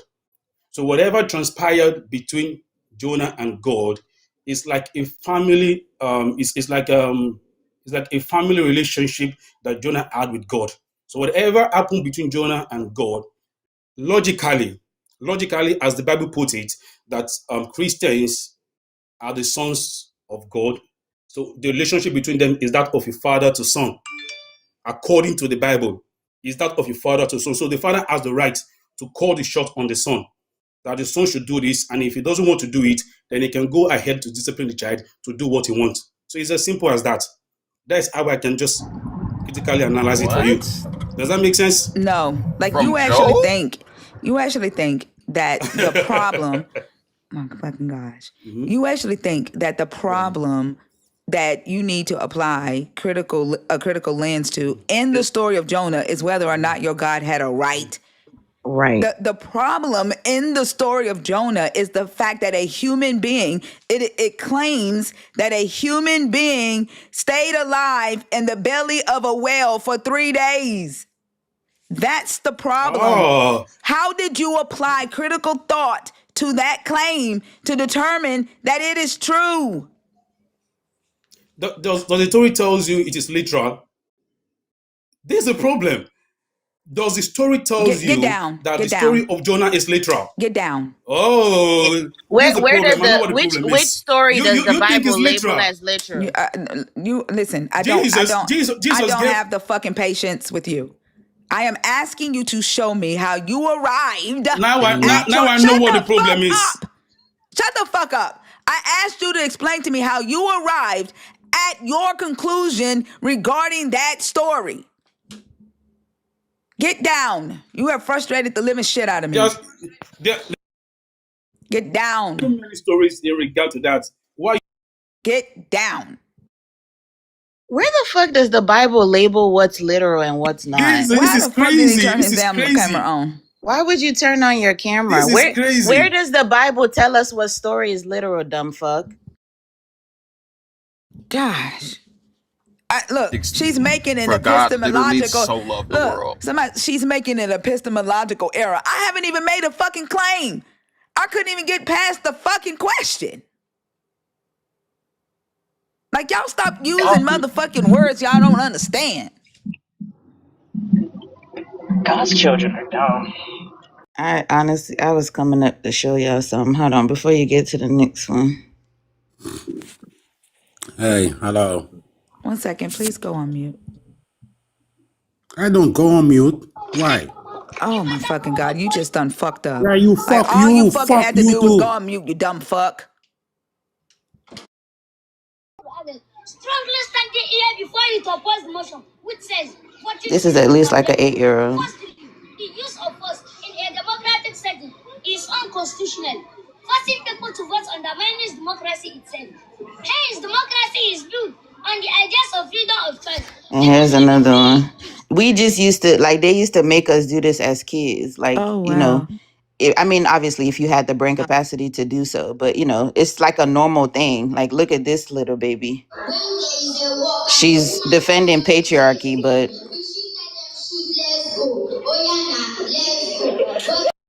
Defending patriarchy? Wow. yeah, she's talking about how men should lead. And yeah, y'all Oh don't my know the kind gosh. of fucking shit we be going through on that continent.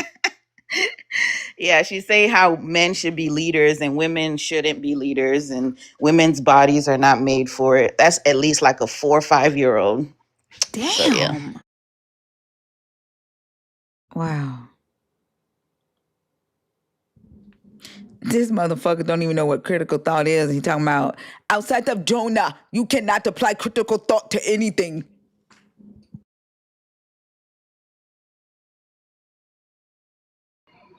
Dolores? Dolores?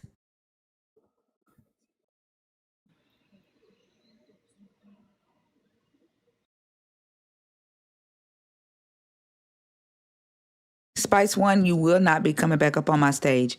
If you exercised a little bit of self-control and muted while my friend showed me those videos, you would have been able to participate in the conversation and crash the fuck out. But now you are stuck in the fucking comments like Chuck. Megan?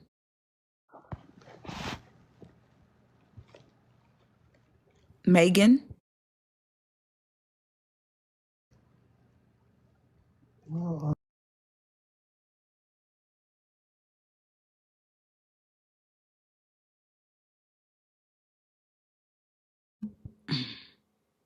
He thinks the reason we moved from the creation story is because we were stuck. Y'all are delusional. We were stuck. You had to be explained to critical thinking almost 5 different times. We moved to a simpler story, a easier story, and you still couldn't get your brain to work. But we're the ones that are stuck. L. Shanky, you've been up here once. I don't know why you back in the request. You are not coming back up here. Danny, are you in the request on purpose?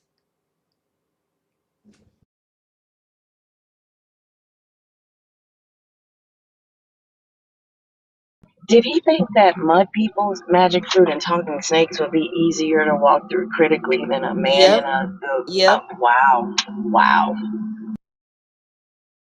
He wasn't even trying to get to Genesis 2. He didn't even never went to Genesis 1. He thought Big Bang Theory was a biblical narrative. And he But actually where's called it the the Bing Bang Theory. It's insane. El Shanky, if you request one more time, I'm going to block you. You have been up here once already. I am not bringing you back up.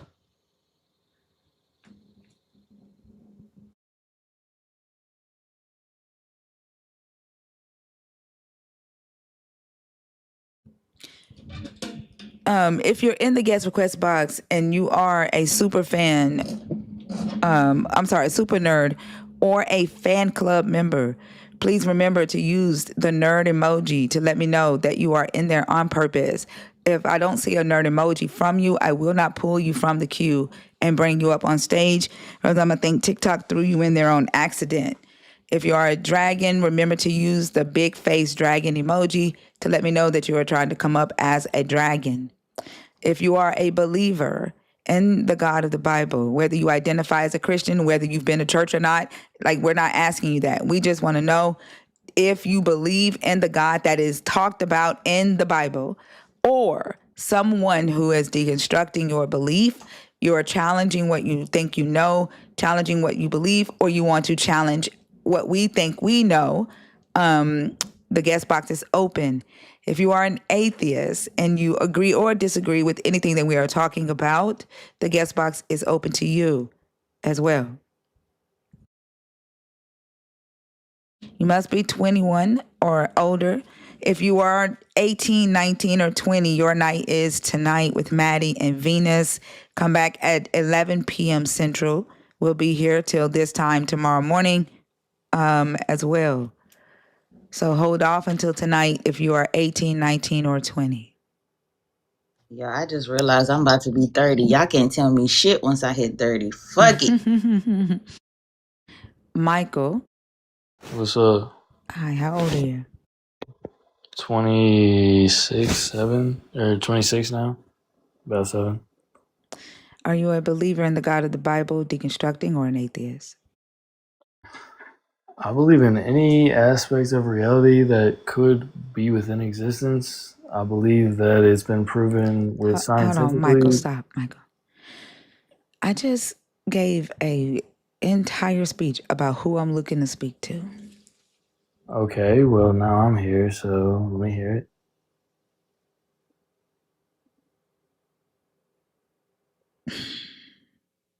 If you don't, if you don't want me, obviously You don't you've fit told the the conversation, Michael. congregation. Michael, you Oh, don't I'm fit the sorry. conversation. I'm sorry you don't want to have a I conversation. don't. You do not. You're not my You target just want to. audience. Goodbye.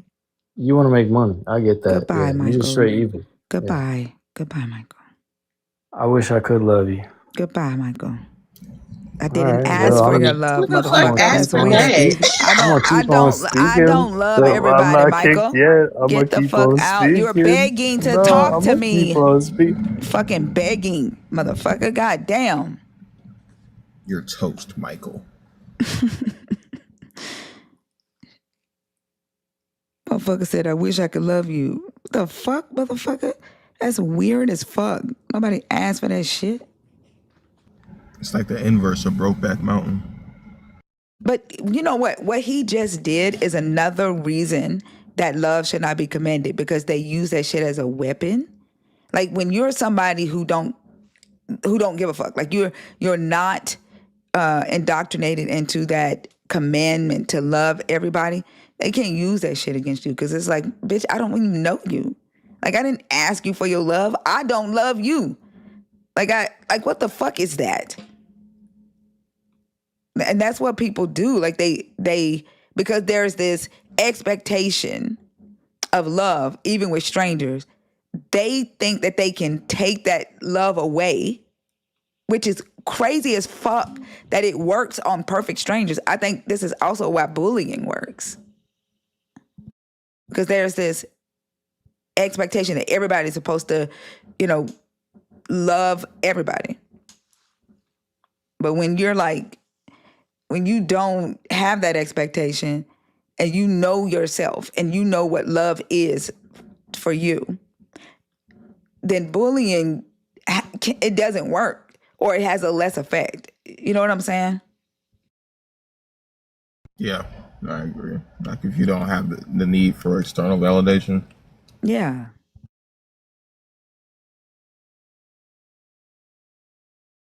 Like back in the guest request is crazy. That needs to be somebody, instead of back with new content, back in the guest request. And a lot of them motherfuckers are just deranged and unstable and crazy. Like sometimes they're not even putting that much thought into the shit that they do for real. Like they just doing dumb shit. I can't stand insecure ass men. Like, shut the fuck up, El Shanky. Like, you want to come up here and talk because you are an intelligent person, but you just want to hear yourself talk. Like, you couldn't even stay on topic. Now you in the comments mad because I won't bring your ass back up. Like, we listened to you ramble on longer than we should have. And I was nice to your ass while you were up here. He's intelligent. Like, I can't take that from him, even though he didn't stay on topic. But he just wanted to show how intelligent he was. And like I said, he can't help that they were trained to debate like they at 6. Like that's just how they are, how they speak. And I respect that. But that's not what this is. But you're also like an insecure ass, misogynistic ass man. Like you think you need to compete with knowledge. You don't, you've already shared your thoughts on the fucking topic. Wait till another day. He's still trying to come back up? Yeah, and then the comments fucking whining because I won't bring him back up for a second time. Yeah, I wanted to give a disclaimer about those debates too. A lot of that shit I did not retain because of the way they teach it to us. But you see how like those children were there like speaking, you have to quite literally memorize your debate. Like they give you the material, you have to memorize what it, like they don't really care if you comprehend it per se. So he might sound intelligent, but not have the capabilities to understand what the conversation is about. So they just go on rambling and go on. Like I wouldn't say, oh, this is why he's doing it because they taught us how to debate, because a lot of people still get, you know, to keep their self-control. Some people still, like some people are still able to be like, okay, someone's talking, I can shut the fuck up and listen to what the hell they're saying. So if you didn't do that, you would get kicked out the debate anyway. But a lot of the times they just made us recite that shit and go back and forth with each other without actually retaining any of that information, if that helps. Yeah, that makes a lot of sense. And I think that explains why even when we're talking to believers on the continent and it sounds like they're just reciting yeah, like that, and it sounds like they're talking at you and not with you. Exactly. Yeah, that makes a lot of sense. Dolores, are you up here on accident?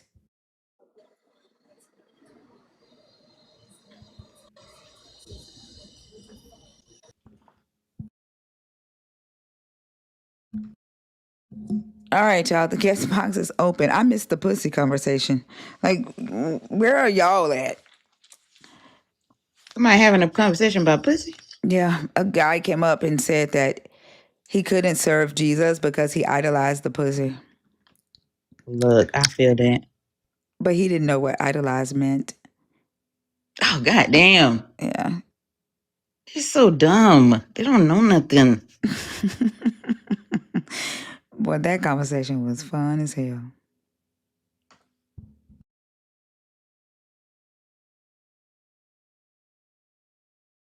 Sapien, I see you in the request, but I don't see a nerd emoji. Y'all remember, if you are a nerd and you're trying to come up, I will not bring you up unless I see a nerd emoji. Maxine? Hey, how you doing? I'm good. How are you? I'm doing great. How old are you? 45. Are you a believer in the God of the Bible, deconstructing your belief, or an atheist? I'm an atheist. All right. There are 4 topics here. Which one did you come up to discuss? Oh, damn. I really just came up to give you props and say that it was wonderful to find out that you were an MC. NC? And an MC, you a rapper, right? You also rap? No. Are you serious? I could have swore I got a song. I heard a song on your page. Oh no, No? I have music. I write music and I sing, but I'm not a rapper. Oh, okay. I heard you Okay, rapping one super of your hot fire. songs. I wish I could rap. No, I do not rap. I sing and I write music. Okay, well, So I you may think you're have very seen some talented. songs that I wrote.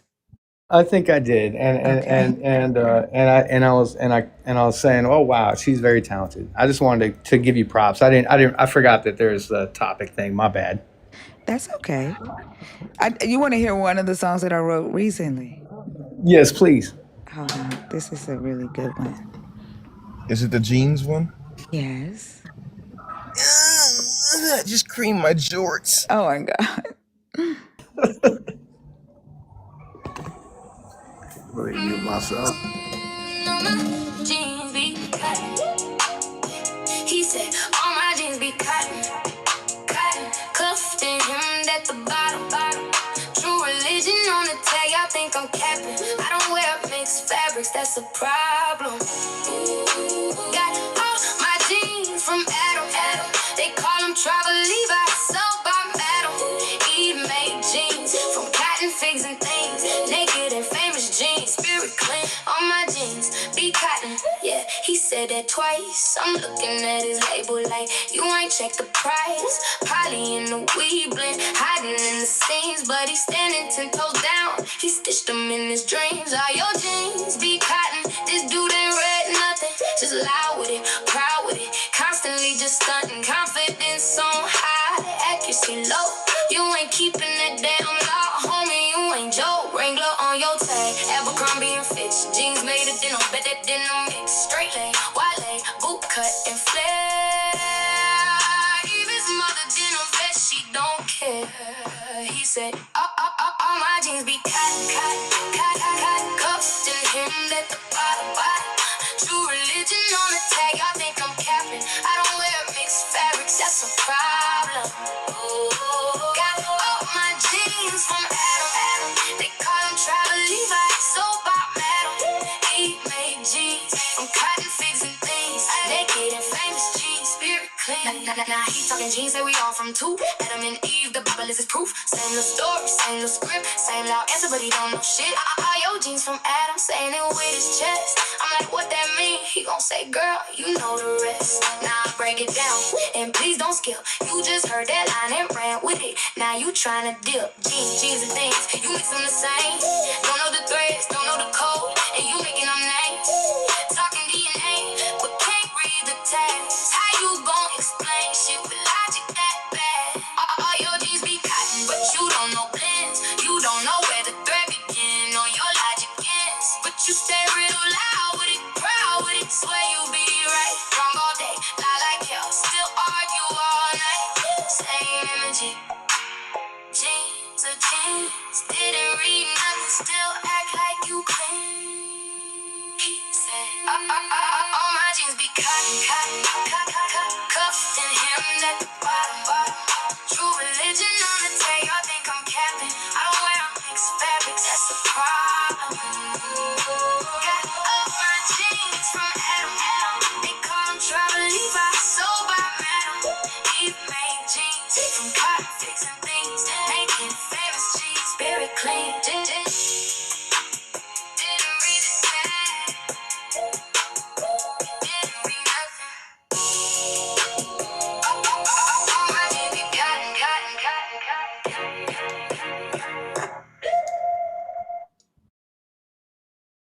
I do need to make that up my alarm. Yeah, I Hey, wrote thank you that for one. that. You're welcome. I wrote that one after a Okay. believer told me that they don't wear mixed fabrics, and he yelled out, "All my jeans be cotton." I was like, "Oh hell, that's a song." Hey, thank you so much. You are absolutely fire. Where I'm from, they would say that you a singer, sure, but you rapping on that track, that's dope. I appreciate you. Thank you so much. Hey, have a blessed one You or a too. good day. Thank you too. He said, bless, everyone get him. Y'all, tonight, Bash is on America's Got Talent. I don't know what time it comes on. What time does it start? Does anybody know what time America's Got Talent starts? I'm not entirely sure. I'm thinking, is Xena doing like a 8 watch Eastern, party? 7 Central. I'm not sure. 8 Eastern, 7 Central, y'all. Poppy? Wait, is this our Poppy? Me not think. It's not ours, is it? Poppy? That's not. No? Okay. I was gonna say, not supposed to be on stage.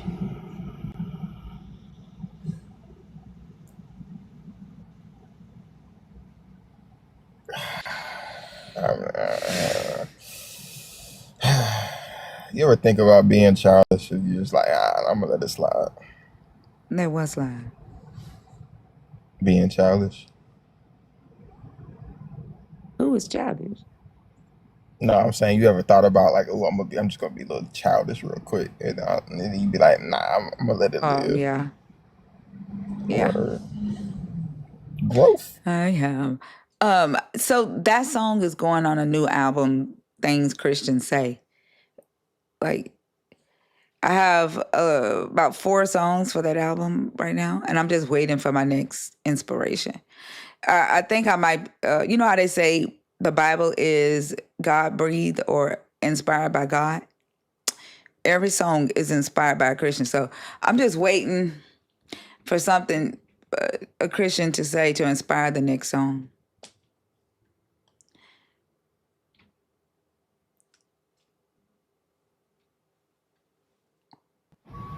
I didn't grow as much as I thought I did.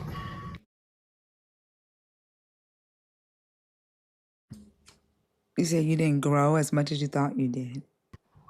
Yeah, I had to do it. I was gonna let it slide, but then What was the petty? do that, repeated it. Yeah, you know, they're talking about how it's on Peacock, and I said, he did what on his cock? Oh, it was burning. I mean, you know, it couldn't. Look, it had to come out. Like, I don't know. They kept saying it. I had to do it. Yeah. All right, y'all. The guest box is open. Oh, that's actually a really good idea. You should make an album based on the things that I say. Really? First track is Frail Body Bitch. That does need to be a song, though. You frail body bitch. Bitch. You original. Fuck FBA. You the FBB. You frail body bitch. Bitch.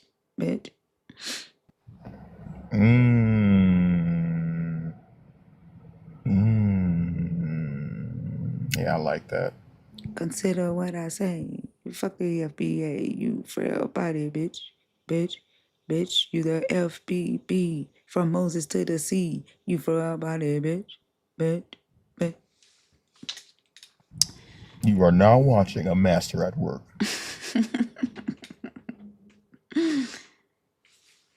Y'all, it is 7:17. Y'all should be up and out 'em. Y'all done had 2 cups of coffee, a shower, done brushed the teeth. It's 900 people in here, and the guest box should be on fleek. I haven't heard that word in a minute. On fleek?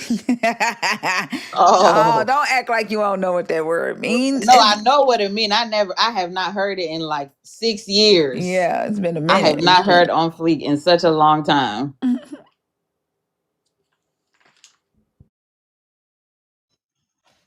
Adonai. Hello. Hi, how old are you? 44. Are you Torah only, or are you calling Yeshua Adonai? I come in the name of our Lord Jesus Christ. The kingdom of heaven is upon you. You're going to give an account for every word you utter that you slander. There we go. It's okay. Let him Every say word. it. It's okay. Let him say it. Go ahead, finish. Listen, sister, repent and be baptized, No. everyone, in the name of Jesus Christ for the No. remission of sin. He No. died and was resurrected in 3 days so that we can And have the yet gift of eternal he life, died and sister. resurrected in 3 days so you could be on here begging for Yes. motherfuckers to bow down to him. I'm not begging for you Yes, to you bow are. down to Yeah, nobody. I you don't want you to are. bow to me. You You are will bow to begging. Christ, You though. are begging. I bet you'll bow down to If the he Lord was a Jesus true king, if Christ he was a true king, he would not need you. into Like, the let me ask you a wilderness with question. you. Let me ask you a question. Did King You know the James? word. Hey, It's been did King preached to James? you. Did King James have to go out and beg people? Yeah, fucking runners. King James didn't have to beg motherfuckers to bow to him. Like, why the fuck does your Jesus have y'all fucking begging for that shit?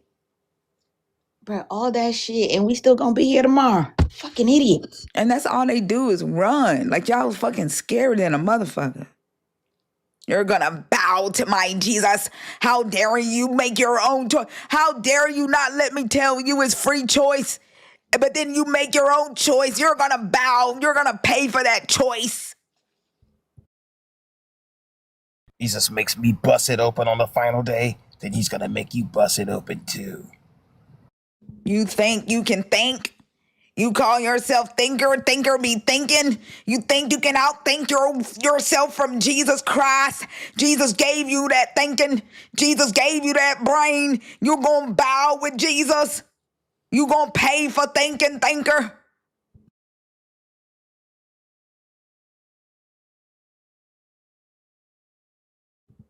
What happened to he's gonna give y'all the peace that surpasses all understanding? Like, what happened to that? That shit don't work no more.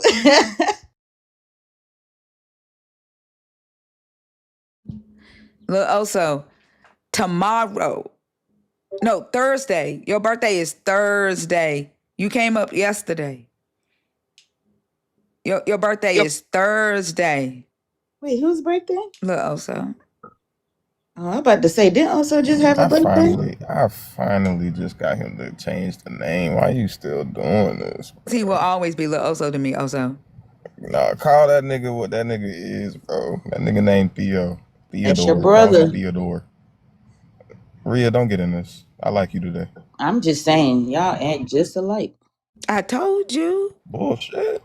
Like, he learned from Oso. That's why his name is Lil Oso. That's bullshit, bro. I didn't come this motherfucker lying all the fucking time. I was telling Oso Thinker, I thought they was friends for the longest. I really thought they got along. I was like, oh, Oso just playing. You know, yeah, he playing. I'm like, that's your friend. The problem is, see, this is the issue, because I'm going to just stand on that kind of nigga, and y'all keep putting me in a position to stand on that, and then y'all get mad at me when I stand on that. Quit putting me in a position. Y'all get mad when I call that nigga what I call that nigga, and then y'all get mad at me. Don't make me do it. Like, I honestly think that you just having, like, feelings. Like, you think that because he's Lil Oso and you the Oso, you think he gonna take your spot. So you just start hating on him. Like, That's how I there's no see it. need. Like, you daddy Oso. Like, a father jealous of his son. Like, you acting like Yahweh. At least do that, get it. He's a Oso prodigy. He oh so annoying. But he's your namesake. Yeah, there's an H in there somewhere. Speaking of H's, if you have the time, come on up here and talk to us. Thinker's clearly spiraling. Let's fix that.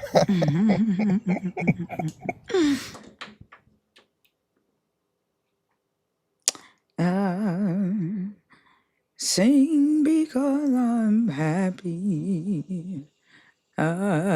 Sing because I'm sleepy.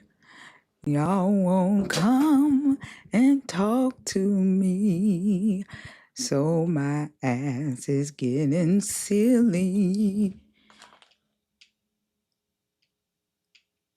Come up here and talk to me, y'all, because I'm finna get silly than a motherfucker. Like, that's what happened when I get sleepy. Diana. Diana's still sleeping. Goodness gracious. That was dirty, Diana.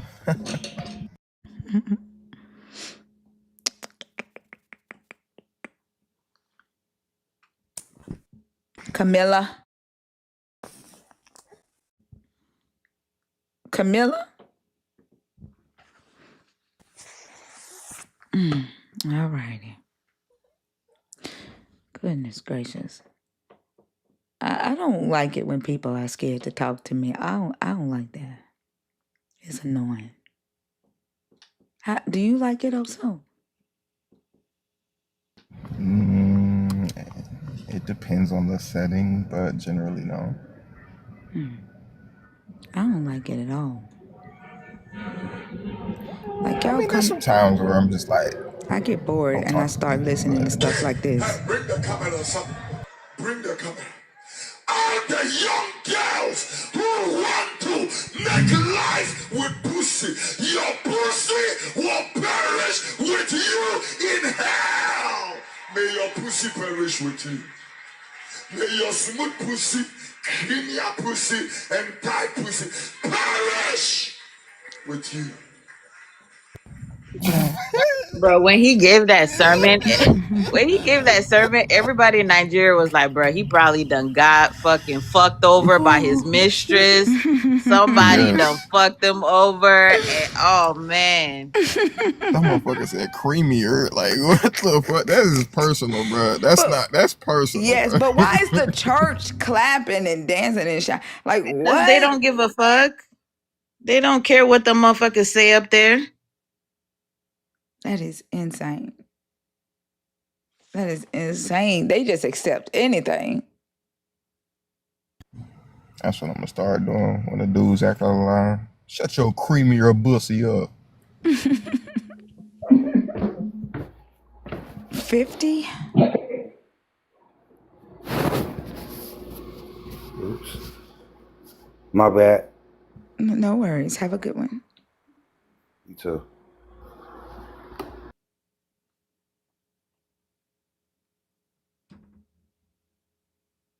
Sapien, I've been asking if you're in here on purpose, but every time I take you out, it puts you right back in there.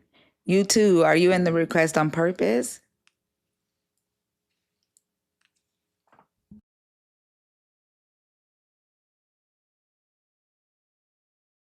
All the young girls.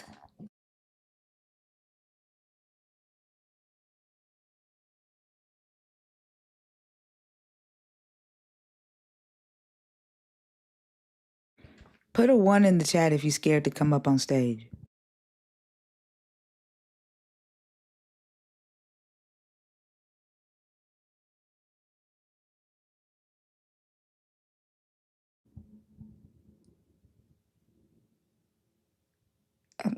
Look at the nerds. Look at the nerds. This is crazy. Huh? This is crazy. I can do it and call it a joke because I'm on stage, but y'all can't do it and call it a joke if y'all down there. I'm just saying.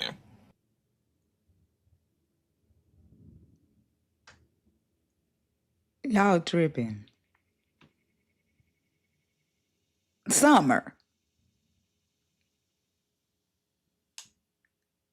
Good morning, Mama Bash. Y'all tripping.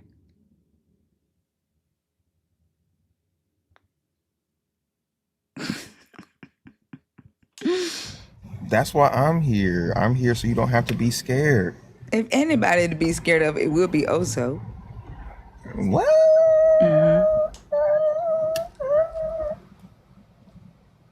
Oh, and do that. Fee terrorizes you? Fee terrifies you? Ain't no way. What did I do?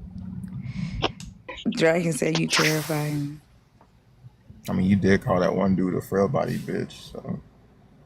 Yeah, I did do that. I gotta work on that also. You just so quick to anger. All he said was women are property.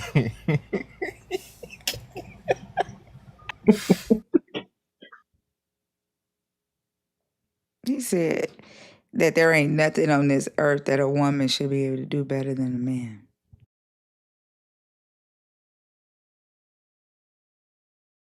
I was just trying to get him to understand. No, really, Ducky? Ducky talking about you can't spell fear without fee. Why are we doing that? I'm trying to figure out how he was going to justify a woman sleeping with more than one man makes her a whore, but not a man. Critically walk me through that shit. Because it don't even make sense. Let's say the man did carry his seed. He said that a man can plant his seed in as many women, but she can only carry one. That would make him the hoe. Exactly. Like, I Exactly. swear, I was so confused. their logic be fucking fucked.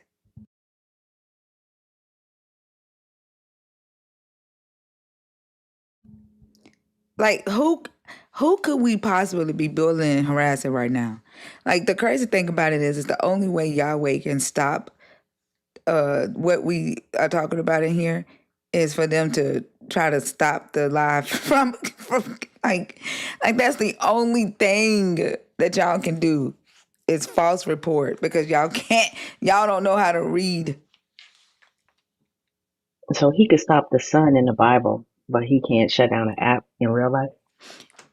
That's all they can do is false report. That's it. But TikTok needs a better appeal to these restrictions, because like even when I like select that the restriction is false, they don't check them. They just leave them there. Like there isn't anybody on stage for me to be bullying and harassing right now. But a believer is in the chat false reporting.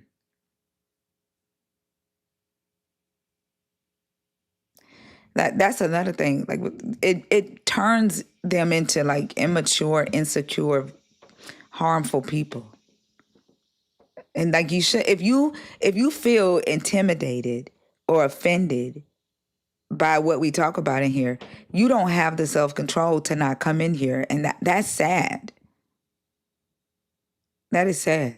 Like you should probably ask yourself, why is it that Thinker has self-control to not go in your lives, your boring lives? They're boring to me. Even when I get reports back that y'all talk about me in them motherfucking lives, and I still don't show the fuck up. Like why do I have more self-respect to not sit somewhere that I don't want to be than you?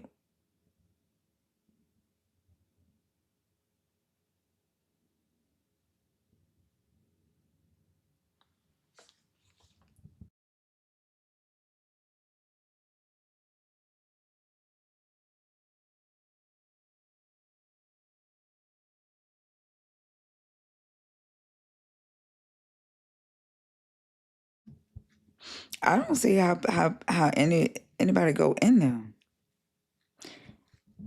Like the logic be like, for one, they talk all over each other.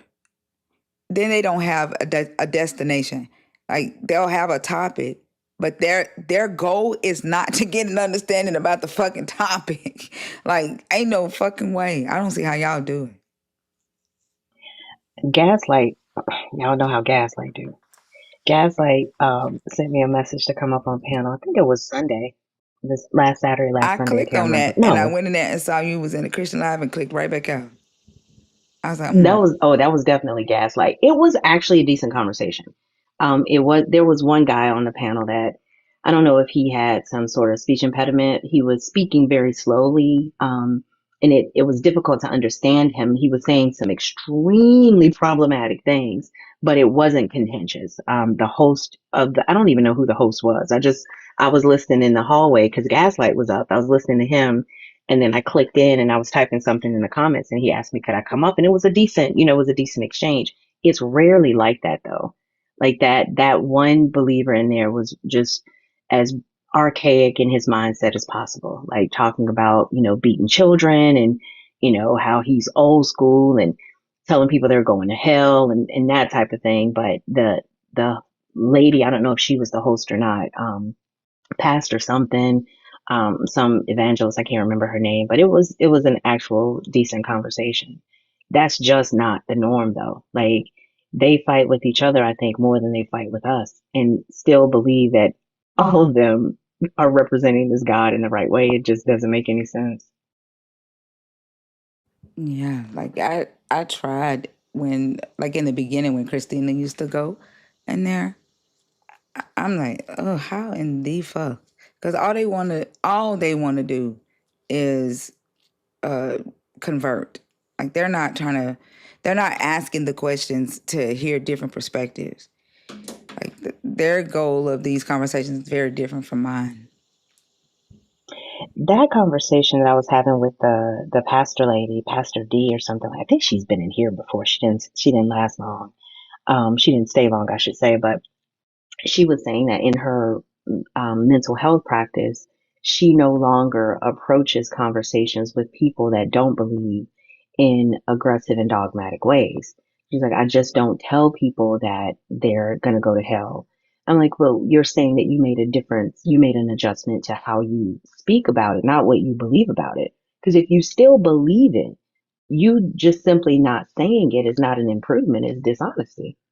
You're not reflecting your actual position in a way that's indicative of what you believe. You're softening it, but you still believe the harmful thing. But she was focused on, I think, her platform and her, to me, the brief time I was in there, it seems like her approach is trying to deal with Christians to soften the way that they engage with non-believers, because she sees how ineffective it is, but she hasn't addressed the fact that she still thinks it. She's just put a mask over it and put some makeup on it.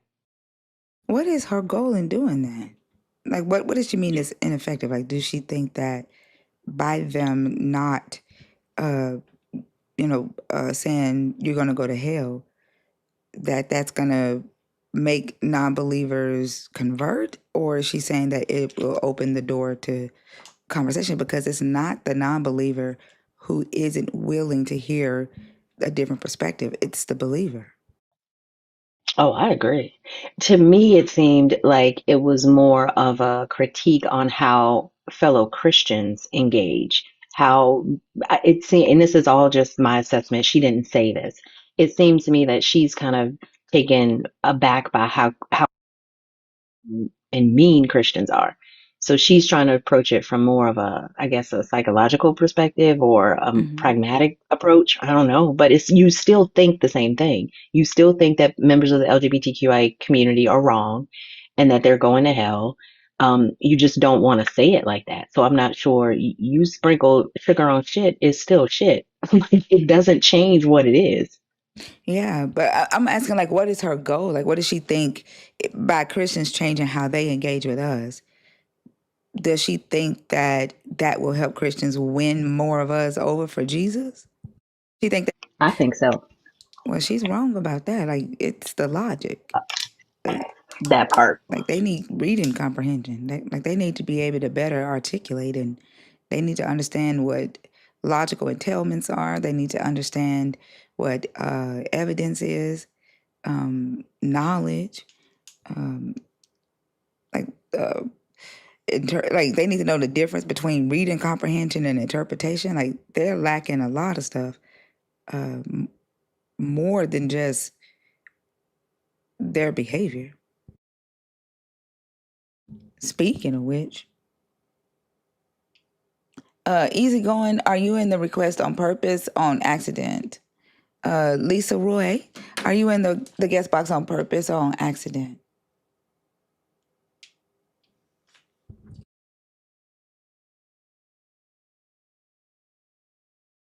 She was more concerned about the performance. I don't know.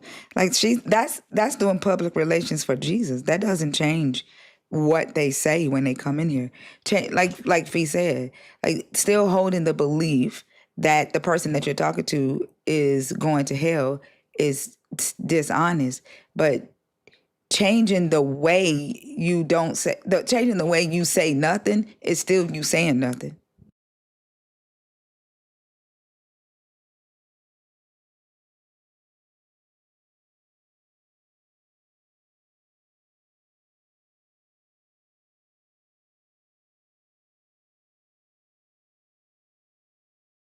That's just Jesus public relations.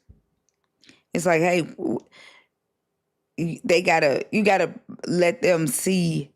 You gotta pretend like you have self-control. You gotta pretend like you understand. Pretend like you have something to say. That's what I hear.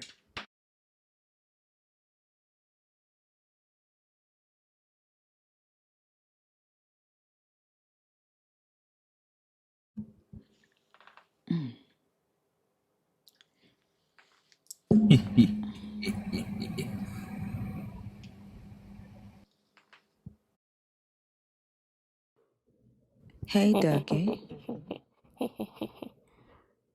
Hi, How are you? I'm good. How are you? I'm good. Feeling some type of way. Mm. Well, maybe I can sing a song. Please do. But also, good morning, Selena, and also Emphy and Rhea. Good morning, Ducky. Bueno dia. All right. I don't know if you guys know this song, but I'm gonna sing it. Ready?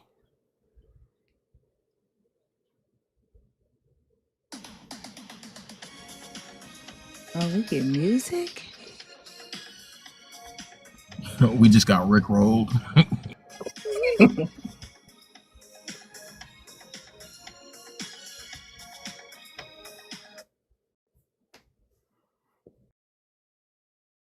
Ducky. What just? Why is she For like? real. You act like my We daughter. just got Rick Oh my rolled. gosh. That is so You wrong. just Just did like my daughter. Mommy, can you see what I'm doing? got And then us showing all her hyped. finger. Yep. Like, That's what? just like my kid. Why did you do that? Ducky, that was so wrong. She made me think she was like, and hyping up her performance. She getting like more and more creative with her songs. I'm thinking we finna get blessed. We did get That was blessed. We my got blessed jam with one of the too. most viral memes ever. Look what I can do, Mommy. A fucking carton. Stewart, you're gonna That get was your Google definitely all over it. that was definitely rage bait. Yeah.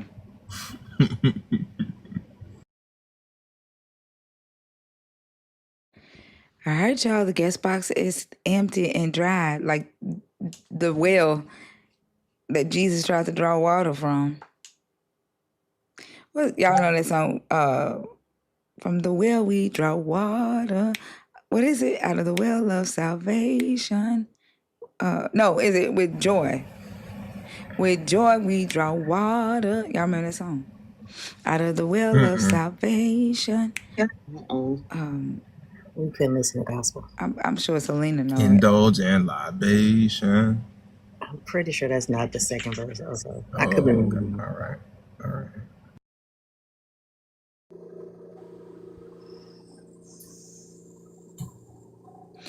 Crystal Meth. Good morning. Good I do morning. remember the song Thinker. I just wanted to affirm you. You say you do remember it? I'm I definitely said I not just up wanted here to to affirm you. sing. I'm How old are I'm you? a I'm a 67-year-old. I guess you would call me a friendly. I was been a Christian most of my life up until I was about 53 years old, and I don't know what I'm kind of new to all this. I don't know if you'd call me an agnostic or an atheist, but I'm a retired, I guess, in the medical field. So I was in science most of my life, and that affected a lot of the way I feel. Anyway, I've argued a lot with abolitionists about whether or not I was ever a Christian. And they always change the goalpost when you ask them what it is all my life. When I ask, to be what it is that makes you a Christian, they change the goalpost constantly. You saying you've And been arguing with abolitionists? Okay, yeah, I thought my ear was hearing that wrong. abolitionists, they always have a religious reason, so they always argue with me about religion. It's always a What are religious they? What argument. type of abolition? Slavery In abolitionist? 2026? I'm sorry. I'm talking with them about abortions and about women. Oh, I'm abortion sorry. apologists. Yes. Yes. Oh. Oh, Okay. Abolitionists, y'all. That makes I'm sense. sorry. Girl, I was like, what? I'm sorry. I was I so bet I confused. did throw you guys through. I'm sorry. So, you said they argue about whether or not you were a Christian. I do want to ask, like, in the medical field, as a believer, there was never, like, how did you maintain that, knowing that you were a part of what was actually healing people and people was giving your God credit? Like, were you believing that the God was using you to heal people? Well, I certainly would have thought that. I was always believing that was a part of that. My whole family believed that. I still continue that. I believe that that was what I was put on this earth for. But the thing is, I mean, can you tell me? In the Bible, I kept seeing different reasons or different explanations of how you got into heaven or what was the reason why. That was my dilemma. What was the ultimate? What was the ultimate reason, or how you became a Christian? They would ask me how was I Christian? How did I give myself up to Christ? How was I one of His children? And I would tell them, I gave myself up. I said I was one of His children. I accepted that I had done all, that He had died on the cross. I had, no matter what they say, if you tell them that's what you believe in, because you say that you no longer believe in it, they will change the goalpost. And this was my confusion, and I don't know enough about the Bible as far as the scholarly part of it to discuss that with them. Yeah, I think how many ways is Bash up to for salvation? Is it 13? I think it's 16. Oh, I was going to say 13 ways to die. 69. So 16 ways to become a Christian. We don't know. We don't know how they get to heaven. I don't know the answer to that. This is the thing. They would ask me. I would tell them. They would say, "No, that's not it." And I said, "Well, then who knows?" Right. Yeah, they don't know. The Mama Bash had a prompt one time asking how do they know that they are saved, and every last one of them came up there and said they don't know. They just have faith. So they don't. They all have different ways of getting there, different beliefs about it. They cannot definitively say that they know for a fact that it is true. No, but I don't know. Can somebody take over for me? I gotta go get me something to eat. Yeah, you're good. They have a hard time with me because I believe that most of my life, and I hate to throw this in, but I'm terminal. I have a terminal condition. I'm well right now, but I have a terminal condition, and it was actually that terminal condition that kind of helped me get over it. Most of my life, I was worried about getting into heaven or hell. That was that. I mean, we have to admit that's a concern. We all worry about it. And being born into a Christian family in the South, you want to be there with all your family. You don't want to get left out.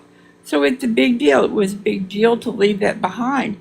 But leaving it behind, even after I'd been told I was terminal, it was the most peaceful and relieving and freeing thing I had ever done in my life. I had no idea it would be that way. And it put in place so many things as a scientist and a medical person. It put in place so many things I had not understood and had been confused about my whole life. As I read the Bible and had been in Bible study and had been sitting there, and questions that I had that no one could answer. Now, That's what I wanted to get to. Even though I'd been in this my whole life, I had questions, and I was confused, and I did see all the fallacies and the stuff that didn't make sense. I did feel like there was no one there. The crazy thing is, believers will hear that story, and all they'll come out of it, all that'll come out of it is, oh, she's mad. She's blaming God for her terminal illness, which I'm sorry that you're going through that. Yeah, But that's all they're exactly. going to say. Even while they're hearing you say, no, actually, I started to compare reality and it wasn't matching with reality. It doesn't match with science. It doesn't match. Even though they hear all of that, they're just going to say, oh, you're blaming God because you're sick. And I agree, like 100%. Rhea, I was going to say the same thing. You know, I hope that you're as safe and comfortable as you can be. But the craziest part about religion is that life is a terminal condition. Every single one of us are moving towards that condition because that's what happens to life. But religion hijacks that natural process and it completely robs us of realizing that every moment that we have is the only moment that we can get to. And every single one of us is moving towards that eventuality, but they're trying to tell you can bypass that. So you worry so much about how other people are living their lives, what they're doing, who they're loving, what they're eating, what they're smoking or not smoking, what they're drinking or not drinking. But you don't stop to realize that this life is the only one that we get. And y'all trying to regulate it for everybody else is making us miserable. And not y'all as in you, ma'am. I'm just talking about believers. Oh, thank you. You said it beautifully. That's exactly what I wanted to say. That's what I've come to understand.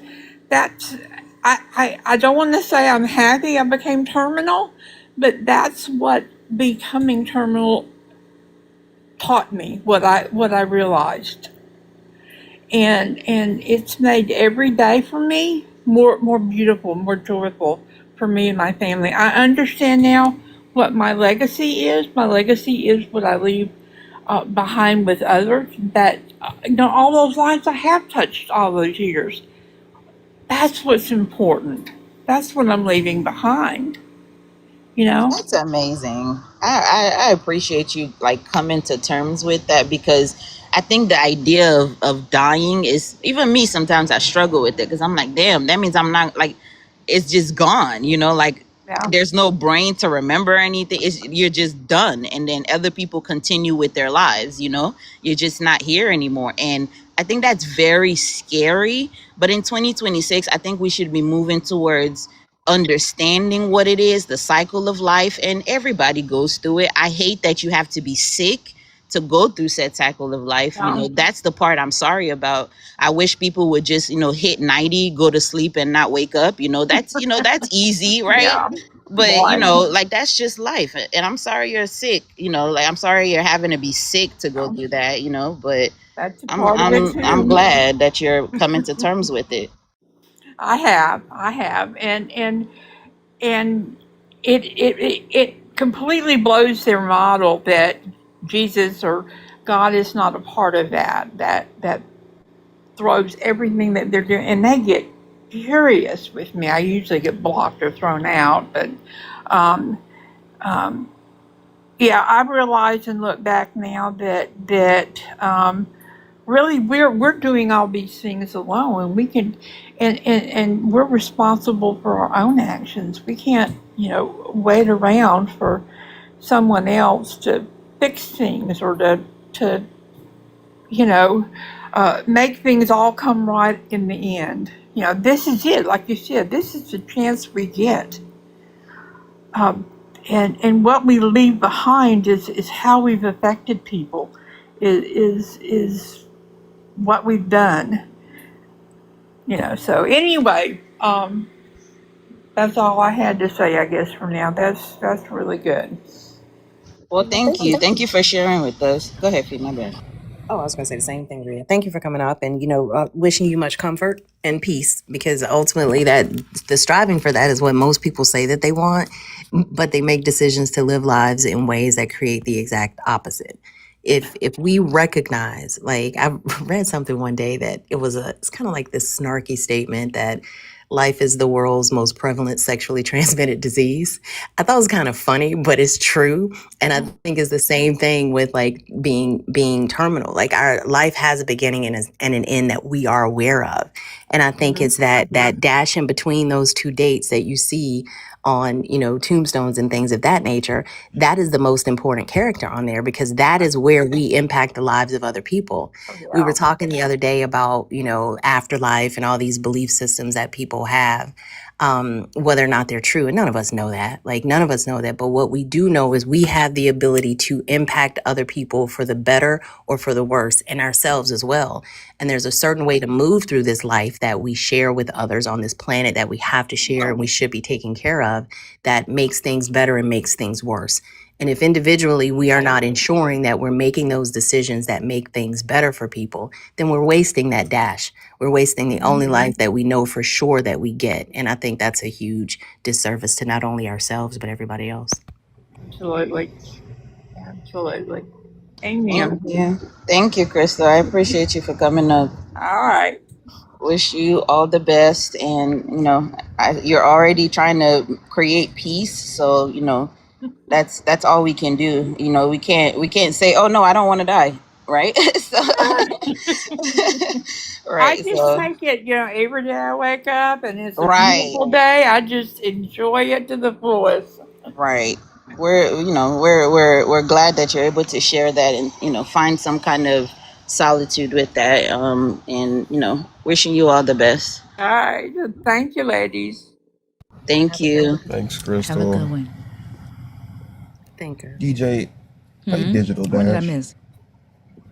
You missed the fact you called that lady Crystal Meth and her name was Crystal Martin. She didn't even know. Yeah. Yeah, I don't know where the E and the TH came from, but you know what? I almost spit my coffee out. Y'all, I can Thinker only knew see that. She was the just the messing crystal around. M.A. That's all I can see. Yeah, she was just messing around. Cool chick. Cool chick. I swear they be running like demons.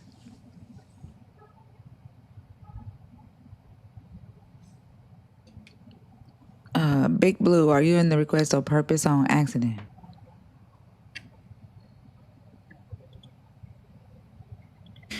All right, y'all. The guest box is open. It is 8 a.m. We still have 2.5 hours left in the show. 735 of y'all in here. Are all of y'all demons? Heathens?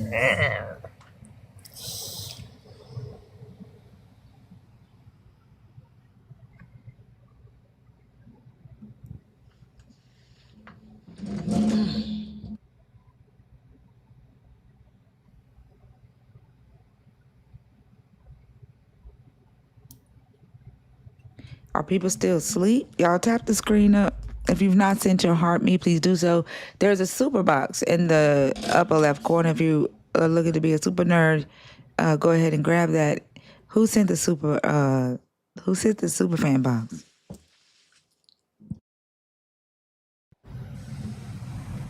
Ohana? Looks like it was. Hello. Oh, it's from Danny. Thank you, Danny. W Danny in the chat. I need y'all to wake me up. I'm on 3 hours, actually 2 hours and 45 minutes of sleep. Ohana, how old are you? I'm 61. Are you a believer, deconstructing, or an atheist? I'm a believer who has been through many faiths. Different Are you a faiths. believer in the God we are discussing, Jesus, Yahweh? I'm a believer of Jesus, yes. All right, there are 4 topics on the board. Which one did you come up to discuss?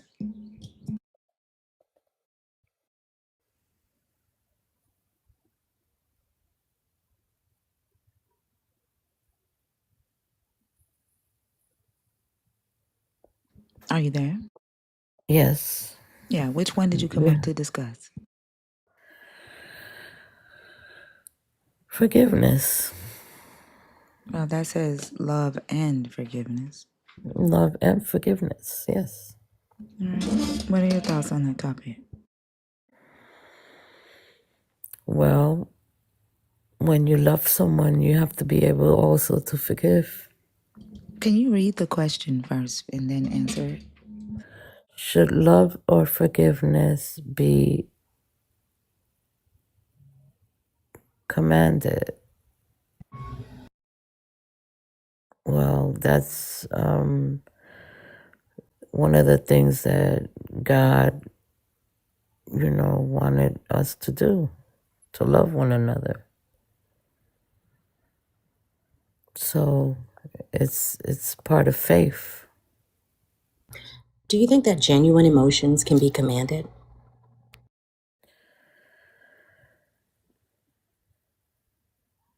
Can it be commanded? No. That's something that just comes from inside. That can't be commanded. That's Okay, something so if that you know comes that as a naturally. okay, so if you know that as a human, shouldn't God know that too? Since according to you guys, He made us. He made us. He must have loved us a lot that he sent his son to die for us, right? That's not what this topic is about. This topic is about whether or not those emotions, genuine emotions, can be commanded. But he loved us that much that he sent his son to die for us, right? Again, I don't know. I know that's what you believe, but that's not the topic of this conversation. This conversation, and Thinker had you read it, I think, for a very particular reason, to ensure that we stay on the topic, and that's whether or not genuine emotions can truly be commanded. I don't think that general emotions can be commanded. I Genuine, think not that's what I general. said, genuine. Okay, I heard general. No, I didn't say general. I said genuine. So if we know that, then how do you view the command from a God to love? If you know that a genuine emotion cannot be commanded, wouldn't that invalidate that command from your God? No, Why wouldn't it? he's commanding us to love one another. He's telling us that that's something that we should do. That's something that we should do. There's too much hate and stuff in this world, first of all.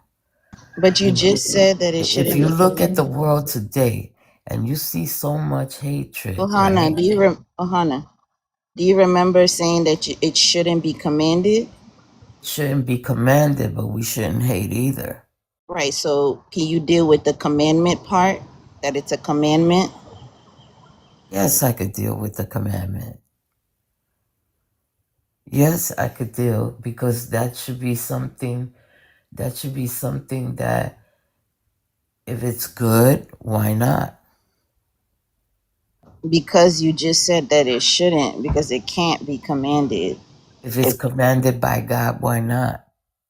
It's not How is it commanded by genuine? man. It's How is not it commanded genuine? by man, but by God. How is it Yes. genuine if it's We commanded? follow by God, not by How man. is it genuine if it's commanded? Because we're following what God says. We're not following what man says. Because Okay, either by God or man. man fails, God doesn't. That's the Okay, either by difference. God or man. How is forgiveness commanded if you're saying that it's not, like Because it he shouldn't be forgave us commanded? for our sins, so why shouldn't we Okay. be able to do the same? I don't think you're tracking the conversation, Ohana. You made a No, statement I that think that I'm can hitting on I'm something sorry, and you're can you being stop? offended by it. I'm not offended. And the only thing that's offensive is the fact that you keep speaking over people, because as an adult at your age, you should know that that's not how conversations go, right? We all teach our children to not interrupt people. We shouldn't have to teach adults that. We're simply asking for the logical entailment that you've created and the knot that you've tied yourself into. You admitted that genuine emotions cannot be commanded.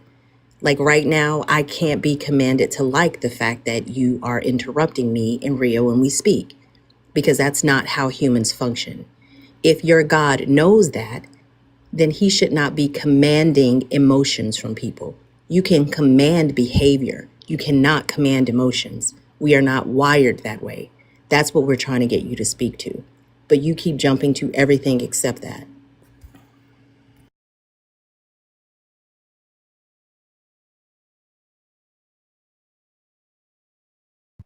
You'll have to come off mute. Oh, so. Yo, I thought that was her. I did too. Can you actually address the topic, Ahana? I think I.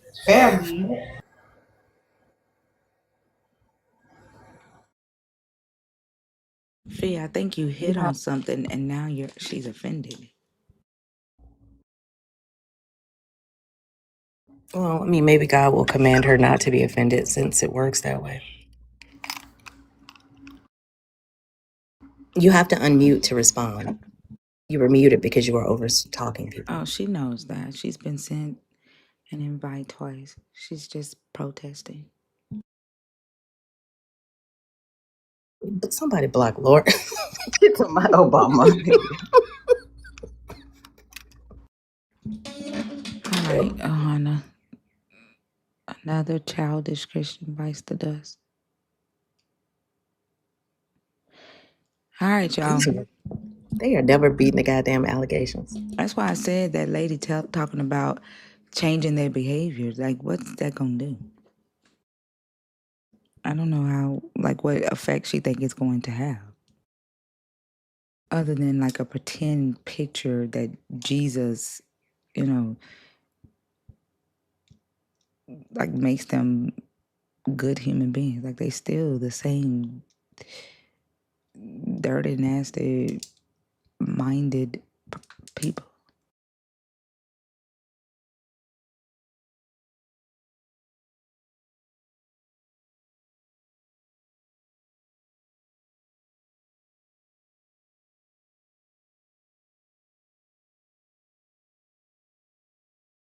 But do you think, I was thinking about the fact that they come up here every single time we ask this question.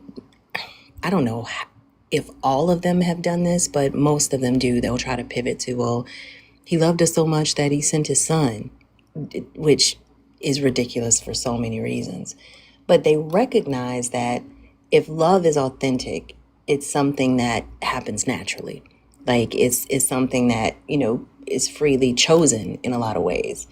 And I think if you attach a command to it, it completely undermines what makes it love, what makes it meaningful. And you have people walking around doing things in a very performative way. And I think the fact that these conversations often result in believers crashing the fuck out, even though they claim that they're showing love, it's cracking that facade. It's showing how this commanded love from this God is nothing but an act on their side. Because people who are moving from genuine love and genuine kindness, they wouldn't come up here and crash out in 2.5 seconds and start calling us all kinds of names. Your commanded love from your God doesn't work, just like all of his other plans don't work. I don't see how this one is any different. You see that lie she done told in the damn comments? What she said? I didn't crash out. I never talked about my religion with you. I must have hit a nerve. Like, they're delusional. That's why they're believers. They What? lie to themselves. They lie to other people. Like, their reality, it's when, I forgot who it was. Joshua was talking about how the God of the Bible has a very incel-like personality. And believers are just like that. Yep. Like, incels live in a different reality. Like, they lie to themselves in order to justify their behavior, their insecurities, and what they believe. And that's what believers do. Truth And of, the like, thing is, this is reality all, offends them. and she can go back and listen to this on YouTube. Like, she is the one who pivoted to God loved us so much that he sent his son. But that's not a religious belief. That's not a God belief. Reality absolutely does offend them. I think you hit the nail on the head. Truth offends them. Think about the number of times that we've told a person, stop being rude. And, oh, well, you can't do that. You can't say that. Well, you are being rude. You are interrupting. You are literally doing a thing that we can play a recording back to listen to you doing it. And it's problematic for me to call out that reality. They're just accustomed to their delusions and mad when we don't acquiesce. Yeah, we had a guest tonight who said that the reason he does not think is because leaning on his own understanding too much leads him down the wrong path. And he said, I'm the type of person that I just needed to be simple. Do not steal, do not kill, you know. And so I reiterated to him and I said, so you're basically saying that you needed simple, goo goo gaga, don't do this, don't do that, a little of this, a little of that. And he said, yeah. So throughout the whole conversation, I kept it simple. He got so mad and said I was disrespecting him for talking to him in a simple way. And I said, that's what the fuck you said you needed. That's what you said that you have, basically used your free will to accept. And now you mad at that reality? You mad because you can't understand complex thought because you've agreed to just accept goo goo gaga teaching and so that you can have eternal life? Like the reality of what they believe in and what they've accepted as truth fucks them up. That's why they kick and scream when we pull them into into reality and deal even with just their book. They fucking hate that book because it's not what they've been preached. And they don't want to meet their God for real. And that's exactly it. Like, she's in the comments now. Like, read the Bible. I have studied the Torah, T-O-R-A, the Bible and the Quran. Don't say you're while you are a person of faith. We never claim to be a person of faith. Like, they don't listen. They Dragon don't. coded. Yeah. They do not seek to engage at all. Dragon said, I'm willing to bet she think that this is a Christian life. But will swear up and down they being guided by their God. Like their God do not love their asses. Because the amount of times that their God has sent them in here with them thinking that this is a Christian life. Like he's setting y'all the fuck up. HSA.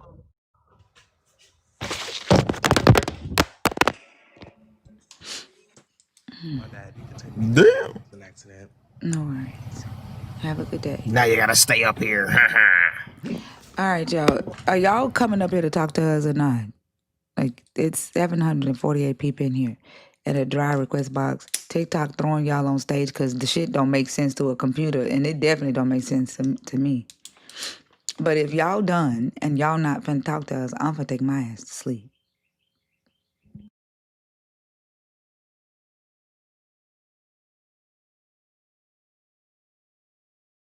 Hold on, Lords. We have 4 hosts on stage. I only allow 4 hosts on stage at a time. Delulu. Yeah, How old are you? I'm 40. I'll be 41 in August. Are you? Oh, okay, Lawrence. Are you a believer, deconstructing, or an atheist? If she muted in the chat, y'all ain't coming up here. Well, I gotta let her talk. Ain't nobody else requesting. I'm not atheist. What are you? Why do y'all Christian. answer with what you're not instead of what you are? I didn't hear everything that you said. I'm sorry. Can you not eat and not yell like that? What the fuck? I can lose my mind. You sound like you eating Scraping cereal the with bowl and fucking yogurt. everything. You said she was in the chat asking for followers. But coming up here eating like that, I don't know who would want to follow her. That she don't have etiquette. Thinker, I'll drop for. Oh, I'll drop for She said another it was host. an accident. Oh, okay. Yeah. I don't know that we're gonna be live in much longer. That y'all gotta stop using me for ASMR. That ain't what we here for. Right. We here to have conversation. And the only reason why my voice sound like this today is because I'm tired than a motherfucker. Y'all think she sound like Beyonce. I ain't, shut up. Say Cowboy Carter. Mm-mm. I just want to say I'm proud of you, Thinker. You got into the shut up part of responses to also everything else from shut up.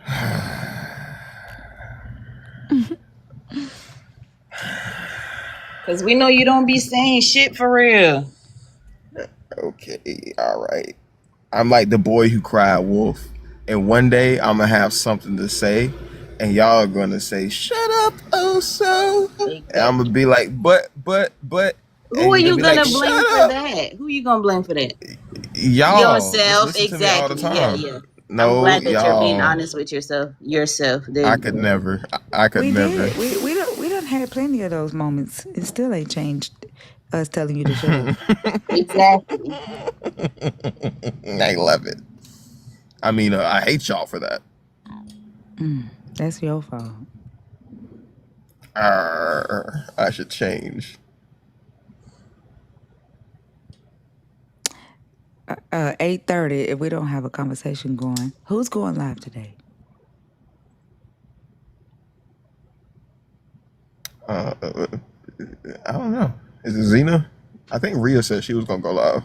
Oh, Mama When? Bash. Mama Bash said it'd be her. Mama Batch was in, and she was in a pretty decent neighborhood yesterday. Like I think her live had some good conversations. Yours had some good conversations yesterday too. I think it was like 17 people in the queue when you shut down yesterday, right? Mm-hmm. I think so. Right now, we're stuck with like who's already in here because the Christians been lying and mass reporting the lie. Yeah, I think their only defense mechanism is to keep people from learning about us. And so the only way, like, if the Christians are mass reporting to keep people from learning about us, then y'all in the chat got to do the opposite. Like, y'all got to do the things that will convince the AI that the mass reporting of bullying and harassing is not true. That's the only thing. Like, they get scared when they see the live growing.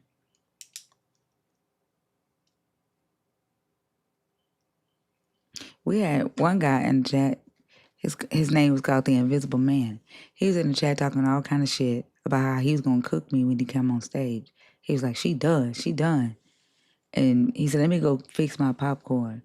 Brought him on stage and the motherfucker was scared to talk. He was commenting in the chat. Wouldn't even open his motherfucking mouth on stage.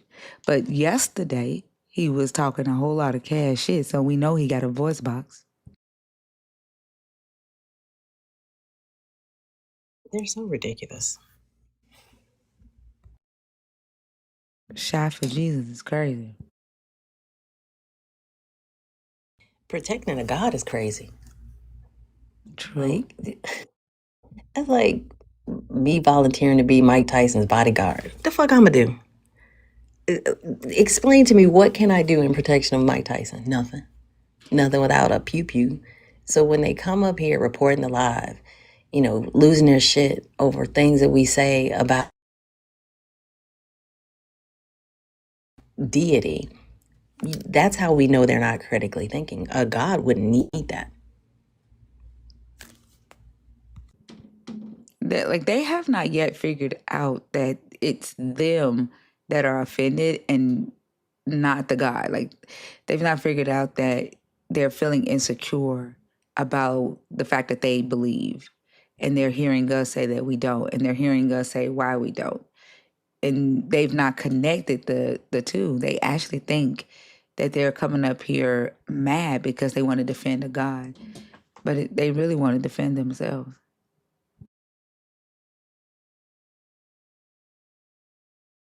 That's why when I was talking to I don't know who I was talking to yesterday on Mama Bash's live, that was claiming, was that God's Runner on your live before we ended? Because that dude is so exhausting.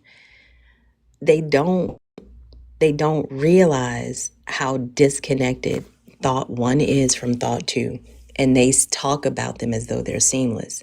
So I think these conversations, like you're saying, they've never thought about why the reasons that people don't believe. They just assume that what they've been told, people don't believe in God because they just want to sin. People don't believe in God because they worship Satan. People don't believe in God because they sacrifice to demons. Like, never once have they stopped to ask themselves, is that true? And I think in these conversations, they're seeing that it's not true, and understanding the entailments that comes with that realization fucks them up. Yep. We had a good conversation with Mr. Michaels about Leviticus 18 and Romans 1. Like, Mr. Michaels used his nerd benefits to have a good conversation. I mean, I wish we had a bunch of nerds who wasn't scared to come up and talk to us. Don't y'all? Yeah, that'd be nice. Mm-hmm. We should create that. We should create a thing and make a badge and call them super nerds, and then give them stage priority, and then tell them that they could come up and they could talk about whatever they want to talk about. Like, we should do that. That's a great idea. That's a great idea. I hate I miss Mr. Michaels. I know he had said he was going to start going live and miss his conversation. I have to go back on YouTube.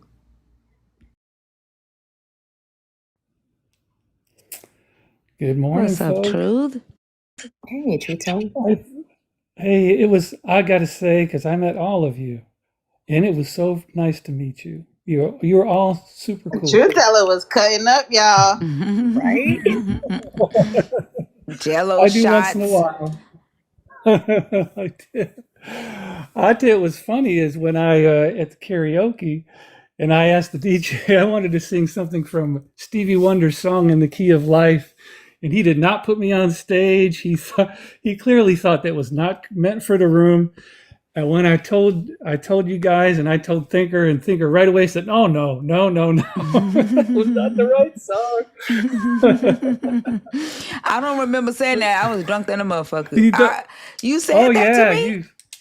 I put in a request. I wanted to sing Stevie Wonder's "Boogie And I on told you Reggae no. Woman." I said, don't do that. It was on the outside the park. It was just before we I were was leaving. drunk than a So you were definitely, you were in that stage, but you immediately said, "Oh no, no." Oh my gosh. You said this ain't the right time and place. I did? Oh my Yeah, you God. did. And clearly the DJ thought too. That's hilarious. But it was fun. I tell you, when I was checking out and the person behind the desk, she looked at me and she asked me if something was wrong. And what she was seeing was the disappointment that it was over, that the weekend was over and I was going home. It was so fun. Yeah, we had a lot of fun. And what's funny is I was still nervous to come up and talk with y'all. What? Isn't that crazy? You Yes, spent it's 3 crazy. days with us and you still nervous? Yes. Honestly, you was I a tell lot you. inebriated, so I get it. You sober now. But something made me think. Well, the number 3, that made me think. You look at body count, just in the flood alone. Yahweh far outdistanced Satan. In fact, once after the flood, you can't compare the two body counts, and then you got to add the Amalekites and all those communities that were wiped out. And then even he gets mad about a census and he just wipes out 75,000 Israelites. It's like he slaughters with his morning coffee. Little coffee, little croissant, and little slaughter. And Satan's the bad guy? Even if you think about hell, it's God created he created the jail. He created the jail. Satan's just an employee. And Satan's the bad guy? Wait, hold on. Who wants to fight me? Oh my God. Are we allowed to fight Thinker? You want to fight me, Roguebot? Asking permission. As fuck. Asking permission to fight is crazy. That's crazy. Put up your dukes. I challenge you to a duel. Put them up. Literally.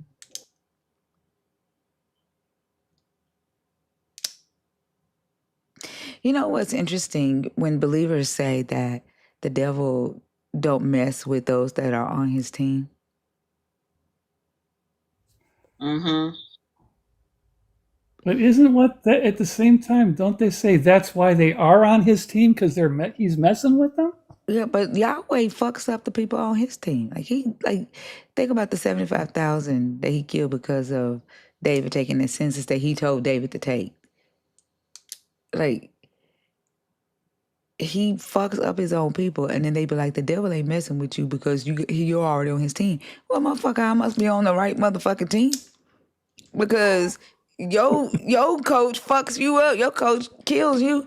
Wait, the Rick rolled? What Rick rolled? Rick rolled was out of pocket. I think a solid 10-second squabble is fair. What Rick rolled? What's that? That's what Ducky did. Oh, what? Why I'm She getting Rick fought rolled us. for it? For what Ducky did? Ducky, you put me in harm's way. Why I'm getting fought for it? I guess you're not on the right team. I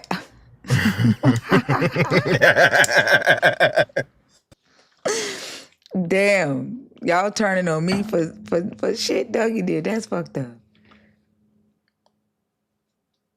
But yeah, no, I think it's crazy when they say that. And then they hate when I be like, well, don't he kill y'all? Well, just ask Job. Job was not just an Israelite. He was God's best man. He was the best, the most righteous. You couldn't be any better than Job. You couldn't be higher up on the squad, first string for God. And he just utterly fucked him up. Exactly. And he says in the Bible, for no good reason. I mean, that's fucked up. Yep. It's the Christian logic. Yeah, it's Oh, but we it's saw it- asking. Oh, they're asking me if they can fight, not fight me. Wait. This got to do with what Ducky did. I'm so confused. I will say you will have to fight me before you fight Ducky. Wait, but why? Can somebody explain And this I to don't me? fight fair. What did I miss? What did Ducky do? Did Ducky play a fight song? If she did, I want to hear. No, she played a troll song. Oh, but why fighting?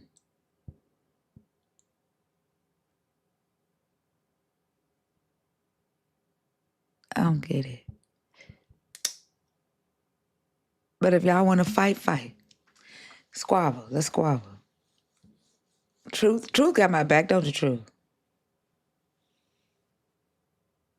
yes, I got your back. Nah, that Truth, took you too scared long. me You for a cooked. second. Like it took I you was on forever to come off mute. You scared me for a second. No, my mute They gonna get 3 hits in before Truth Teller jump in. No, the hesitation was intentional. My mute button was covered up, so I got your back, bigger.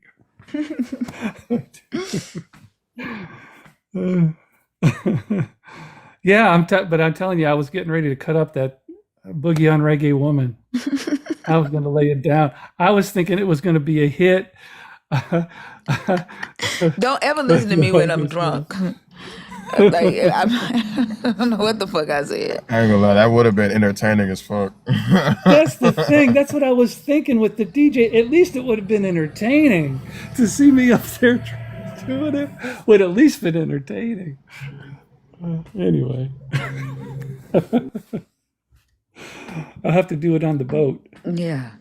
And then if I say, don't do that song, do the song anyway, Truth. Like, I don't know. Did you have anything else? And I would. Oh, yeah. Yeah, I got one more thing. Christians are always trying to threaten atheists with hell. A hell that the atheists think is a fiction. A hell that the atheists think doesn't exist, but yet Christians are always threatening us with it. Yeah, it How does that doesn't make sense? It don't. It don't make any sense. No, it don't. But they don't often. Well, it's like with Fee, with that last guest, and she was walking her right up to, you can't command emotion. It just doesn't happen that way. That's not the way emotion works. And she's agreeing. Well, why would God do that? And then to just short circuit. She got her right up to the front door, and it just short circuit, because they can't take that last step and say anything bad about their God. They can't, no matter how logical, no matter how reasonable. Then they'll try to start like changing and saying, I didn't say that. I don't threaten people with hell. Yeah. But I didn't say anything. You missed my whole entire point. What I said was, like, it's pretty sad that they are scared of logic so much that they will completely try to rewrite your whole reality to run from it. And then you gotta, like, you can't trust what they say in the conversation. You gotta write it down, or you gotta record it and go back and play it and say, you said this. And then they still will, like, it in the face of hearing their own voice, in order to fight that logical entailment, they will deny their own motherfucking voice on tape. Like, it's crazy. Yes. Well, the problem is they're starting in such a bad place. They're starting with such absurd claims, and then their whole theology is built on the most vile moral principle: tormenting the innocent for the crimes of others. It's the worst moral principle, and their theology it's built on. Christian theology is built on it. So when you're trying to defend that, you're already behind the 8 ball, and they almost have to lie. That's why I said, I do believe that the God that they believe in is the deceiver, because they have to defend it with deception. That's what reinterpretation is about, right? Like reinterpreting prophecies that are 4,000, 3,000, 2,500 years old, because they never came to pass. And then you got to reinterpret it, redefine words, make up new concepts to make it relevant to the culture at that time. Like, can you imagine if this is still around in the year 3000? Like, they're going to have to invent new fucking words to make these fucking prophecies relevant. Like, they have to defend it with deception. Yes. His word evolves. Clearly, I just explained to you how the fuck it evolves. Y'all make it up. It has to evolve. Like, if it didn't, then y'all would still think animals get stripes and spots by fucking in front of striped poles. Right. So I don't know if y'all gonna come up with Bible 2.0 or second Genesis or some shit like that, but it has to evolve because it's not real. The words in it don't comport with the reality that we share. They will absolutely have to rewrite this shit altogether. Carissa Whalen with the 20 Think Beyond Dogma Nerd subscriptions on YouTube. W. Carissa in the chat. Thank you very much. Welcome to all the super nerds on YouTube. The nerd family growing over there on YouTube land. That's awesome. John in the chat, tell me one year where people didn't think they were in the end times. Just one. Maybe the year you were born. I'm pretty sure so folks were saying that they were in the end times. Every single moment in recorded history since this belief system has been a thing, people thought they were in the end times, because if you actually read your book, they thought it was coming during their time too. And here we are 2,500 years later, and Jesus still hasn't made it back. Well, Fee, I think I think if this does last another 1,000 years, the Bible's going to look a lot different. They're going to take some of that stuff out. They'll take that slavery out, that's for sure. And they can justify it so easily, because they can say, well, what God really wants, this This part is just leading people astray. But God really doesn't condone slavery. So we're justified in taking this out. Oh, yeah. Oh, yeah. If it sticks around long enough, it'll be a different Bible in a bunch of years. It'll be a different Bible and a different God. Like, yeah, he'll be a God that of government. He'll be a God that is present, like not omnipresent. Like it'll be a different God. Can I say one thing for someone asked me to repeat something, and what I said was tormenting the innocent for the crimes or the missteps of others. The goat of vile moral principles. And Christianity is built on it. Yep. So, all right, guys, I'm going to jump down again. It was great meeting y'all. It was great meeting you too. Yes, and I hope y'all have a great day. You too. You too, bro. John, the horns you heard in the sky was probably a goose, friend. Oh my gosh. Oh my They god. just be saying shit.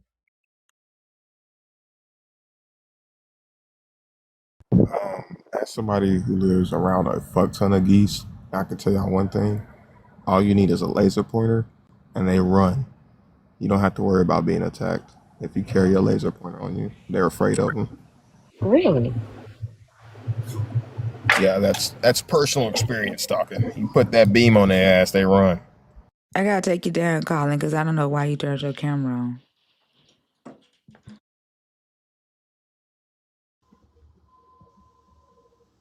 on. Stephen Burgess. Good morning. Stephen Thank you. Burbage. Good morning, everybody. Yes, Hi, how old are you? 65. Are you a believer, deconstructing, or an atheist? I would say deconstruction. Okay. Which topic did you come up to discuss? Number two. All right. What are your thoughts? I believe that maybe because I take a extra time to kind of think about things, when it comes down to it, to forgive someone. So you really can't command me to forgive, but somehow it pops in my head, forgive a person. Maybe it's just an extra thought that I realized by jumping down someone's throat, it doesn't really help that much. And then as far as love goes, I never can be commanded to love someone because there are just some things I can't love. It just does no good for anyone.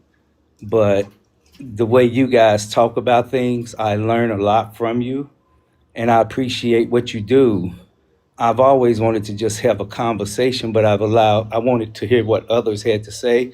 I'm never going to contest anything you say, but that's why it don't make sense how they can come up here and command stuff that you really have to have some kind of personal fortitude to be able to kind of guide you through it. I guess where I get mixed up a lot, and Fee has a lot of good advice.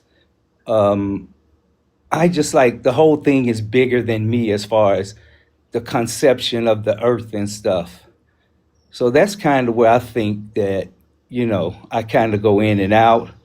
But for the most part, I agree with what you guys say a lot. Do you think that having the answer to the conception or the start of the universe would change our reality in any way? At this point, no, Fee. It's ingrained and it's been indoctrinated so long now.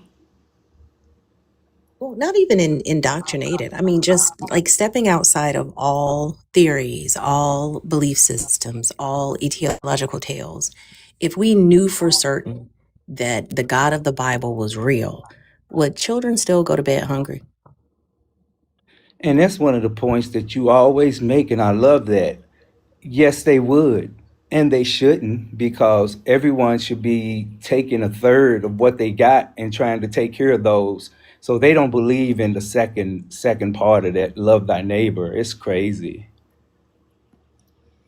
Well, I mean, I'm thinking about it just from the standpoint of being practical. I think as humans, we are curious. I think that curiosity has honestly led the evolution of our species in a lot of ways, because there are certain things that work for the environment that we find ourselves in and certain things that don't. Like sometimes curiosity evolutionarily, like it is not um an evolutionary benefit in that regard. Because like think about it, the person who hears rustling in the woods and is like, let me get the fuck out of here, it's a lion, and they run, they're going to survive. Whereas a person that's curious is like, it may not be that, it could be something else, and if it is a lion, then they're going to get eaten.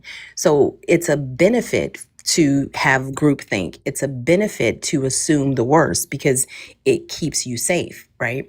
And back in the times where we didn't have the tools of science to help us understand the things that we can't or we don't naturally have access to, like the spectrums of light that our eyes can't see, the the wavelengths of sound that our ears can't pick up. During that time, that fear-based movement made sense. It made absolute sense. I think it's the reason why we are here, like as individuals. But we don't live in that time anymore. Like we have answers to a lot of things that we didn't have answers to then. That does not mean we have answers to everything. We don't.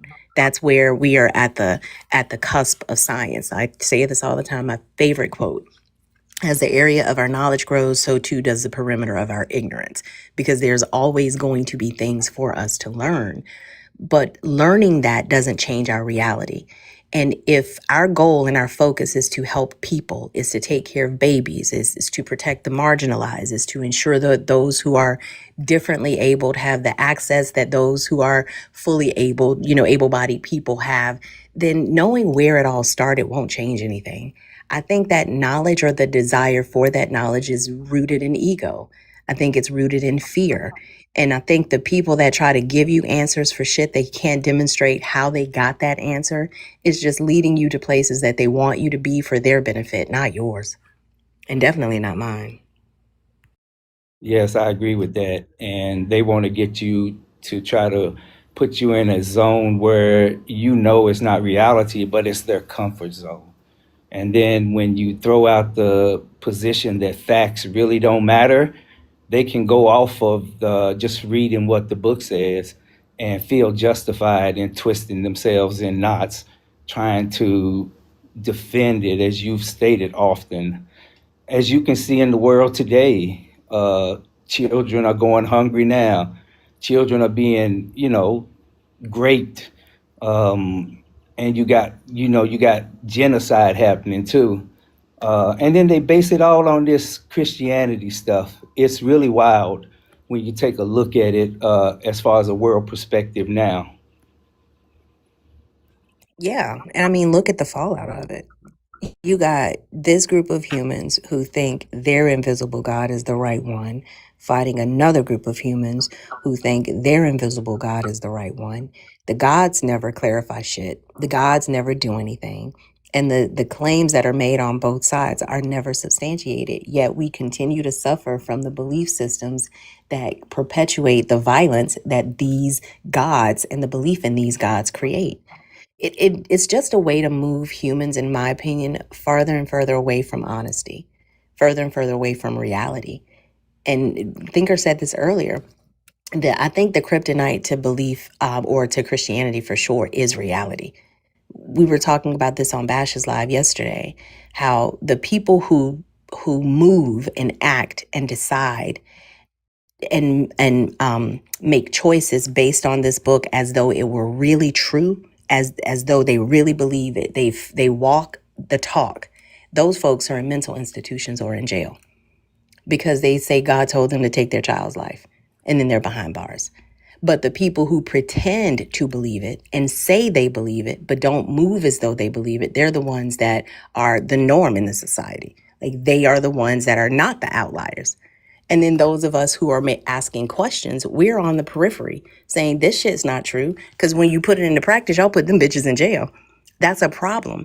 And that's truth, right? That's what we see. Any court case you read through, you're going to see that. Any believer that you talk to that has an ounce of common sense that, you say, will you take your kid's life? They're going to be like, no, I'm not going to kill my kid. So acting on the words of the God, puts you in jail or puts you, gets your life taken or in some sort of mental institution. But just saying that you would makes you an acceptable member of society. That's not normal. Yes, that is very abnormal. And then taking it and utilizing it as a tool to oppress as well is really ridiculous. And how people don't see that is really amazing to me.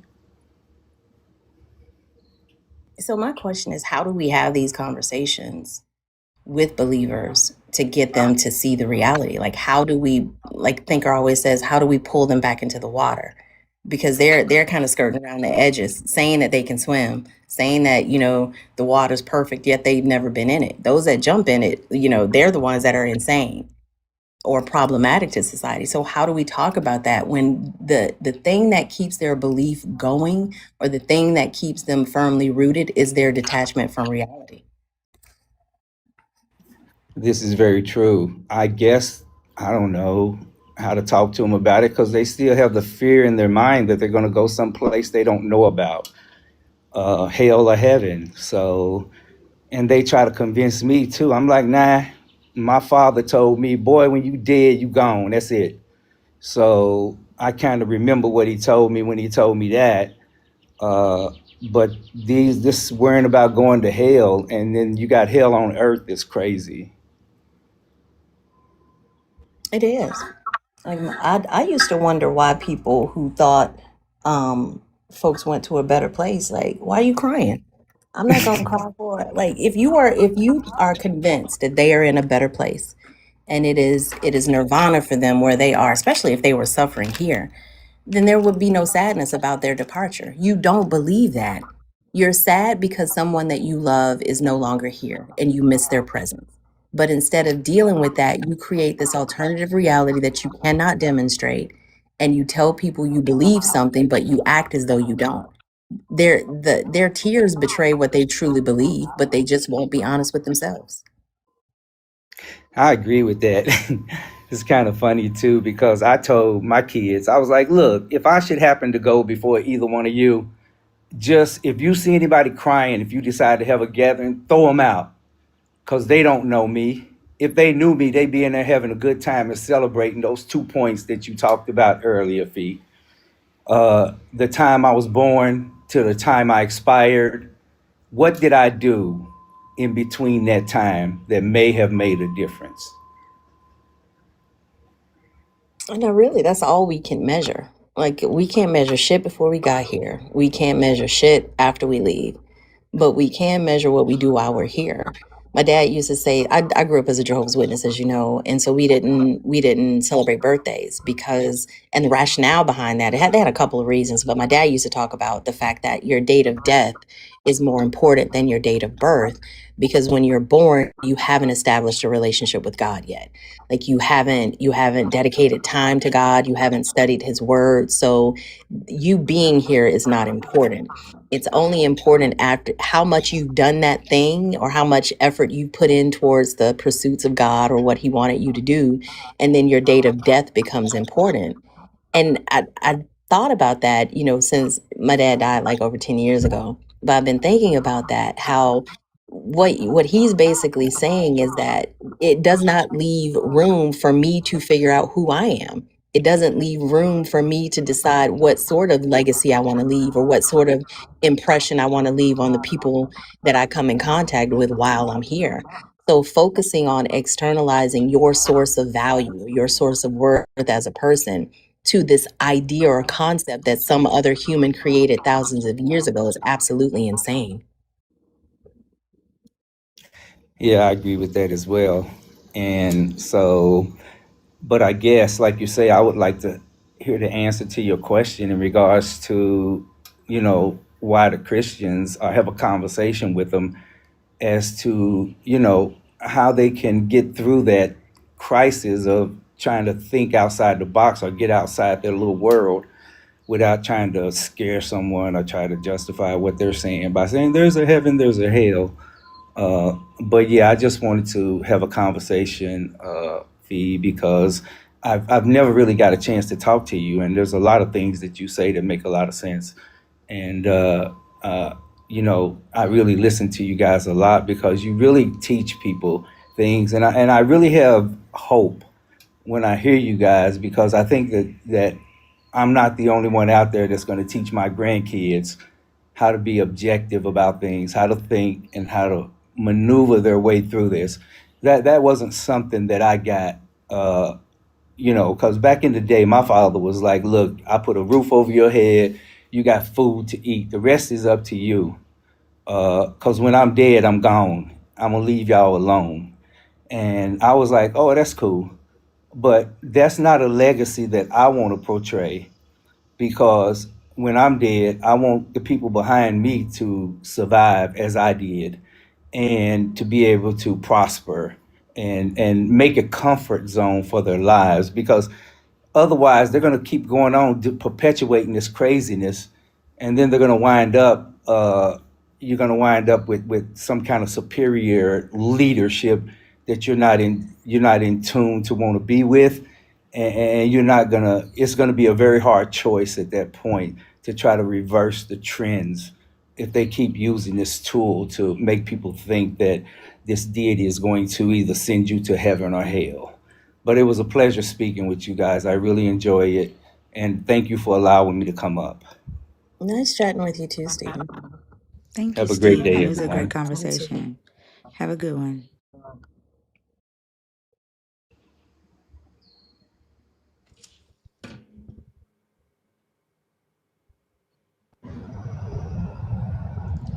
What's that, I Jose? see three. I see you and Sterling. Are y'all in the request on purpose or on accident?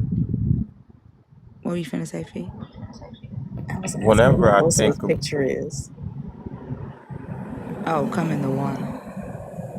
yeah, whenever I think we talked about getting in the water, yeah, I think about, you know how kangaroos will sit in the water and like bait dogs and that motherfucker to drown them. That's what I think about. Yeah, that's fair. He's calling me a kangaroo. Dragon tails. Not only you a kangaroo thinker. Yep. Also, Hey, sorry, I'm thanks about kangaroos when that's crazy. No worry, Dragon. Have a good one. okay. Thank you. Sorry. I didn't see. I see you and Sterling. Are y'all in the request on purpose or on accident?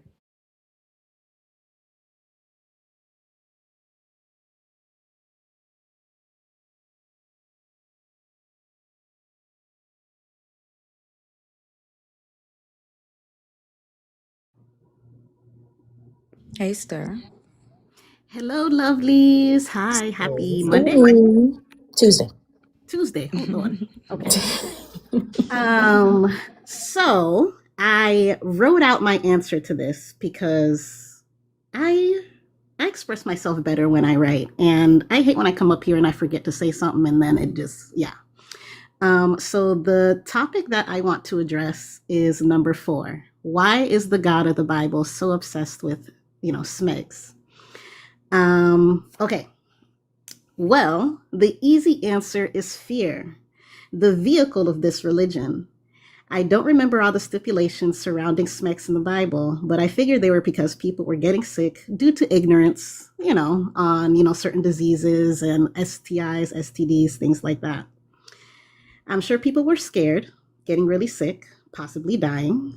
These rules were put in place for public health, which is understandable. I'm sure shrimp fucked them up the same way too, right? Stuff like that. I grew up with a Bible thumping prayer warrior. I'm talking 3 a.m., you hear my mommy crying out to the Lord. It always irritated me. The services that last hours, her infinite prayer lines, her emphasis on purity culture. I remember holding the belief I was going to marry my first boyfriend. He would wait until our wedding night. My mom used to really emphasize the lifting of the veil, indicating a man deflowering you. Just plain weird, right? Now that I'm older and have the space to process, I realize my mom was just scared. She was trying to protect me from her mistakes. She was hurt by my sister's dad. She thought she was doing the right thing by showing me the right way. I've said it before and I'll say it again. When did these stipulations follow us into the current world in 2026? Why do they think these rules apply to us today? Sex is a risky activity, yes, but we have the knowledge and tools now. People in the past probably died, and the community thought it was an act of God. I wondered what they say if you put them in our current time. Would we still have these same stipulations? Would they hold the same beliefs? And I genuinely wanted to ask, because I don't think I've heard anybody address prompt number 4, especially any Christians. Did anybody tackle this one? Yeah, we had one person, one or two, that Okay. they denied it, of course. They denied that he was obsessed with sex? Yeah. Well, I hadn't heard anyone, and I figured that they probably wouldn't want to touch it because I think many modern Christians, at least the majority of modern ones, I don't think they ever really follow that. I don't think they really do. At least most of them. You say you don't think they really follow what? Like purity culture or being so just like super waiting until marriage. They think it's a nice idea and they want to, but I don't think they ever really do in action. I do think that the purity culture, like it is preached in the Black community, but I don't think it's really followed like that. But I think there is like a fundamentalist culture amongst Mormons and like white evangelical fundamentalism, like those churches. I think they have a heavy unhealthy purity culture. Oh yeah. I mean, you can see it in the Duggars. You know how many of their boys, are in jail right now because of just weird things regarding sex and children. It just, I don't know. Like, again, I get it's risky, but as long as you're not trying to overpower anybody and as long as you're behaving safely, like why do we continue to have this fear? Yeah. It's so bad that grown ass adults don't know how to engage with their own bodies. They don't know how to talk about it from an adult perspective.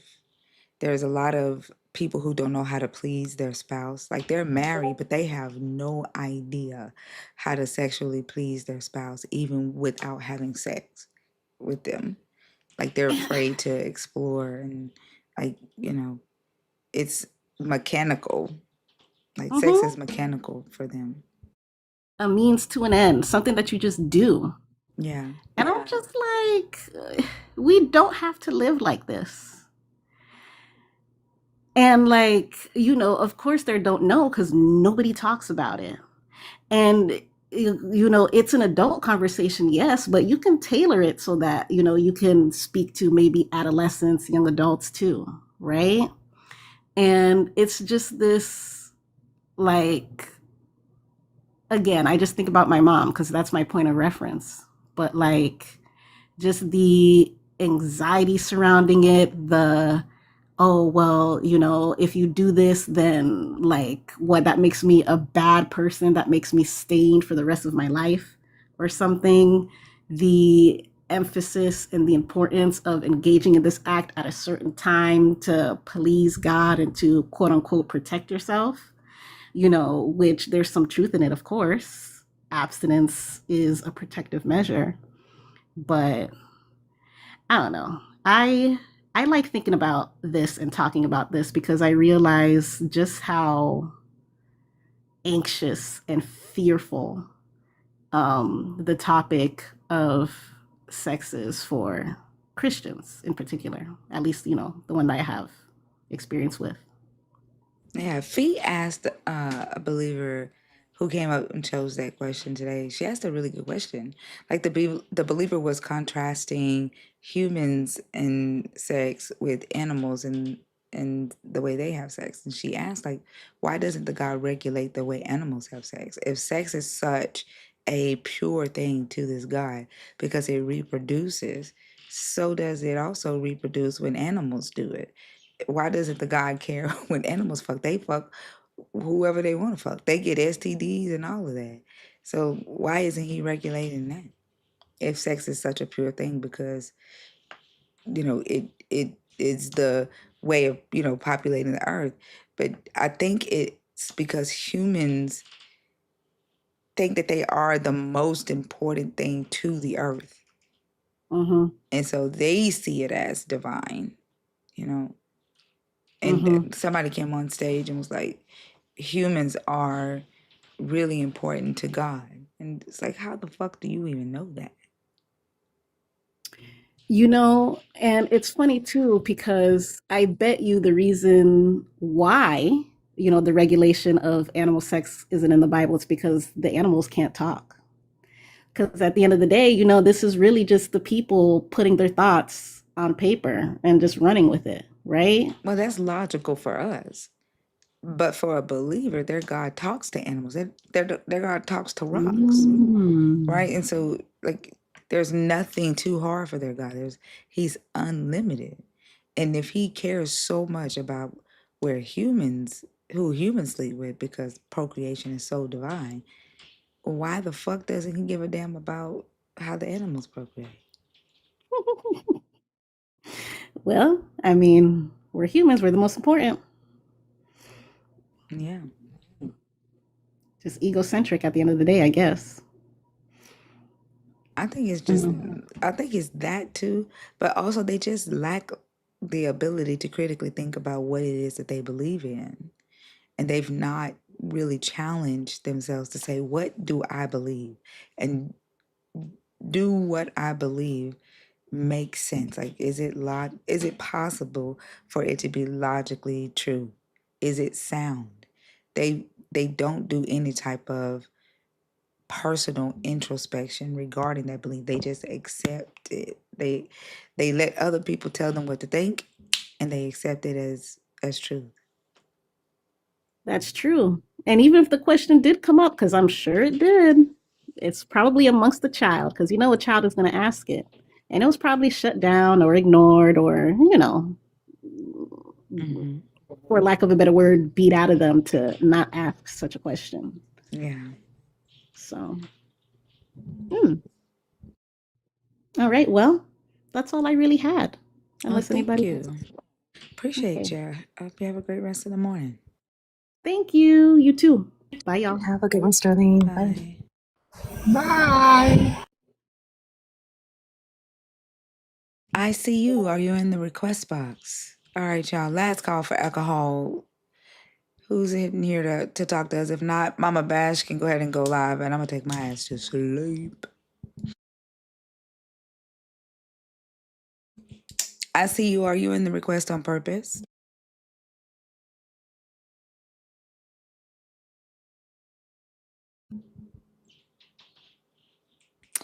All right, Mama Bash is about to go live. I wanted to tell y'all, thank y'all so much. Y'all got me through the night. I didn't know how I was gonna make it on 2 hours and 45 minutes of sleep. Thank you for the new nerd subscriptions on YouTube. I appreciate y'all. If you're not following us on YouTube, please do that at Think Beyond Dogma. That is THYNK Beyond Dogma. Check out Pink Beard tonight on America's Got Talent at 8 Eastern, 7 Central. We'll be back tonight for Maddie's Hour. If you are 18, 19, and 20, tonight is your night to participate in these conversations with our lovely young host, Maddie and Venus. I'm taking over Maddie's Hour. Like, she ain't gonna be able to say shit because she keep coming up, trying to take over my nights. So I'm gonna frustrate the fuck out of her tonight. Don't nobody tell her. I'm gonna frustrate the fuck out of her tonight. I'm snitching. Oh yeah, and Bash tonight on AGT. Oh, that's Truth what Soldiers. I just announced. Oh, I America's Got completely Talent missed it. My at bad. 8 Eastern, 7 Central. Oh, I completely missed it. My bad. Has I had anybody to been say on Watch Pink Party? Beard because people don't know him as Bash. That's right. That's fair. I ain't watched live TV in forever, so I have no idea what channel it come on, but I'm gonna figure it out. Mama Peacock Bash is said it's streaming glitchy. on Peacock too, On and she Peacock. just went up. Mm-hmm. Okay. Somebody do a watch party. All right, y'all. I appreciate y'all so much. I will see y'all tonight. Mama Bash is live. I hope y'all have a great rest of the day. And peace, love, and happiness, y'all. I don't even know why I said that. My ass is tired. Bye, y'all. Love Get some y'all. sleep. Oh my God. Peace. The fuck? I done went back to the Grapes. fucking 70s. I love Celery. y'all. Bye, y'all. Goodness All gracious. right, bye. Hey, get funky for us tonight. Bye.